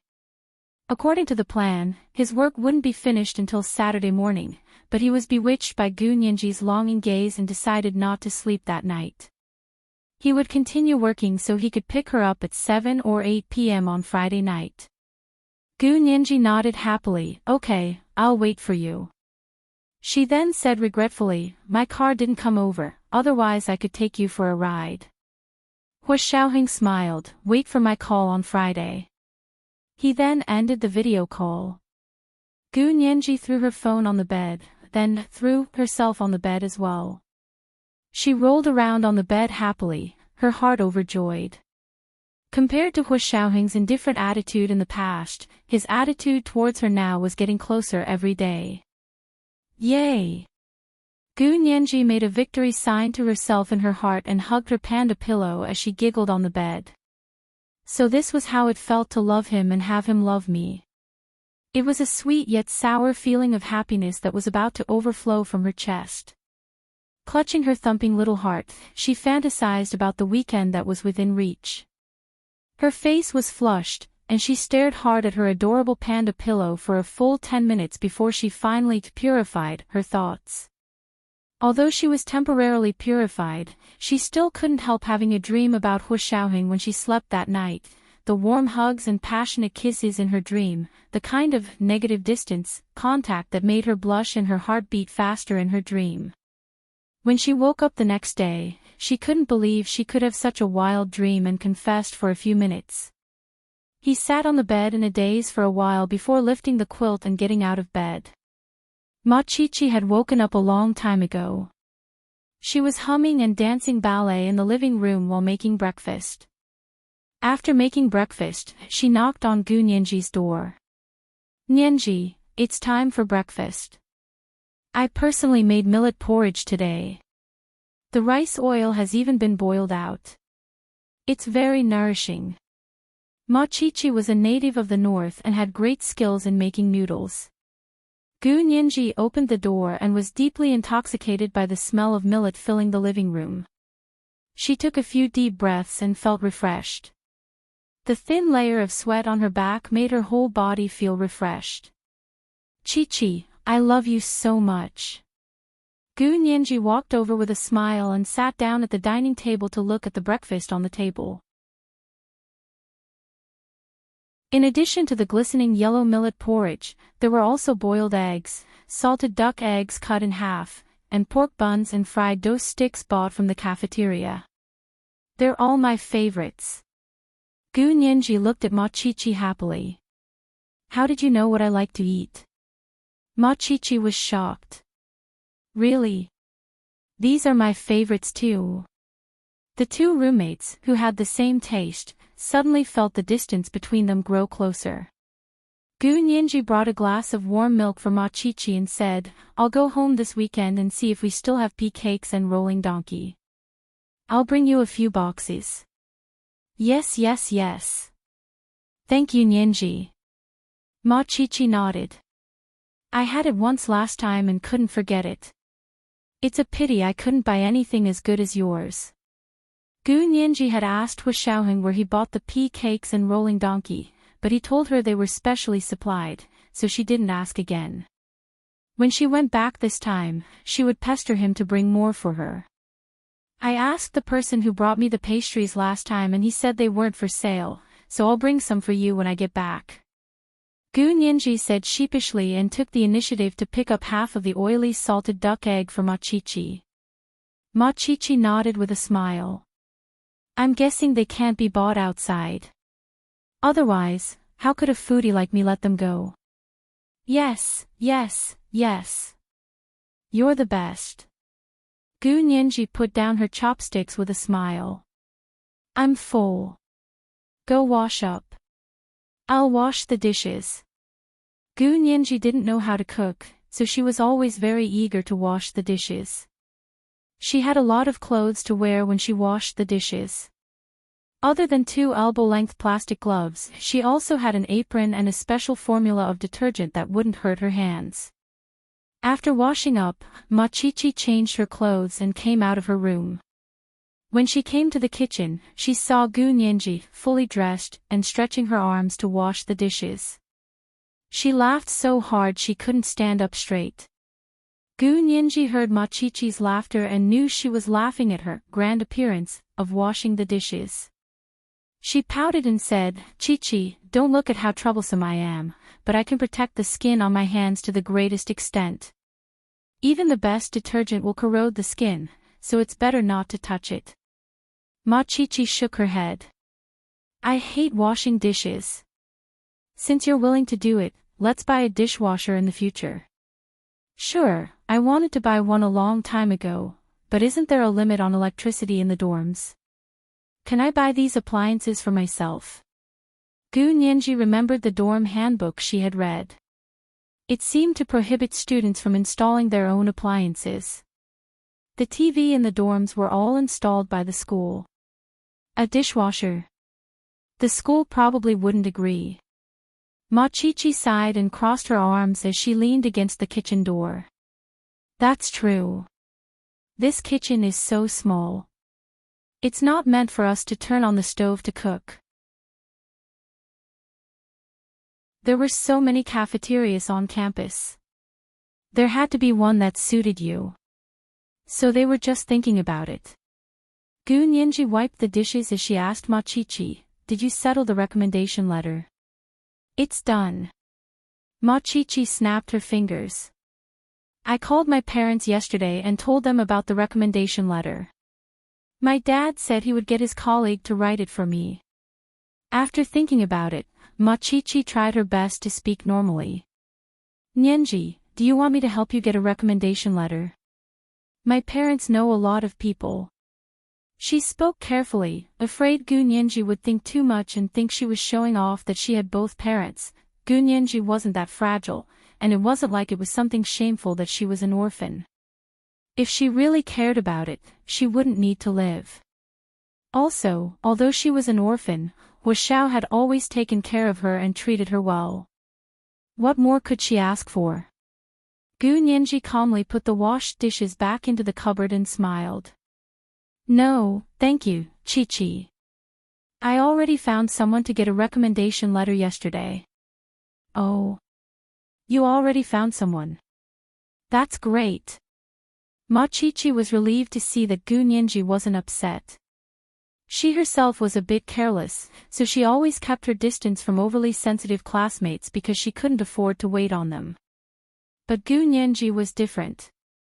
She was smart and knew everything, but she wasn't overly sensitive. It was comfortable to be friends with her. "Yes, my 3 roommates from undergrad. They were really nice to me." Gu Nianji turned around with a smile and took off her apron to hang it on the hook. She then took off her long plastic gloves and rinsed them with detergent before hanging them by the sink. Ma Qiqi was truly shocked. You found your undergrad roommates. Is that okay? A recommendation letter, as the name suggested, must be written by someone with a certain level of ability and status to be useful, right? That was common knowledge. But Gu Nianji always felt that with He Jichu's status and ability, he wouldn't have the same opinion as most people. Perhaps he valued something different from ordinary people. Of course, she wasn't necessarily right. It was also possible that she had misjudged He Jichu. So she completely let nature take its course as to whether or not she could be He Jichu's teaching assistant. If she didn't, she wouldn't have to blame anyone or anything. For the next few days, Gu Nianji spent her time in the library reading and writing case studies. She left early in the morning and returned late at night. She even chose to sit in on a few famous computer classes in B University. Her days were full and happy. At 4 or 5 p.m. on Friday, Gu Nianji received a text from Hua Xiaoheng saying he would pick her up at 7 p.m. She skipped dinner and hurriedly finished all her homework in the library before sending it to He Jichu's email. As soon as she sent the email, she received an email from He Jichu asking, Nianji, are you free this weekend? There are some jobs that need help. This is the first watch. Thank you, Master Ba Jie, for the immortal fate bestowed upon you yesterday. Congratulations to Master Ba Jie for becoming the 14th Alliance Master. Today, it's the third night watch, and it's for the 8 Precepts Ring's immortal fate to give an extra night watch. He was looking forward to seeing more monthly votes from his relatives today. The second watch period was 2 in the afternoon, and the third watch period was 8 in the evening. Mwah. Oh, intersection. Oh.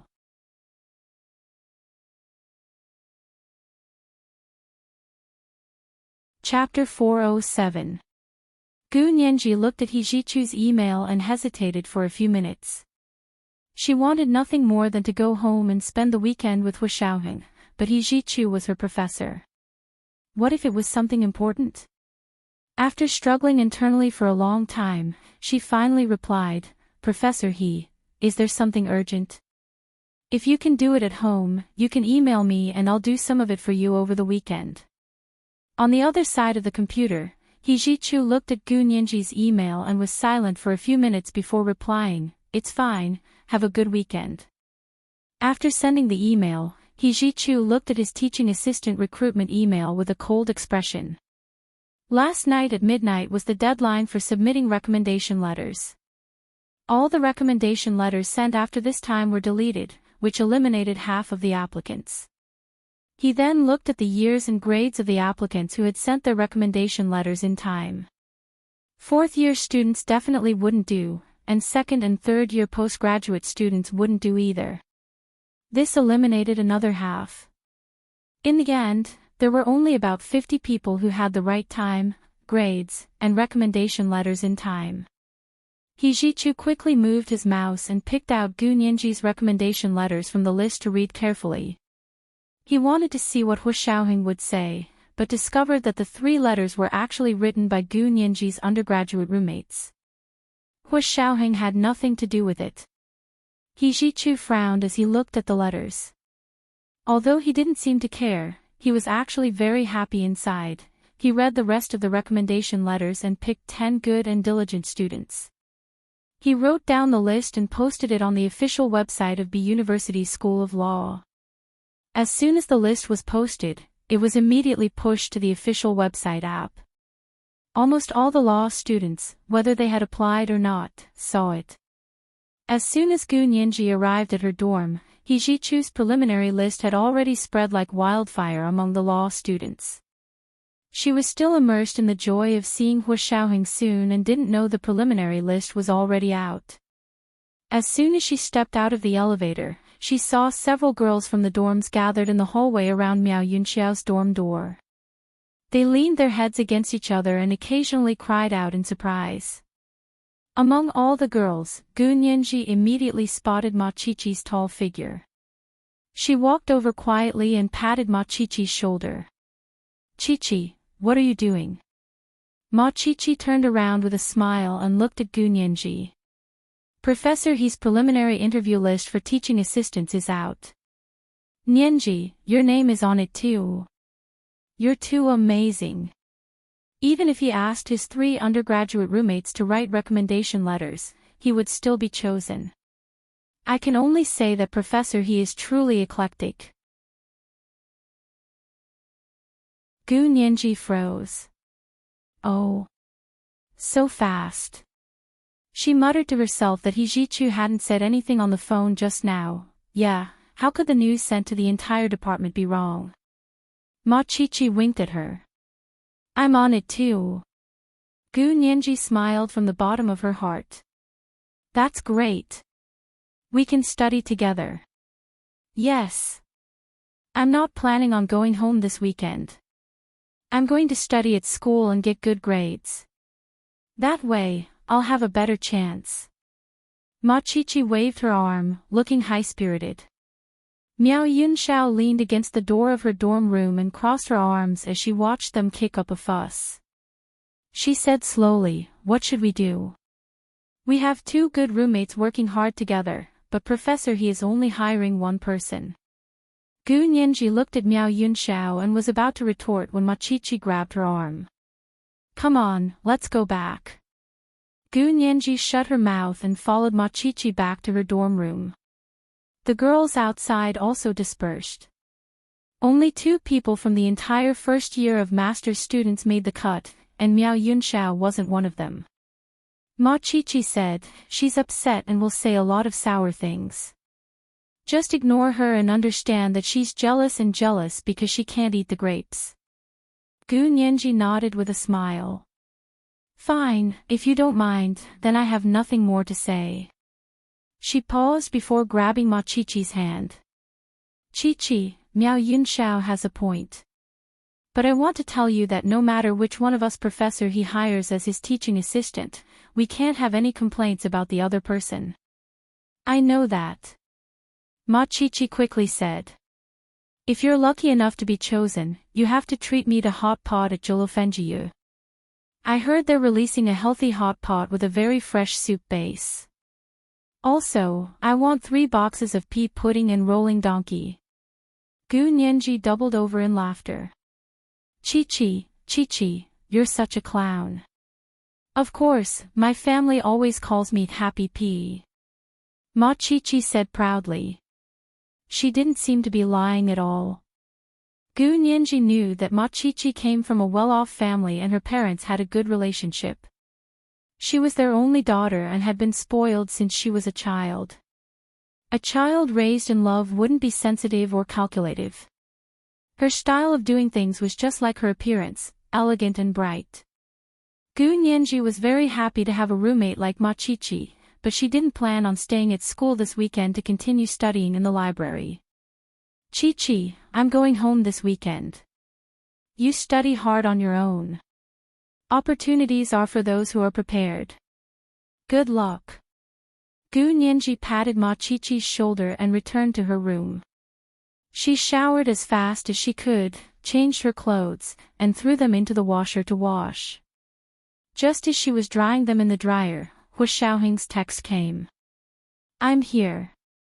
Come down." Gu Nianji couldn't help looking at the 4 simple words. She put away her phone and peeked out the window to see a black Mercedes-Benz SUV parked outside the dorm. It was the car that Hu Xiaoheng often drove. This car had a kind of quiet luxury to it. Although it was still considered a luxury car, it was much more low-key than the red Ferrari he'd driven last time. Gu Nianji carried her backpack and walked out of her room as calmly as possible. She knocked on Ma Qiqi's door next door. "Qiqi, I'm leaving. Have a good weekend." "You too." Ma Qiqi's voice came from inside the room. Gu Nianji opened the door with a smile and walked out. She locked the door and entered the elevator. The elevator descended from the 6th floor so quickly that Gu Nianji felt a sense of weightlessness and dizziness. When the elevator reached the 1st floor and the doors opened, Gu Nianji was still a little dizzy. She held on to the elevator door frame and walked out dizzily. Before she could steady herself, a beautiful girl in a sapphire blue down jacket rushed over and almost brushed past her. The girl quickly stopped and looked at Gu Nianji carefully. "You're Gu Nianji." Gu Nianji looked up and saw the beautiful girl in the sapphire blue down jacket, her skin so fair it seemed to glow. It was Prime Minister Dou's youngest daughter, Dou Ayan. The last 2 times Dou Ayan had seen her, she'd been displeased. The first time, she'd completely ignored Gu Nianji, and the second time, she'd been ridiculing. But today, her attitude was especially polite. "Sister Gu, I'm Dou Ayan." Dou Ayan paused, then said sincerely, "I want to ask you for a favor." Gu Nianji rubbed her still dizzy temples. The sun really had risen from the west. Dou Ayan, who had her eyes on the top of her head, actually had a moment when she was respectful to her classmate Dou. "There's no need to be so polite." Gu Nianji smiled, her face slightly pale. Was she dizzy from the elevator?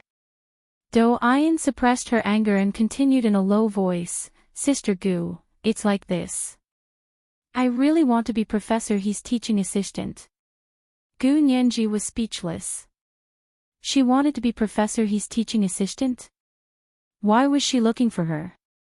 She wasn't Professor He, was she looking for the wrong person?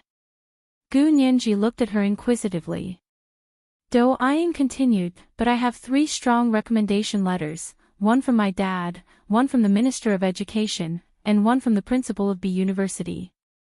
I can't even get on the preliminary list." Gu Nianji was speechless. Again, she was looking for the wrong person, wasn't she? She wasn't Professor He, what did she have to do with the preliminary list? "Sister Gu, I've asked a lot of people and learned about your situation."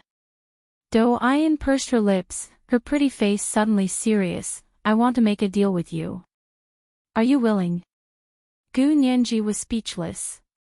She pinched between her eyebrows to wake herself up and said coldly to Dou Ayan, "Classmate Dou, everyone is competing for the position of Professor He's teaching assistant based on their own abilities. I'm also one of the competitors. Aren't you asking for the wrong person?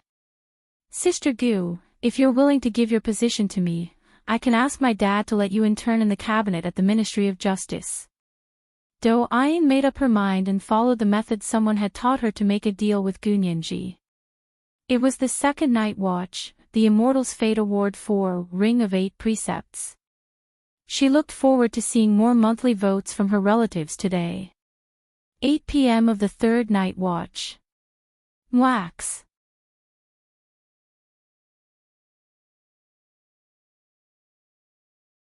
Chapter 408. Dou Ayan stared nervously at Gu Nianji, not knowing how to react. She was indeed desperate. She almost fainted when she saw the list half an hour ago. She couldn't believe that she didn't even get on the preliminary list despite having 3 recommendation letters. She begged her father to call He Ji-chu, but it was useless. Professor He had said that there were 10 people on the list, and if no one gave up, he couldn't give Dou Ayan a chance. The 10 people on the list all had their own backers and backgrounds. Gu Nianji's background wasn't the worst, but someone happened to be in her father's office and overheard their conversation on the phone. He asked who was on the preliminary list. When he heard Gu Nianji's name, the person smiled and taught her a way to find Gu Nianji and make a deal with her. If Gu Nianji withdrew, Dou Ayan would be on the preliminary list. Both Prime Minister Dou and Dou Ayan felt it was inappropriate at first. Although Gu Nianji was technically an orphan, she had grown up with Major General Hua. Everyone knew that he was protective of his people, and with him as her backer, who would dare mess with her? Dou Ayan had already chosen a boy from her year on the list, and planned to convince him to give up his spot. However, the person was very certain that Hua Xiaoheng wouldn't necessarily help Gu Nianji this time, and suggested that Dou Ayan try it out with Gu Nianji first since the written exam was next week. If Hua Xiaoheng really did help, then she could find someone else. Dou Ayan actually didn't think much of Gu Nianji, but because of Hua Xiaoheng's influence, and because her sister, Dou Qingyan's case had embarrassed the Dou family, Dou Ayan could only swallow her anger and not argue with Gu Nianji. This time, she listened to the person's suggestion and wanted to test Gu Nianji's bottom line. Of course Gu Nianji wouldn't give up. She looked at Dou Ayan like she was an idiot and said seriously, "Classmate Dou, which do you think is better, interning at the Ministry of Justice or interning at the U.S. Congress?" Dou Ayan froze. "Interning at the U.S. Congress. I don't understand what you're talking about." "I'm talking about interning at our country's Ministry of Justice." "Didn't you study law?" "But you didn't study at B University, so outsiders don't think you're a B University law student. If you intern at the Ministry of Justice, it'll be easier for you to find a job after you graduate." Gu Nianji didn't want to argue with her anymore. This girl was hot from shaving, so it was quite lively to talk to herself. "Classmate Dou, I'm interning at the U.S. Congress for half a year, so I think I have enough experience as an intern. I don't need any more." Gu waving her hand, "I also want Professor He's teaching assistant, classmate Dou. I'm sorry, classmate Dou, but I can't give up." Dou Nianji finished and said as she. To Gu Nianji too. I,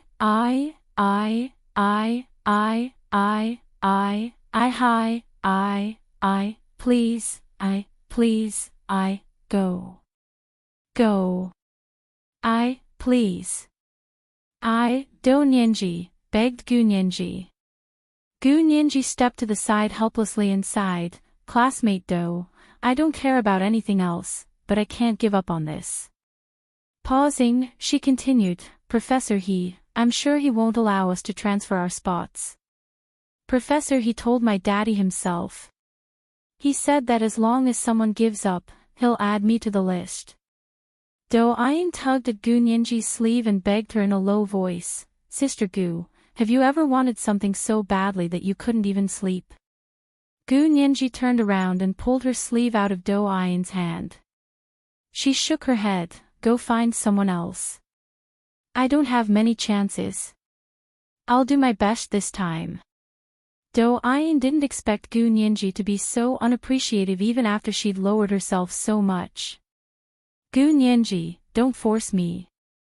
Dou Ayan's eyebrows shot up, her expression fierce, "I've been begging you for so long and you won't even agree. How can you be so heartless? Gu Nianji, how could someone be so self-righteous with their twisted logic?" Gu Nianji deeply felt that she needed to learn how to be shameless from Dou Ayan. "Classmate Dou, I'm heartless if I don't give you what you want. I don't understand that logic either. How did you get into the B University Faculty of Law with your grades?" Gu Nianji raised her eyebrows and easily retorted. She seemed to be born with a silver tongue and could piss people off whenever she wanted. Dou Ayan's heart skipped a beat at her words, but she quickly calmed down. "I got in through the entrance exams." "What's wrong? You have a problem with that?" "I wouldn't dare have a problem with that."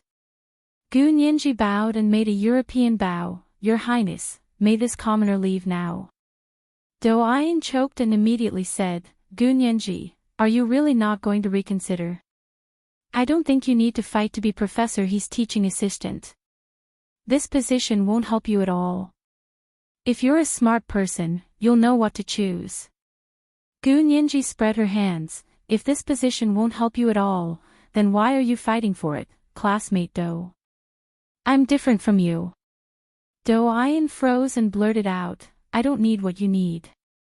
You're not at the level to get what I need, so it's useless even if you want it."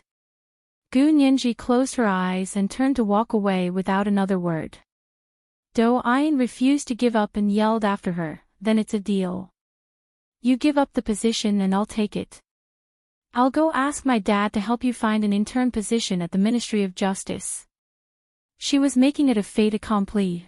Gu Nianji was angry and turned to speak sternly. Classmate Do, do you know that you're breaking the law by doing this? Don't try to trick me. How did I break the law? I'm just trying to make a deal with you. Do Ayan quickly said in an attempt to shut Gu Nianji up. One is willing to take the beating and the other is willing to take the beating. It's none of our business. None of our business. You're committing robbery. Gu Nianji walked around Do Ayan and walked towards Hua Xiaoheng's car. She said coldly, forcibly taking something that doesn't belong to you is robbery. If you don't believe me, you can investigate the law yourself. Her aura suddenly grew stronger and Do Ayan froze in fear. Hua Xiaoheng had already gotten out of the car in the blink of an eye. He was wearing a General Spring uniform and a navy blue military jacket that revealed the collar of his white shirt underneath.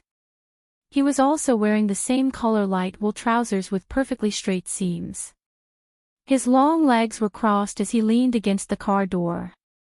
He lowered his head to take out a cigarette, lit it, and took a drag. He looked up at Gu Nianji as she walked closer. He frowned and asked her, "What took you so long?" Gu Nianji looked back.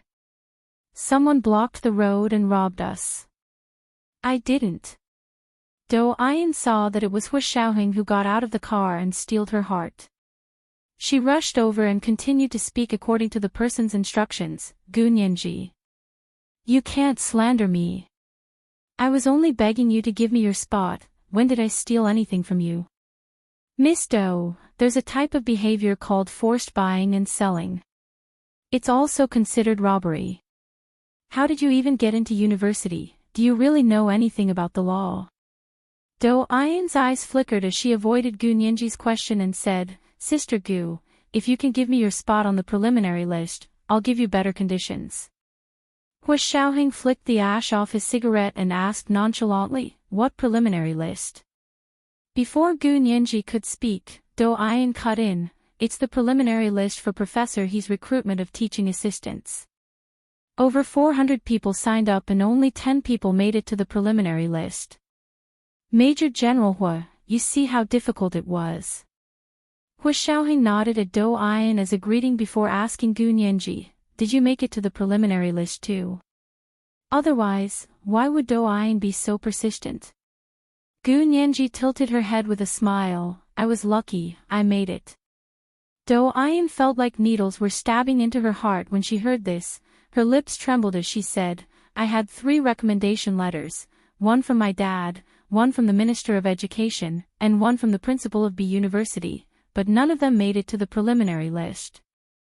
"Major General Hua, who did you find to write the recommendation letters for Sister Gu? Did you find General Ji and Speaker Long?" "It was the third watch. I'm looking forward to my relatives voting for more monthly votes today. If I can make it to the top 10 today, I'll continue with the third watch tomorrow." Wax. You're tuning into the LoveLore Library YouTube channel. We're so grateful for your support and don't forget to subscribe to join us on this incredible journey through captivating stories. Your generosity through donations truly makes a world of difference, as it's the primary source of revenue that allows me to expand and enhance this channel for you. Thank you from the bottom of my heart for being a part of this adventure.